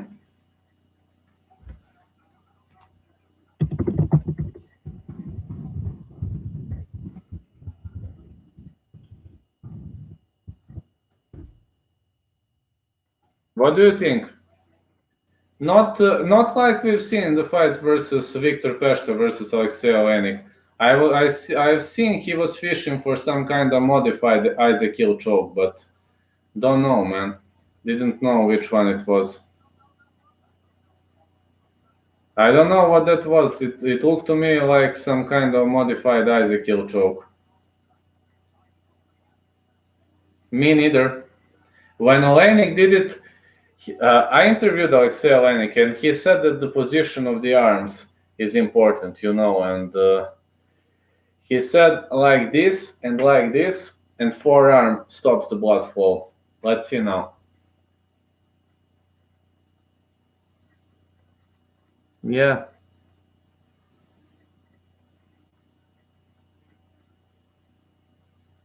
never seen this choke before. Let's see which is this choke.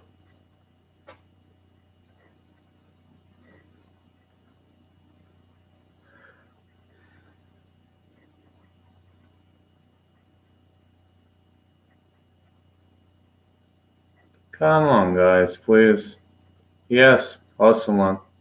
I watched this sport for 27 years and looked to me like a modified Ezekiel. Not a clear Ezekiel because I know what Olenek did against Pesta.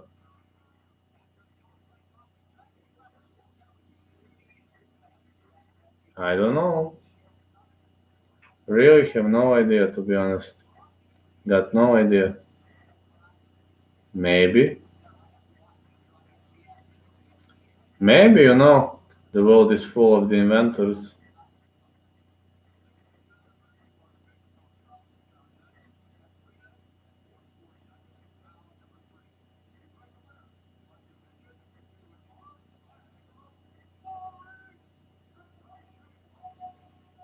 It was not an arm triangle, man.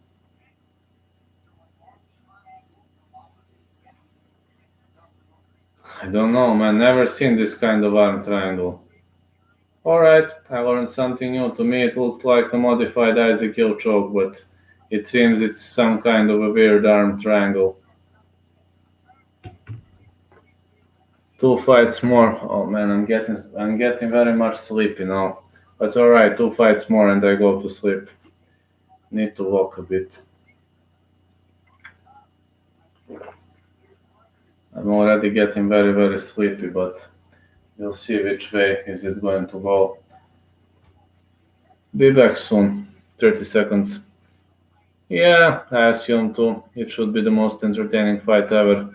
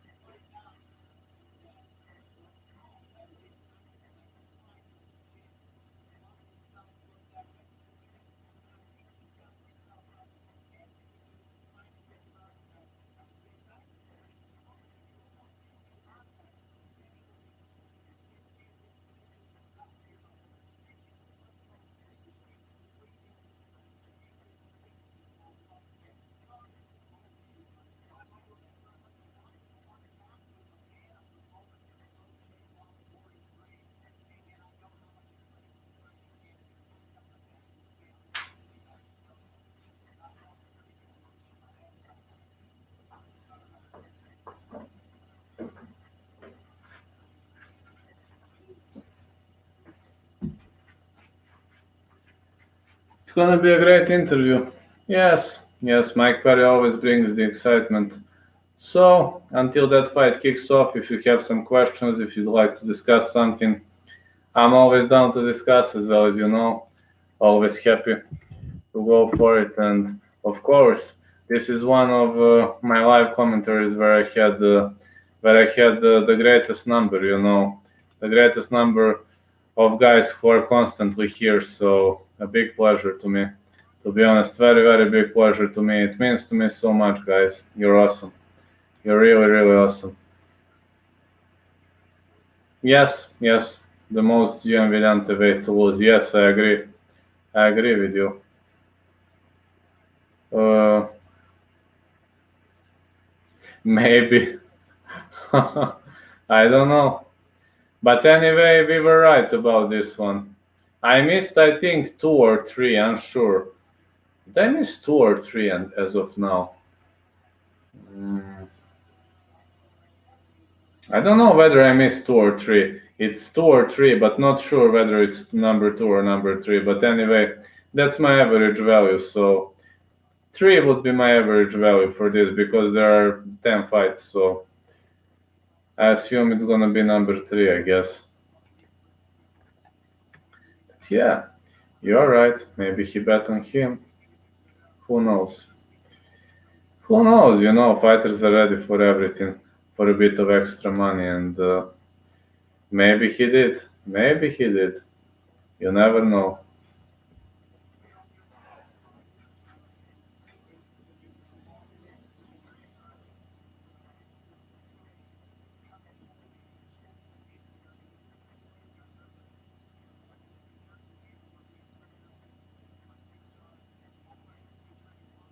Who knows? Maybe he really bet it.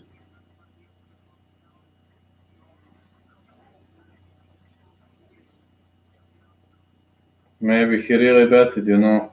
Some things are really, really meant to be.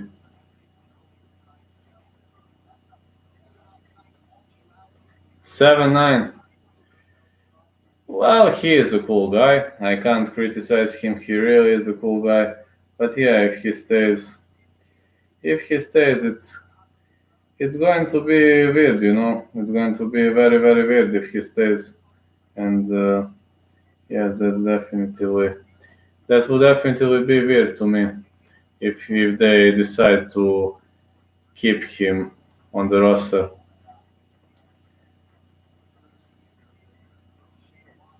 Probably. I think he's at the end of his career. But yeah, that left hand dropped Morris Green heavily, and was a good way to go. Really, really good way to go, if you ask me. Very entertaining fight, and this was really, really good way to go here. Now to, I guess, most entertaining fights on the whole card. We're going to see which way is it going to go, but I assume it's gonna be fun. That's what I assume at the moment.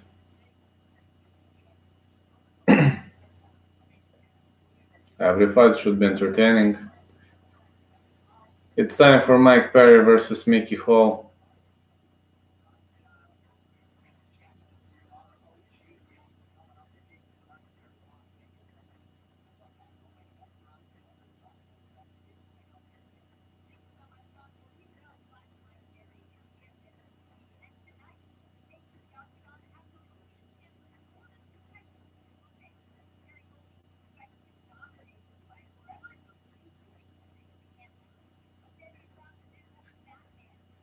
Well, let's see anyway.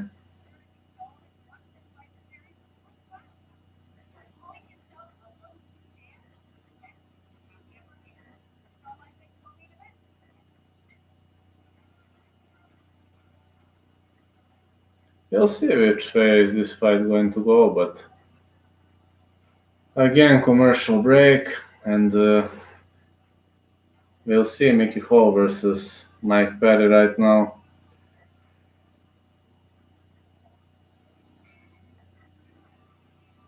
I assume this is not going to kick off soon, the way I see it.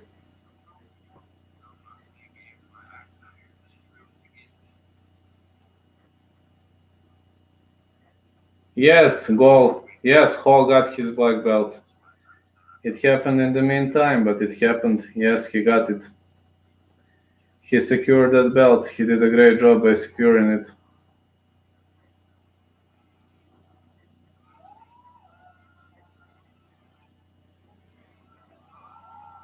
Yeah, the action returns after a short break. Their commercials are so boring, man. Boring. These commercials are only going and going and going, and so man bored by these commercials. Yeah, coming up next is some boxing fight, but believe me, there's no way I'm gonna watch boxing. They are now talking about some upcoming boxing fight, and when this ends, I'll just go to sleep. There's no way I'm gonna even think about boxing. Mike Perry versus Mickey Hall. Huh. It was a funny stare down anyway.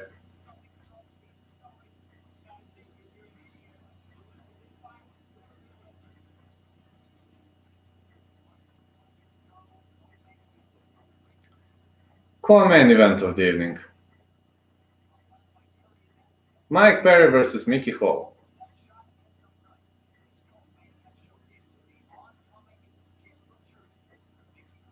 It's a welterweight clash between two very, very great prospects. Very popular guys also, Mike Perry versus Mickey Hall. Oh, I didn't know that. Just joking. Of course I did, but I'm joking. I didn't know that. Thanks for reminding me. I actually forgot how crazy this guy is.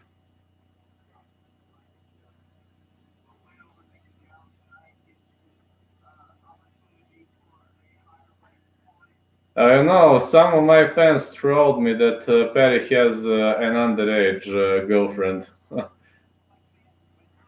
Yeah, I don't know whether it was trolling or not, but it was a fun way to go. It was so fun.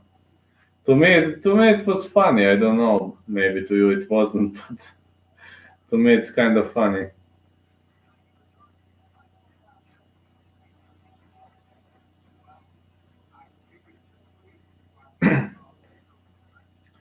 These commercials are so boring, man.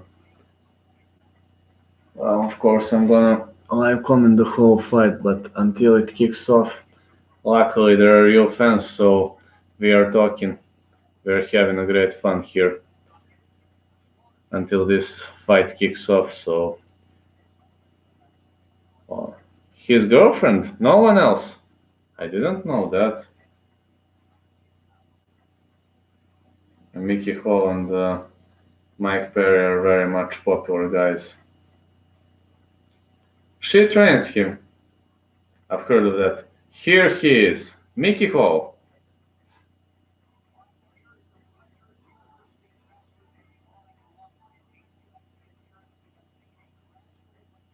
Mickey Hall is walking towards the octagon from Greenbrook, New Jersey, and he is very much popular fighter. He's having around 2,000 followers on Instagram, and to be honest, kind of hard to reach him. But never mind. It doesn't mean he's a bad guy. He's a cool dude, actually. He's taking off his white T-shirt and black trousers. Now he is in black trunks. Yes, I remember that. Of course I do. It was fun. Fourth shortest average fight time among active UFC welterweights. Fourth fastest submission in UFC welterweight history. Finished 5 of 6 wins. All submissions by rare naked choke. Hall win will be one of the upsets of the year. Probably. CM Punk versus Hall. It was not a fight, man. It was I don't even know how would I call that. It was not a fight to me. It was, I don't know, showtime. Showtime maybe.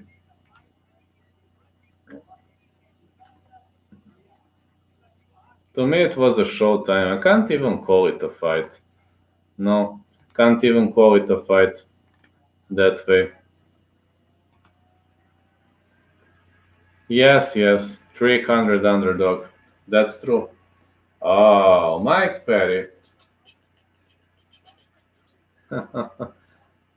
There was a one, so anything can happen. Mike Perry is running. Look at this great t-shirt. Look at this black cap. He is Mr. Dark. Mike Perry is dancing, dancing. You're not gonna dance for long, Mr. Perry.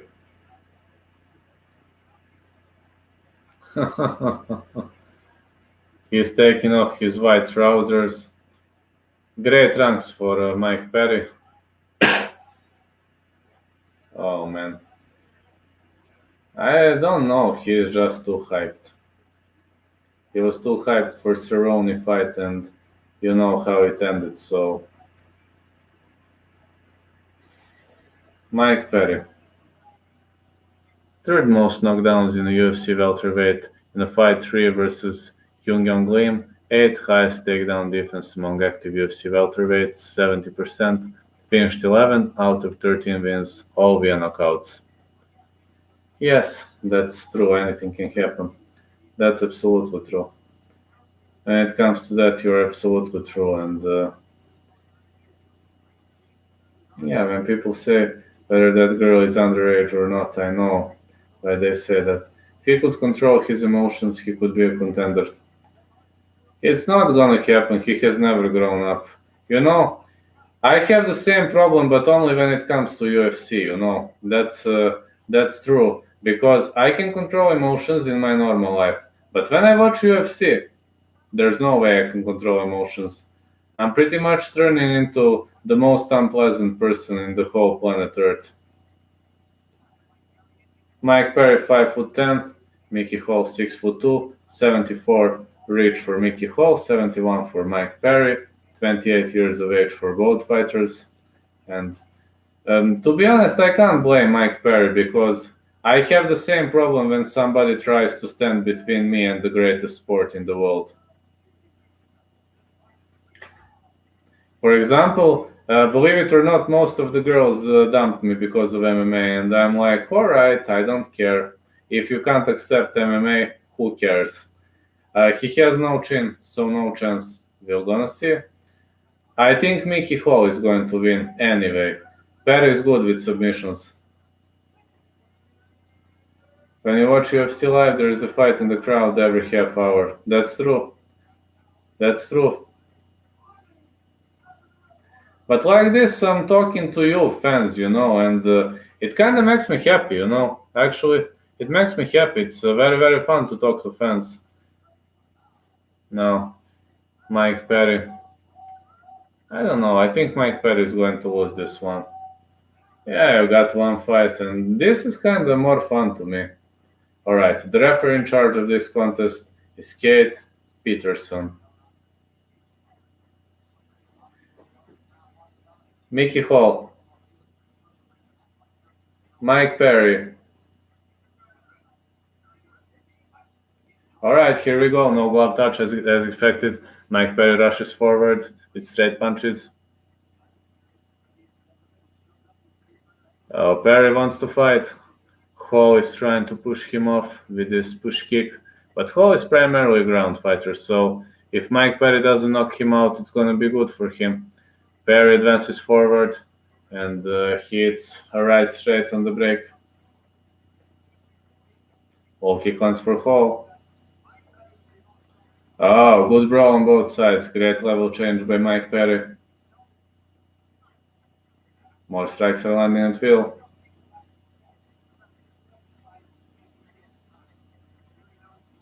Perry lands a low kick. I hope this fight is going to take him to the ground as soon as possible. Perry is trying to advance forward, but Hall counters him effectively with his punches. Perry is swinging wildly, missing all the time. I believe Perry is too hyped heading into this fight. Low kick lands for Mike Perry. Low kick again. More punches are landing at will. Let's see which way is this going to go. As Hall advances, circles around Mike Perry. Hall is a taller fighter. He should keep him on distance. Good push kick by Perry. Oh, great check hook by Mickey Hall. And the middle kick. It landed clean. Perry is in southpaw stance. He misses with a Superman punch. And Mickey Hall should pull guard. Mickey Hall is great in ground fighting. I believe he should pull guard now. That could be his chance. Oh yeah, more knees on the break. Fighter is digging for the underhooks, but Perry has both underhooks in.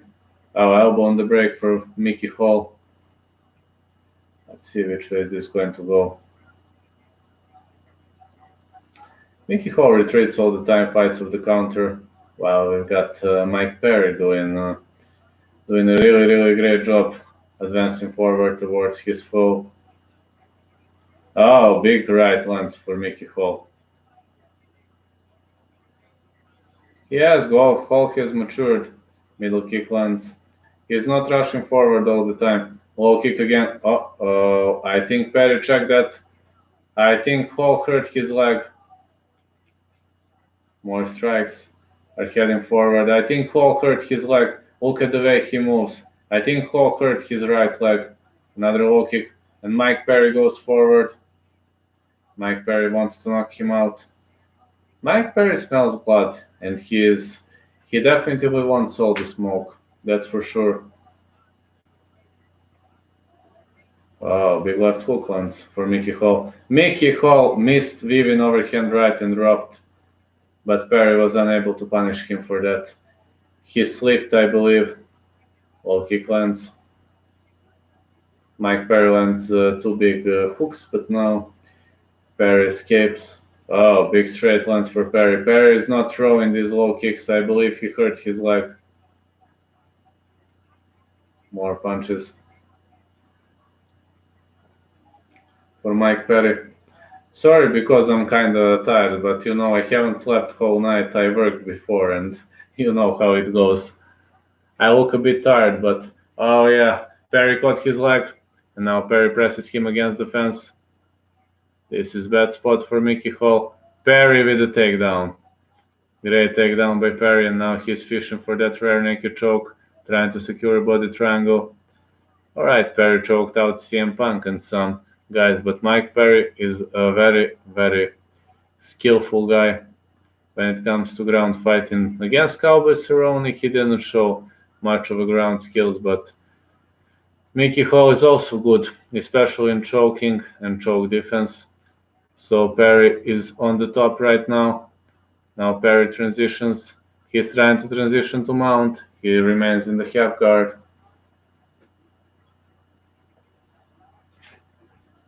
Hall is on the top, and Hall trapped his leg. I assume he's going to survive until the end of the round. Definitely, I assume he's going to survive, and he's really doing a great job here, and pretty much more big punches are landing until Perry's trying to finish him off. Good up kick defense by Mickey Hall. More strikes and more strikes. Okay. To be honest, got no idea who won this round. I'll be very honest with you. If you ask me, I've got no idea who won this round. I really have no idea. But I don't know, let's say.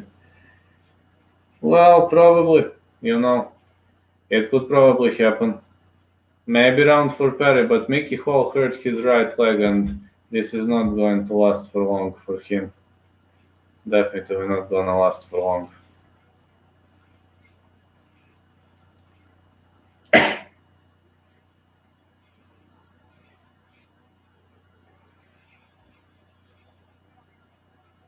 We'll see which way is it going to go. I'm pretty much happy with this because it's progressing well, and some really good guys are appearing here. There's so many positive people, actually. I'm surprised because I discovered so many lovely positive people on this internet, but it's good, Alright, here we go, round 2.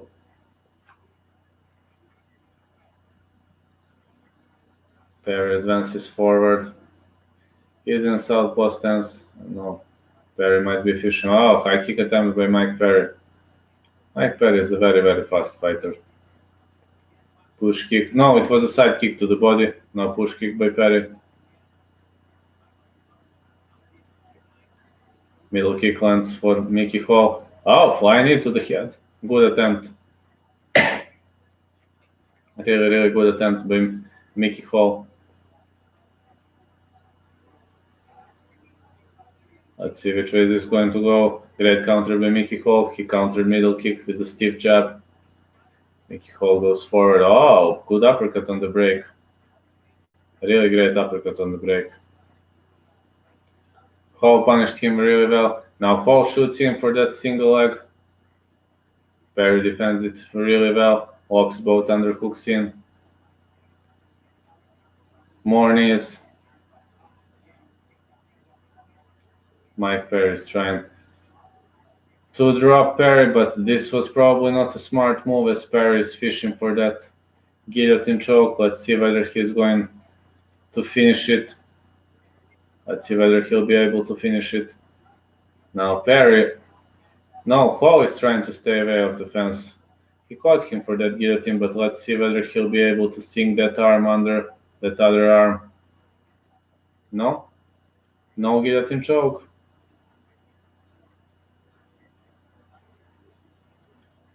Perry is trying to transition of the cage, but he ends up in the full guard, and Hall locks him.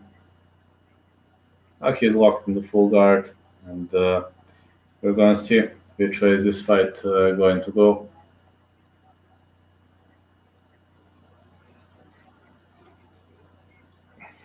More short punches are landing for Mike Perry, and more of them. Yes, very much impressive. I think he's going to win this round too. Perry remains in dominant position, landing some punches. Hall is trying to trap his arm. Oh, big punch lands again. More strikes to the body.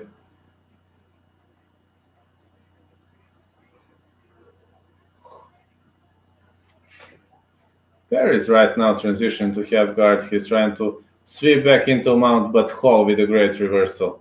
And now Hall has a great chance to land standing guillotine choke, knee, more knees by Mickey Hall. And Mickey Hall is trying to choke Mike Perry out with a standing guillotine choke, but he's unable to. Perry slips out of it. Now Perry is pressed against the fence. Both fighters digging for the underhooks. Oh, what a great elbow on the break by Mickey Hall, and now Mickey Hall shoots in, fishes for both double legs. Perry kind of stopped him for the sack. He's landing 12-6. The referee says go on.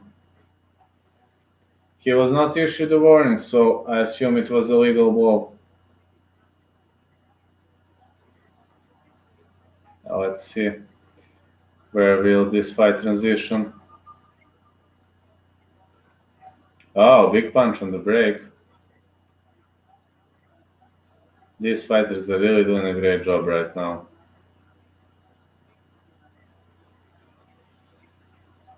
More strikes. Oh, what a great right straight lands for Mickey Hall. I'm really seeing a great performance by Mickey Hall, and he's really trying to outwork his opponents. Let's see. Oh, great right hook lands for Mickey Hall. Kinda calm and collected round for both fighters. I think Mickey Hall hurt his right leg very badly. Perry lands middle kicks. Yeah, Perry is way stronger. He showed great level of strength, that's for sure. Great kick again. Oh, big punch. Uh-oh, Hall goes down. Now Perry goes in for the kill. After that right hand, Hall went down. Perry goes in to finish the fight, but he is unable to. Hall is going to recover. Mount for Mike Perry. Let's see. Big elbows. Oh, man. Perry nearly finished Mickey Hall, but he was unable to. Saved by the buzzard.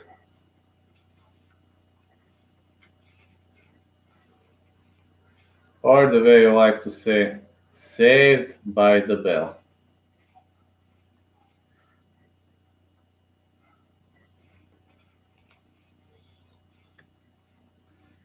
Really going to be an impressive one, you know. When you're saved by the bell, it usually means a lot, you know. It speaks something on you. It really speaks something on you. It means that you were very near to get finished and you probably got lucky, you know. Just like Mickey Hall got lucky this time.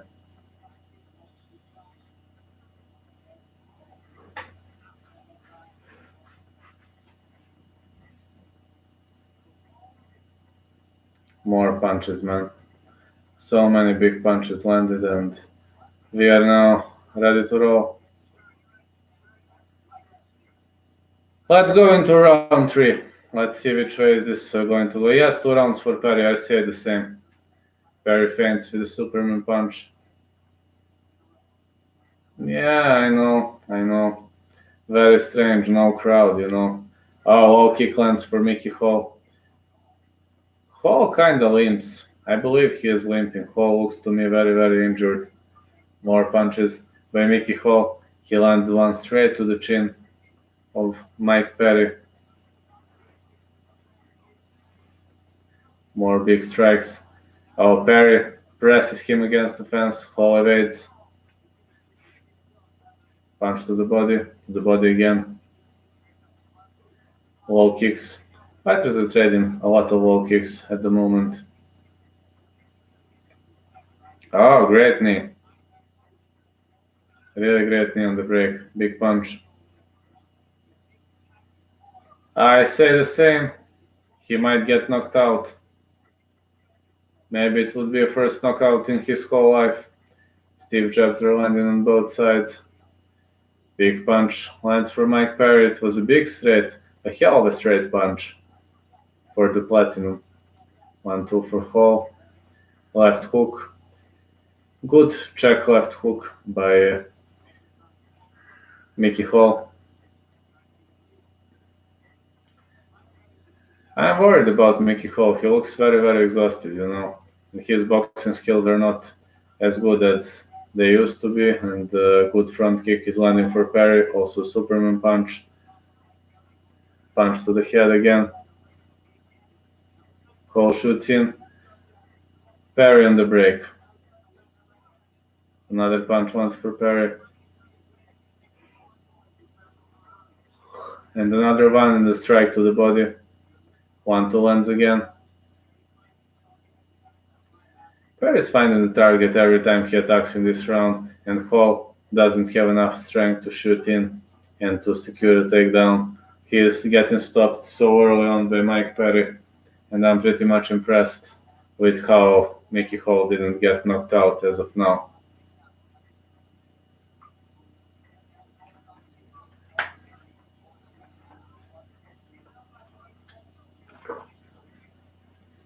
Let's see which way this is going to go. Oh, high kick lands for Mike Perry. He's trying to knock Mickey Hall out. Mike Perry secured his back. Hall attempted the spinning back fist, but it was a gamble that didn't pay out, and right now Perry is controlling his back. Not a good way to go. Great takedown. Great takedown by Mike Perry.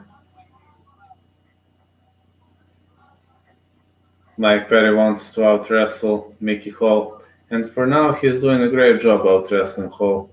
Really doing a fantastic job. Let's see which way is this fight going to go, but definitely pure domination by Mike Perry, and as of now Mike Perry did a really fabulous job by not letting Mickey Hall do anything. 3 clean rounds for Mike Perry, and really good performance.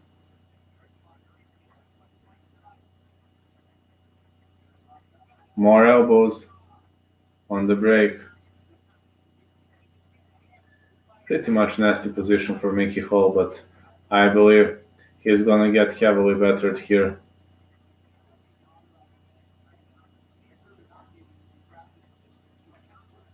His grappling positions are really too good, and Perry's grappling game is awesome. He mounted Mickey Hall, and this is a high mount, so Mickey Hall is in very, very big trouble because he's gonna get heavily battered.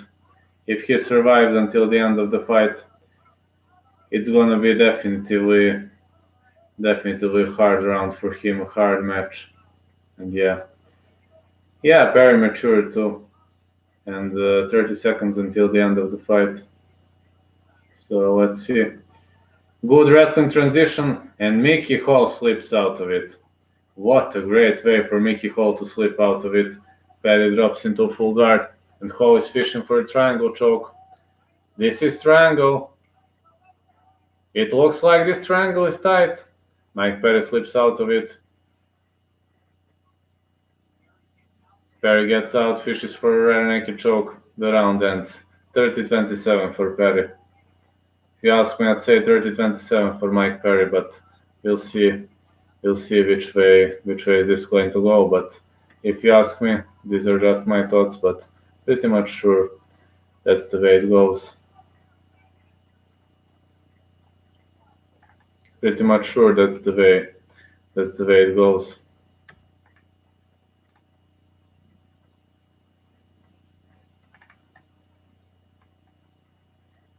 So yeah, as of now, it was a great fight card or so. And right now we should look who won at this fight, but we pretty much know who won. It's Mike Perry. I mean, any other decision would be a big surprise. So anyway, it's crazy to even question that. Good fight, yes. Gilbert Burns.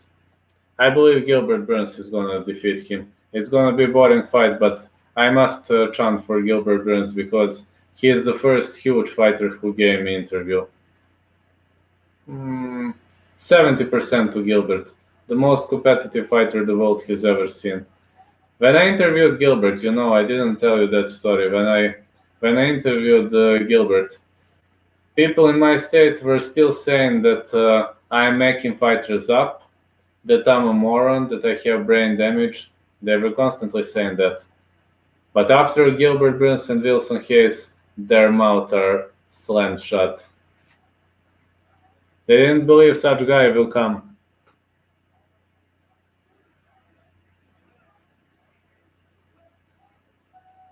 (29-28). Mike Perry, I scored 30-27. They scored 29-28. So, all right, Mike Perry won the fight. And yeah, they were constantly saying that there is no chance a guy from Balkan Peninsula could succeed. They were constantly saying that English is not my native language, that I'm crazy, that if I try to promote Bulgarian this, it's not going to work. And I listened to morons for long enough, I should have kicked off with this year and a half ago. Today I'd probably be famous, and yes, but actually Gilbert Burns is the guy who helped me a lot. It was just a regular interview for him, but we've been through his whole career, and it was a great interview for Gilbert. And also, I was a rookie back then, but he was a rising prospect. He was number 15 back then, and then he defeated Gunnar Nelson. I believe he jumped at spot 12. So if Gilbert defeats Kamaru, and I believe he has good chances to do that, he'll be the first world champion that I interviewed. So it would be the greatest success of my career. Also, Wilson Hayes, he fought for the title. I mean, Wilson Hayes is too good person. He also helped me something privately.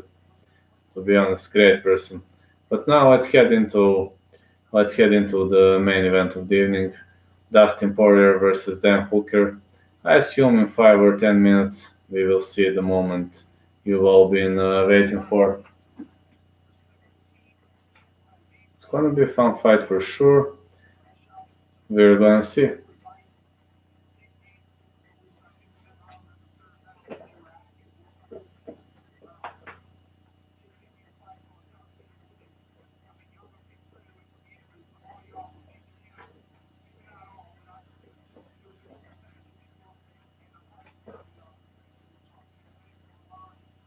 I don't know, man.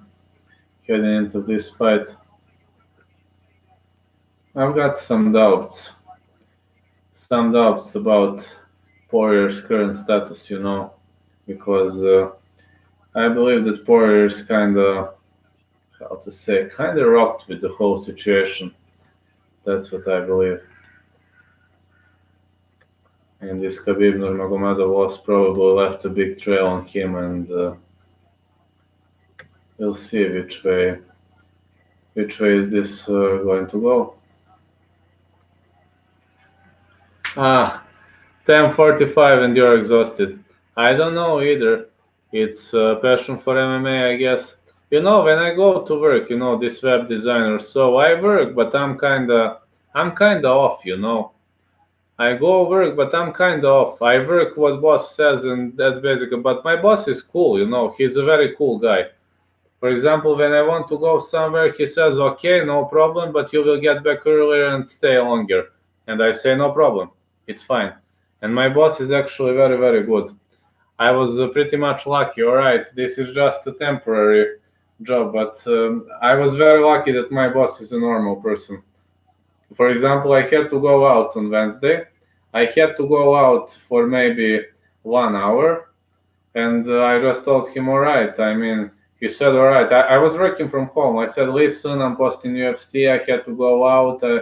He said, all right, you don't have to be here this hour. You will stay another hour. And I said, okay. I mean, he's very kind of good guy. But today I had to go to the company. Sometimes I'm from home, sometimes I'm for company. When I'm at home, of course, I can film something related to UFC, and they don't care. When I make a break, then I film something for UFC. It kind of relaxes me. That's how I can do it. You never know. Maybe one day I will be famous. You never know. But if I become famous, great. But when I look back, what I've been through, well, I've always been doing this because I love this sport the most of all in the world. But I kicked off too late. But it's kind of never late. It's never late if you try hard enough. Yes, I know. Warehouse work is hard. But no, I got nothing against it. I mean, I worked that job and I didn't have anything against it. It was not, all right, it was not easy. I'm not gonna lie to you. 3:48. Here is 4:48. It didn't exhaust me that much. I was like, all right, man, I'm down for it. Why not? But I worked it for maybe a year, and I don't know. I switched many jobs, man. I've been throughout the hell in my life, switched many jobs, and in the end, I ended up, thanks God, with that web design and this. And I'm also a soccer referee, but there was no reffing because of coronavirus pandemics, and it was a very, very sad moment to me. I was pretty heavily rocked by that because I wanted that so badly.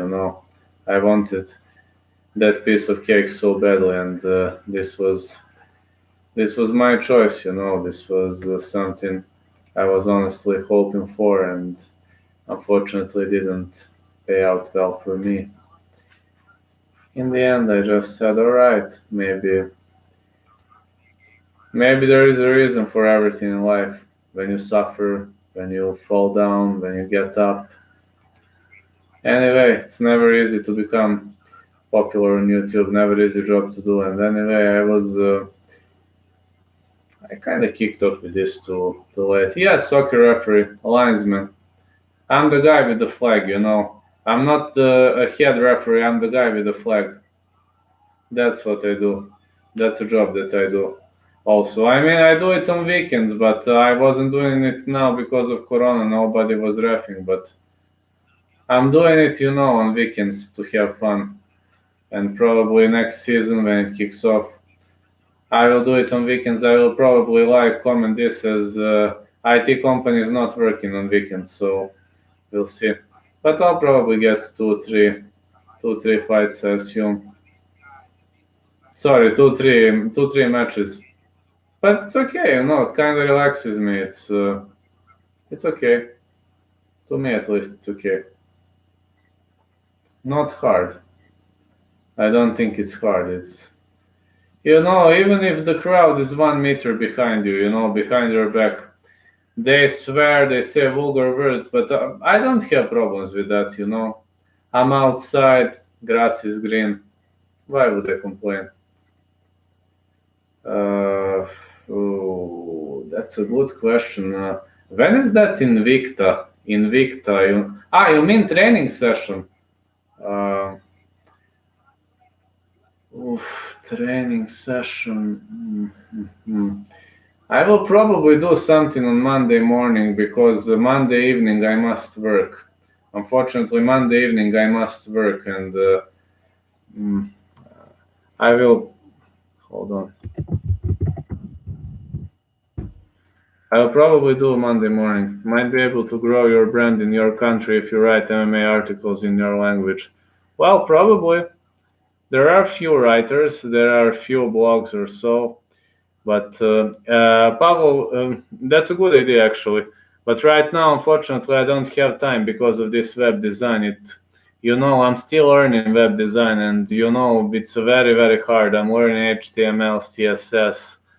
I'm learning this WordPress, many JavaScript, jQuery, and kinda, I'm still new to that, and I decided to switch from completely other job, and you need some time until you learn it. So I only have time for this at the moment, but I hope it will change in the future. Just HTML, CSS, jQuery, JavaScript.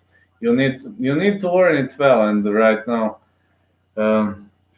But it's a good suggestion. I like the suggestion. And Pavel, Monday evening I work. That's the problem. And Thursday and Wednesday I'm not here, also because of work, unfortunately.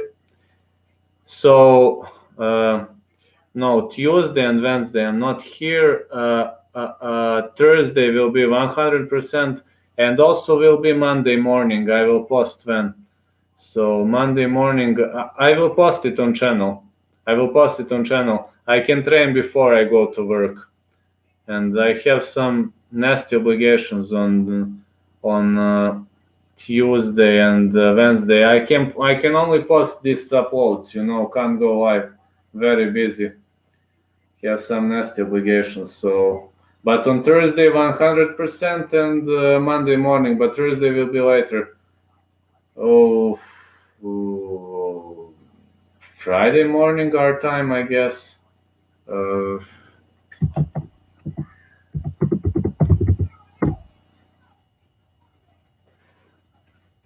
You can take a look at MMA Junkie. They have a schedule. I believe it's Friday. Oh, Friday! Shit! I've got to call my supervisor, man. I got to change shift for Friday. Hold on a sec. I must see it too. I must change the shift then. Because if I get up in the middle of the night, I will be dead next day for work. Where the hell?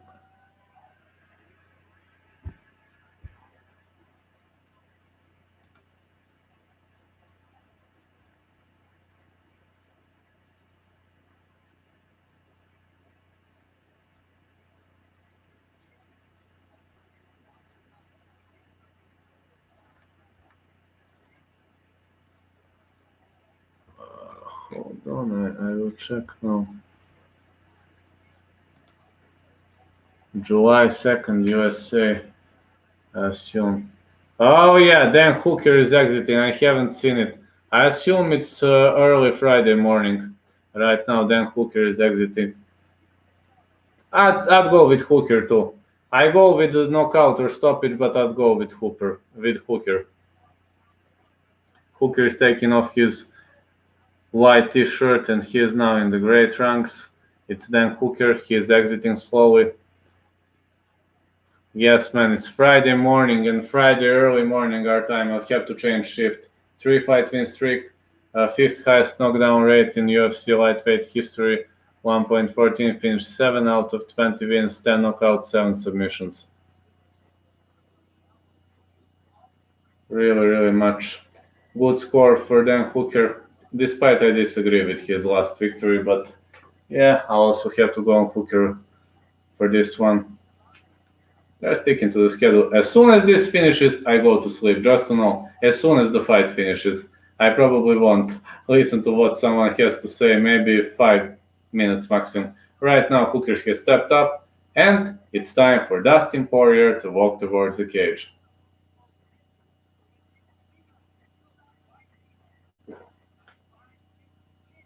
Yes, it was Hooker versus Felder. Yes, yes. But luckily you're still here, so it means the chat was good, obviously. And yeah, I'm happy because there are 10 guys who are constantly here, at least 10 guys, and it's awesome. It's really, really awesome. Now lights out, and it's time for Dustin Poirier. Oh, look at this! Listen to this lovely music. He likes jazz. Paul Felder curse will maintain. I assume. Dustin Poirier loves jazz, I guess, or blues, or whatever is that. Dustin Poirier, out of Dustin Poirier, out of Lafayette, Louisiana. Looking back at this in the black trunks. I don't know, man. I really don't know what to say to you. Alright, right now Dustin Poirier is exiting. He is completely covered black. He's taking off his black trousers. This is great t-shirt for Dustin Poirier.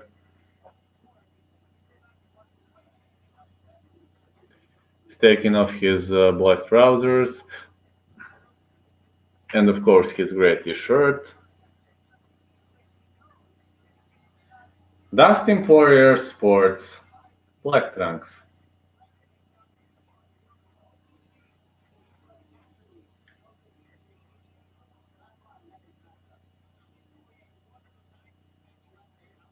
Former interim UFC lightweight champion, third most UFC finishes since 2011, finished 19 out of 25 wins, 13 via knockout, 6 via submission. So it's time to tune in and to watch this lovely fight.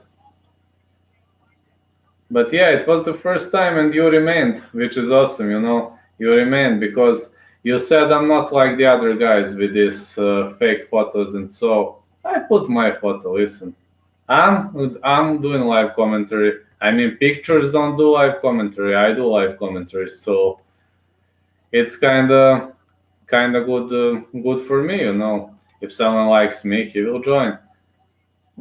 Probably. I just said stoppage in this fight. I would like Hooker to win, but to be honest, I don't know, man.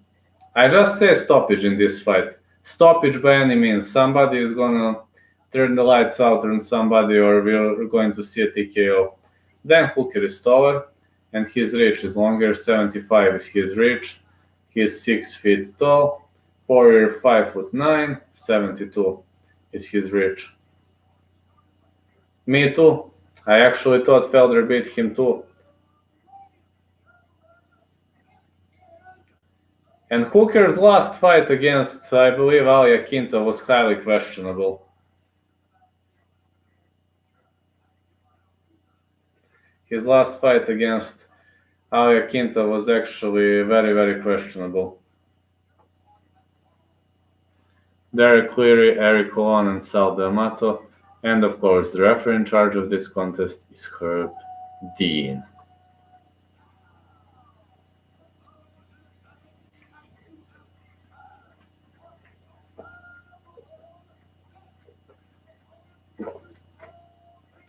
Yeah, this is the moment everybody's been waiting for.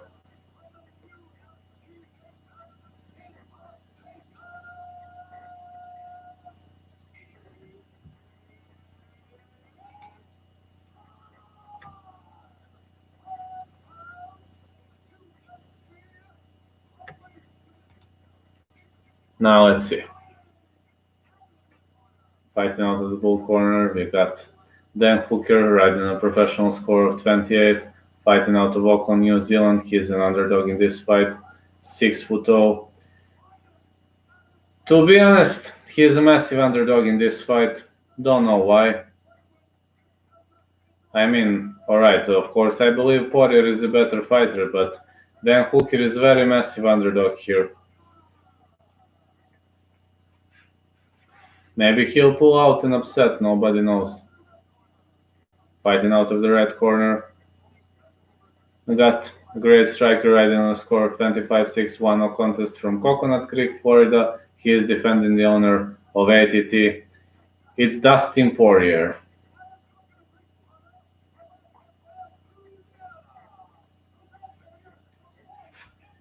Out of Lafayette, Louisiana, Dustin Poirier.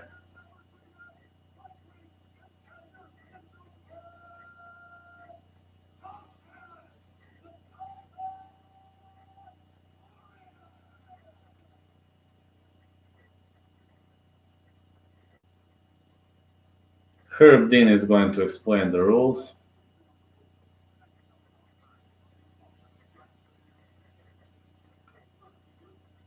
Oh, they touch gloves. Huh, fun. Hooker doesn't like to touch gloves, so I'm a bit surprised. Dan Hooker. Dustin Poirier. Here we go. They touch gloves. Poirier in a southpaw stance, Hooker in an orthodox one. Hooker goes forward. Middle kick lands for Dustin Poirier, low kick for Hooker. They are trading some kicks early on in the fight. Poirier is pushing with his front kick. Then Hooker is having obvious reach advantage, and he might use it well, if he knows to do that. Well, Hooker attacks with flurry of punches, but he's unable to land any of them. Big left hook by Dan Hooker. Poirier is covering himself up well.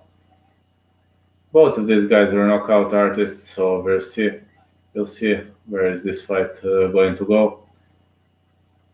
More punches. 1-2 lands for Hooker. He's fishing for that right straight. Wow. Oh, low kick lands for Hooker. Hooker with the knee kick to the calf again. He's really doing a great job by landing these strikes, and he's definitely putting all into this fight. He's really doing a fantastic job. And 1-2-3 lands for Hooker. Poirier caught his leg for a sec, missed with the left hook. Middle kick lands for Dustin. And the big punch. He's really trying to outwork the New Zealander.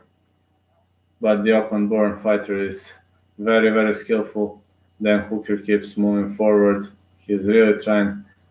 Oh, what a great low kick to the calf by Dan Hooker. It's a really great way to go for him. He's really doing a fantastic job. Middle kick again. Was it across the cup? I don't know. Poirier didn't complain. Oh, not shot again. Calf kick. I think Poirier is gonna get damaged pretty much hard with these kicks. Great level change by Dan Hooker. I just hope he will not waste too much energy in this. Poirier switches stances, now brings back to southpaw. Low kick again. Dan Hooker is using very effective strategy against Dustin Poirier. Never seen Dan Hooker landing so many low kicks. He's not a low kicker, kind of strange to see him doing this. Well, this use of the hook might be bad for Hooker, as Dustin Poirier has now both underhooks in and he presses Hooker against the fence. Maybe Poirier will try to out-wrestle him, you never know. And on the other side, Hooker is not the type of fighter who constantly goes to the ground. He likes to brawl, he likes to take part in a stand-up affair, potentially violent stand-up affair, and this is going to be a dream match for him, actually. See which way is this going to go. Hooker with a kick to the leg.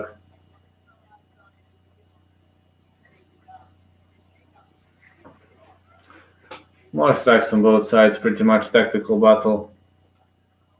Oh, Poirier lands middle kicks. These middle kicks are hurting Hooker.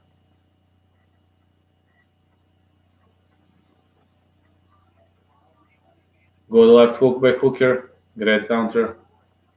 Oh, Hooker was heavily rocked, but he grapples well. Hooker takes the back. Now Hooker continues landing some big shots. Short elbow on the break, but Hooker continues fighting. Poirier rocked him for a sec, but Hooker survived, as if nothing happened. In Hooker's head, I believe nothing happened. Hooker with the knee to the head. Oh, short hammer fists by Dustin Poirier. Hooker is not covering up. Right straight lands for Hooker.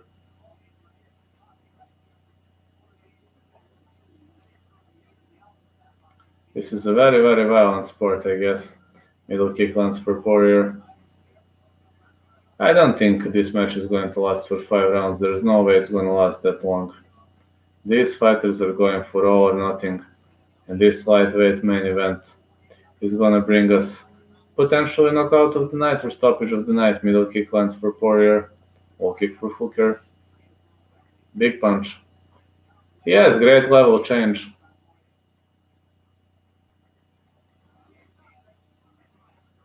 Oh, big punch to the body. And a punch to the head by Hooker. Big punch again.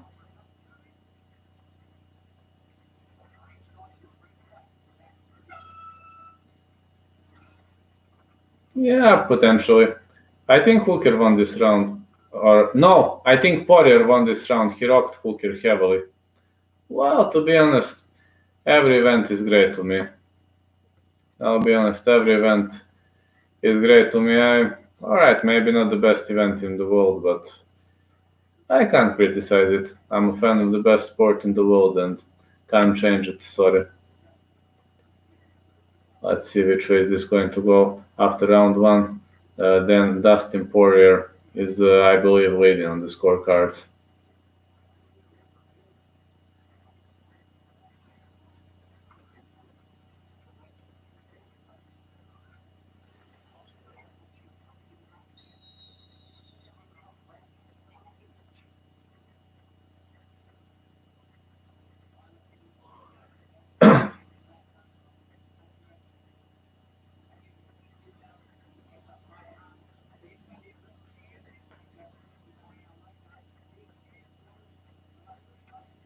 Alright, let's see now. Round 2 kicks off. Hooker feints a lot and goes to the middle kick. Middle kick straight to the stomach of Dustin Poirier. Front kick followed by a great low kick and another one. Hooker lands another one, and this is a great position for his opponent. More kicks.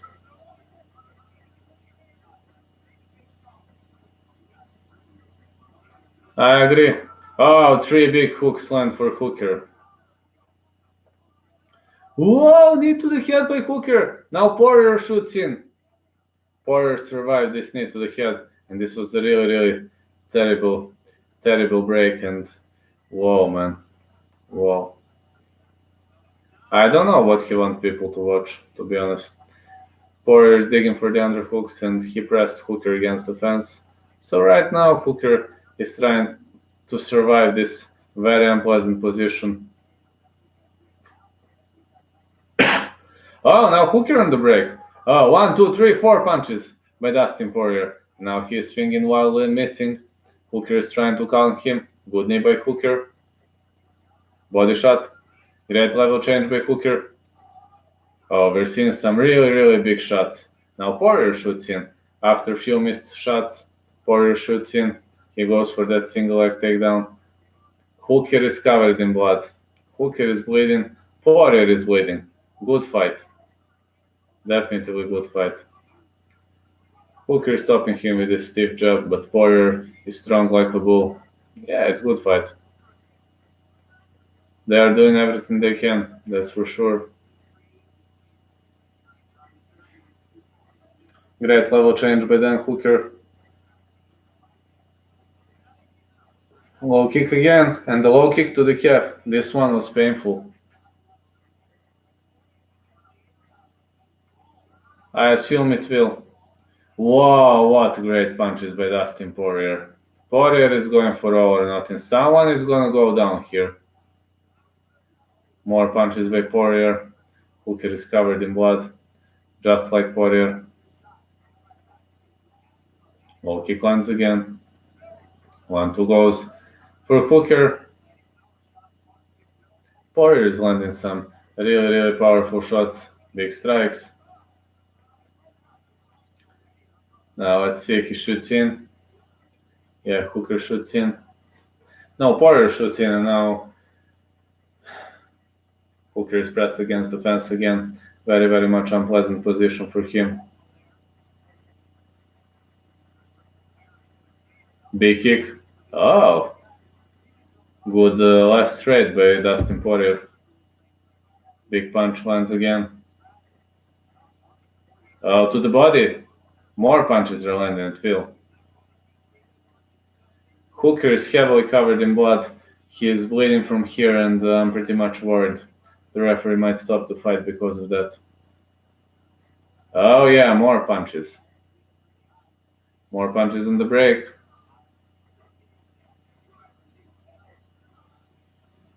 Another punch. Another punch lands clean.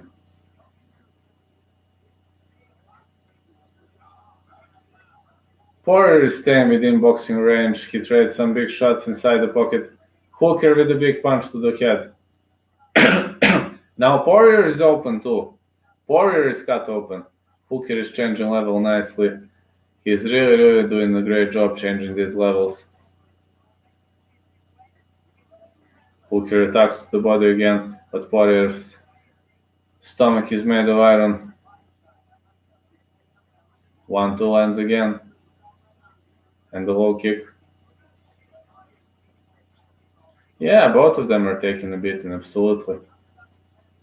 Both of them are covered in blood. It's one of the greatest fights I've ever seen. Big punch lands again. Poirier is getting battered. Hooker continues attacking, now Poirier shoots in. Fighters are digging for the underhooks, and Hooker presses Poirier against the fence. Poirier is doing a great job defending these strikes. Got only 15 seconds till the end of this fight. But Hooker keeps changing levels nicely. And Poirier punishes him to the head. It's an open brawl. Ah, what a great fight by Dan Hooker. Poirier is taking a beating. Knee to the head. Oh, saved by the bell. Poirier was saved by the bell. Fight of the night for sure. Can he sit? I don't know, man. He was saved by the bell. I said knockout is going to happen here. I said aim for the stoppage in this fight, and I was hell right. Saved by the bell.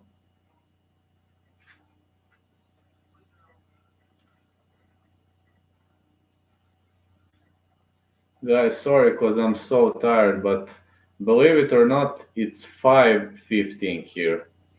So as soon as this finishes, I've got I'll just go to sleep. Let's see, that's only left two performers. Yeah, only two performers left. That's true.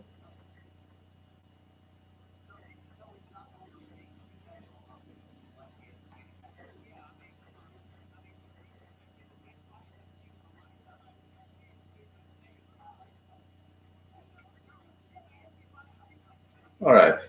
Let's see how this fight ends. Let's now see which way is this going to go.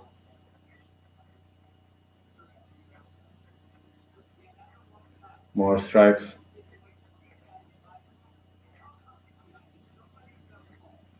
Somebody is gonna fall here. Sooner or later, somebody is gonna fall. Poirier with the middle kick. Poirier looks okay. I believe Poirier took a beating and recovered.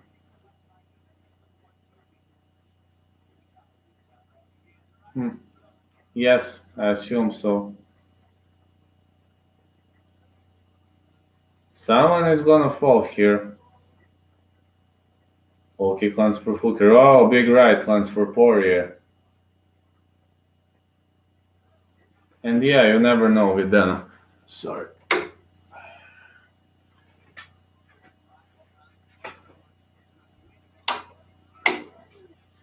Oh, this punch landed clean. I don't need that much light, only this one. Great level change again by Hooker. Right straight followed by a left hook. More punches to the head. Yeah, the other one might be tough, definitely.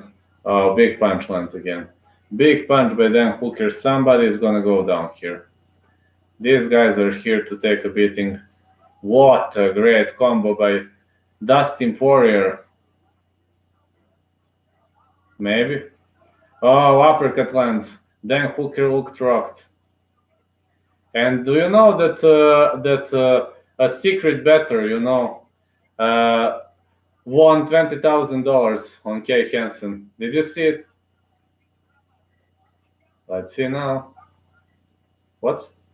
Oh, Hooker lost his mouthpiece for a sec. They want to fight.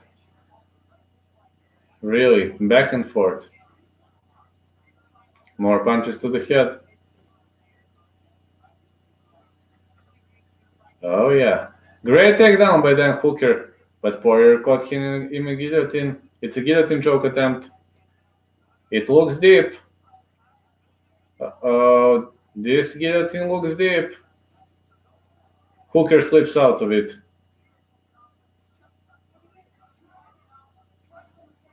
Triangle choke attempt, but ends up just in the full guard because Hooker did this. Stay away. Now Hooker remains on top. He's really doing a great job in this fight. Now fighters are rolling down the canvas with Hooker on the top. And to be honest, I've got no idea who won this fight. Yeah, the blood made him slippery, absolutely, but I assume Poirier was unable to finish this fight. But Hooker is not going to give up. He's just not that type of a guy. Hooker is a kamikaze, a real kamikaze. He will fight until the last dying breath. That's definitely him.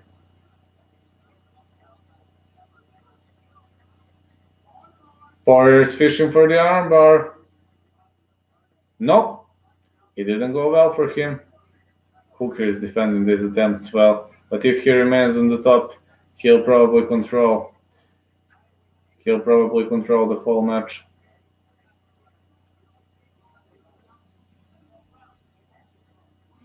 Got no idea where is this ship floating, but to be honest with you, this is a very, very fun fight to watch.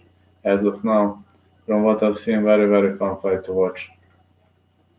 More punches are landing at will, and I'm kind of worried, kind of worried for both fighters because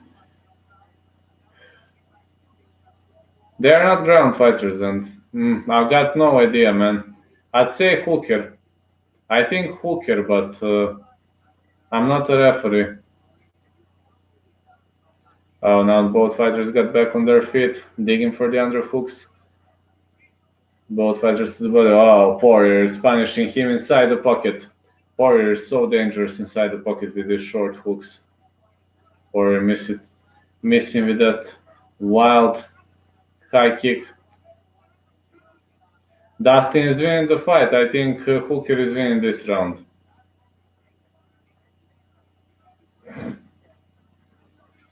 But I don't know.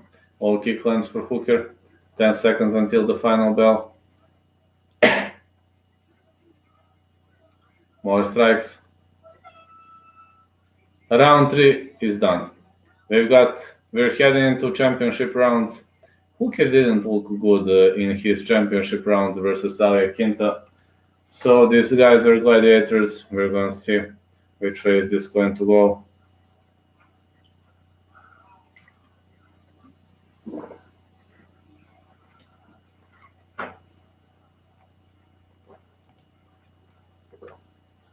But I assume it's gonna go in some nice direction.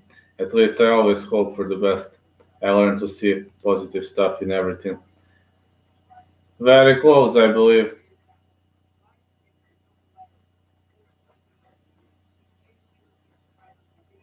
Got no idea who's winning, guys.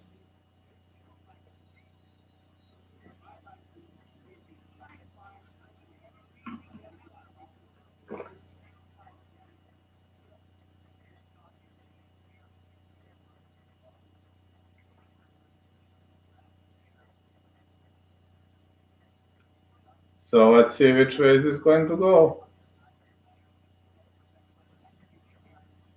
More punches are landing for Dustin Poirier.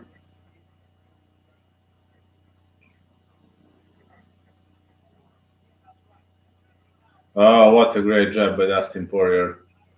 He's jabbing at will. Very easy fight. It looks easy for now, but I think this is a very, very great fight for both of these guys. More strikes on both sides. Good punch by Poirier.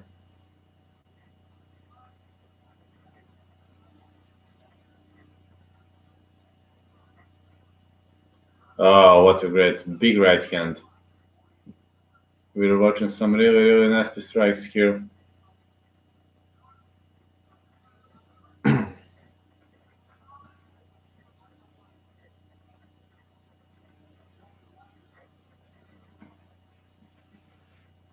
He was really, really close to submit him. More stiff jabs landing for Poirier. It seems like fighters. Are out of air. Oh, Hooker caught the kick and takes him down. Poirier scrambles back on his feet and they nearly caught Herb Dean. Now Hooker jumped on his back. Hooker is fishing for a rare naked choke attempt, but he is unable. He is unable to secure body triangle.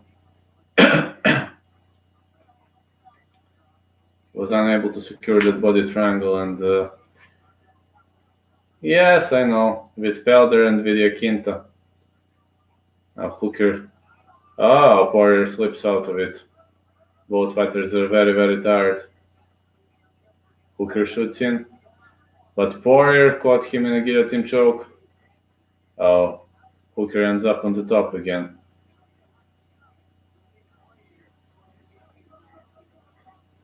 Poirier slips out of it. Big punch lands for Poirier. Now Poirier presses him against the fence. Hooker gets taken down. Maybe Hooker doesn't have power for championship rounds. Maybe he should work a bit on his cardio in the future.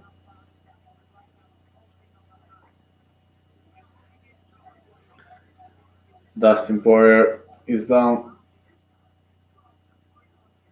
More punches are landing here for Dustin Poirier, and it's gonna be very, very hard for judges.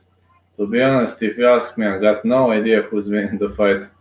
I think the greatest idea would be to score rounds 2-2, but right now Dustin Poirier is landing some short punches and Hooker is trying to defend. Hooker has to fire back, otherwise you never know. This might be close to being stopped. Hooker has to show some signs that he is still here and he gets up. He kind of gets up. He is constantly getting better. Hooker is constantly getting better, and now Poirier is trying to jump on his back, and he succeeds. Sorry. I had to hit a mosquito. And now Poirier is fishing for that armbar. Looks to me like a triangle armbar. It's a good armbar attempt. Good armbar attempt by Poirier. Hooker is trying to slip out of it. I think he is able. I don't think he can finish Kimura from here.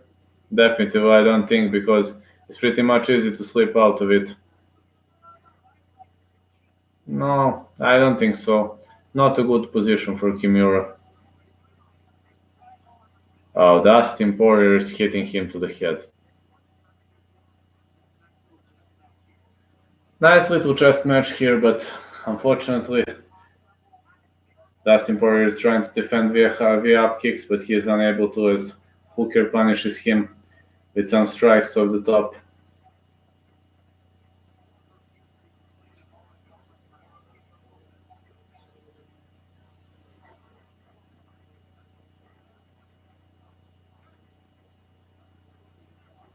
Oh yeah, Poirier is trying to take him down. He's fishing for that guillotine. This no, guillotine is not deep. Hooker is very much sweaty, so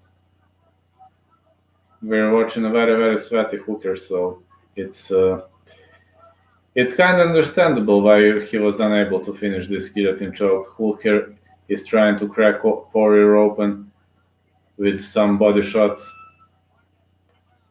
All right, we're heading into the final round.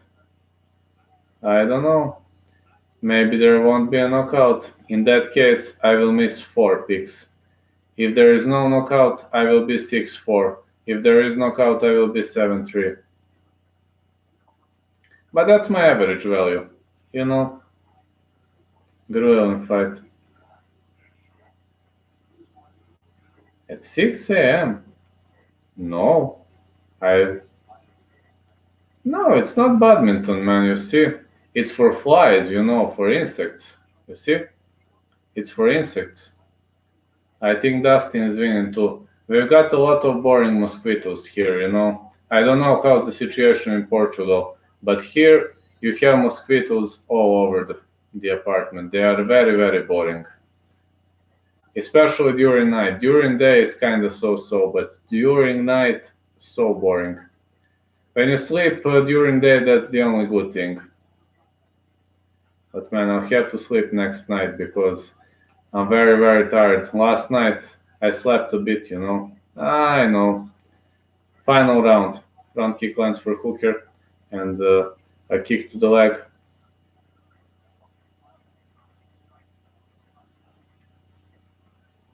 Big punch lands. Another strike to the body. And another one. Oh yeah, I know. This is for flies.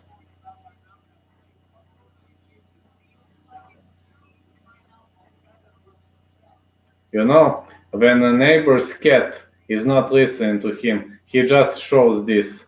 And cat immediately sprints away when his cat doesn't listen to him. When his cat ignores orders, he just shows this. So let's see. His cat afraid of this. Poirier is landing some nasty strikes.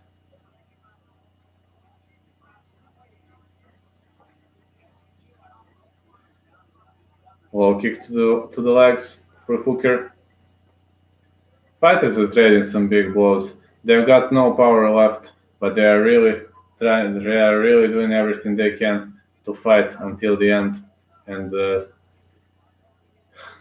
give us one of the best matches we've ever seen.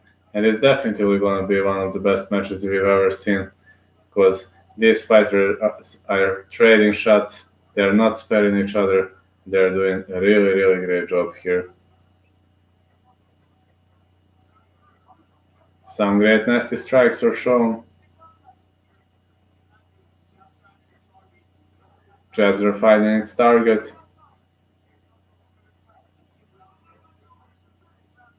More strikes.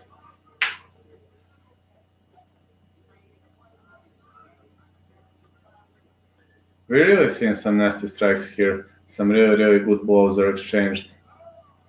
1-2 lands again. Now Poirier is trying to take him down, and from this end, it doesn't look like he's got him.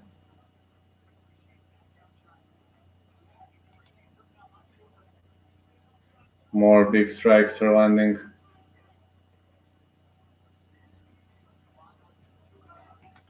Final 2.5 minutes heading into this fight. Oh man, this is a really, really good double leg takedown attempt by Dan Hooker. And Hooker takes him down again. Man, it's gonna be hard for judges. This round's gonna be hard for judges as I scored 2-2. I just hope judges saw it same because otherwise it's not gonna be an easy one for judges and their scorecards. Hooker is now controlling his back. Poirier slips out of it, and now Poirier again trades inside the pocket. Steve jab lands for Hooker. More stiff jabs for Poirier. Hooker shoots in again. Let's see whether he's gonna take him down. No, this takedown attempt is stuffed. Well, Hooker is trying to shoot in, but he is unable to secure a big takedown as his rival. Then Hooker is really doing a great job not letting him secure a takedown.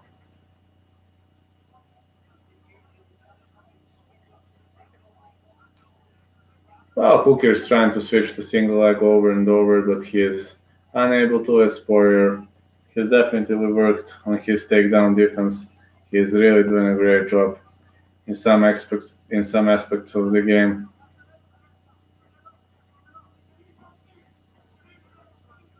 Oh, another knee lands.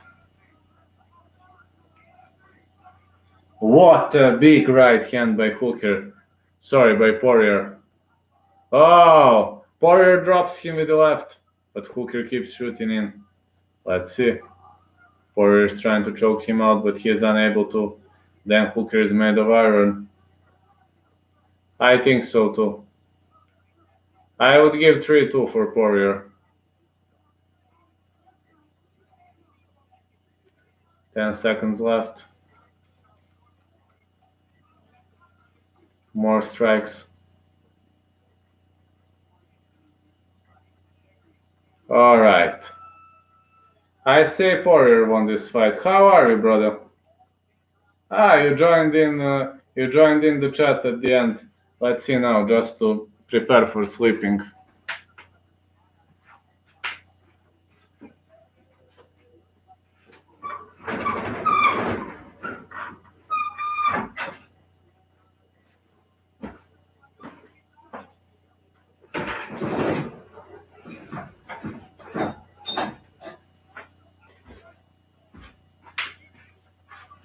I have to prepare for sleeping.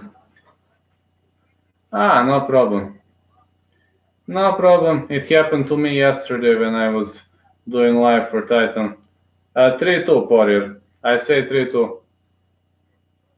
No problem. I mean, I will go to sleep very soon. I will stay with you maybe 5-10 minutes because I'm not sleepy right now. I got 3 rounds for Poirier.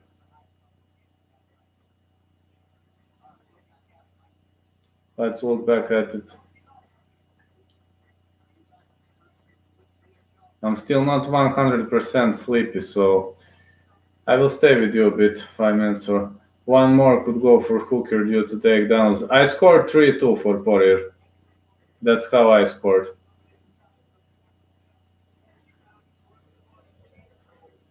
Hell yeah. He is great inside the pocket, you know. His strikes inside the pocket are almost all the time landing right on the button.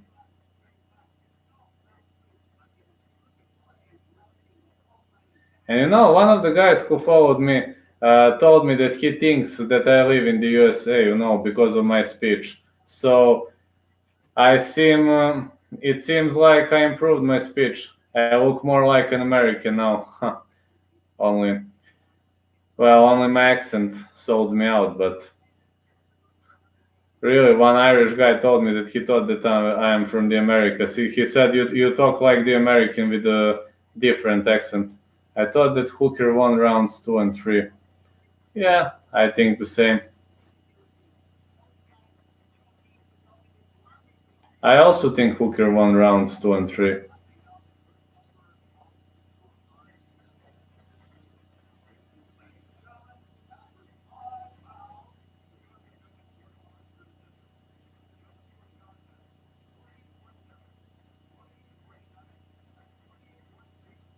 I scored it the same way. I scored 48-47, so it means I was a good referee in this one. 48-46, I disagree. 48-47 is okay. To me, at least. It's an okay scoring for me. If you ask me, very, very much okay scoring for me. And I kind of agree on this one. You know, it was a great card, actually. Very, very great card. And to be honest, I agree with this because, yes, 48-47 is okay. I really think Hooker won 2 rounds.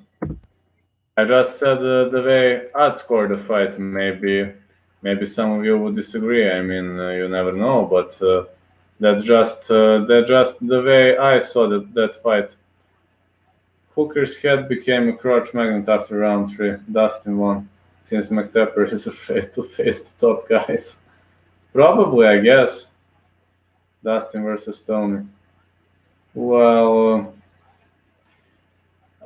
when it comes to Tony, it could be a fun fight. Tab Gregor is kinda. He retired many times, and I don't believe him a single word anymore.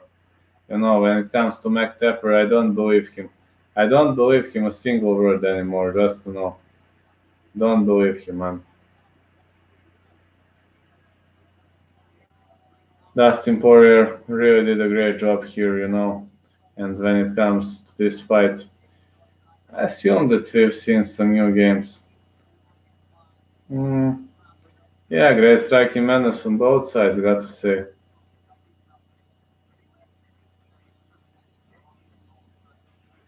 Right now, I'm going to turn this off, turn this other PC off.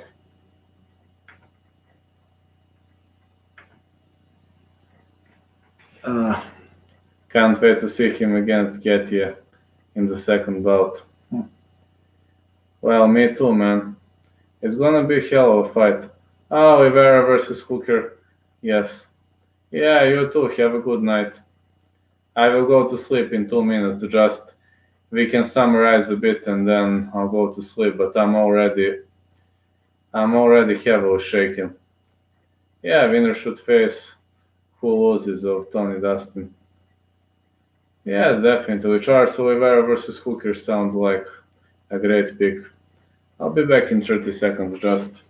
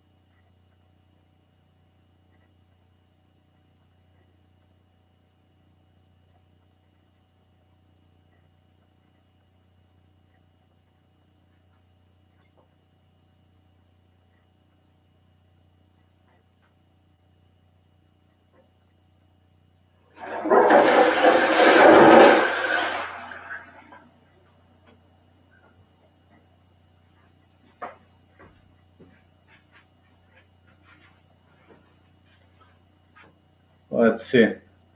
The technique of Dustin when he throws hooks elbow is 100% parallel to the knuckle. Yes, it is. Very, very great technique, got to say. Very, very great technique. It actually is. It was a really, really good technique, and we'll see which are the matches to make after this event. And thank you all for being here. I need to get some sleep now, definitely. Thank you all for being here, and one of the greatest streams. Here, almost always 6, 7, 8 people was here, and yes, Tony and Justin faced everyone already. 76% of significant strikes landed for Dustin. So that fight is the only one that makes sense. Yes.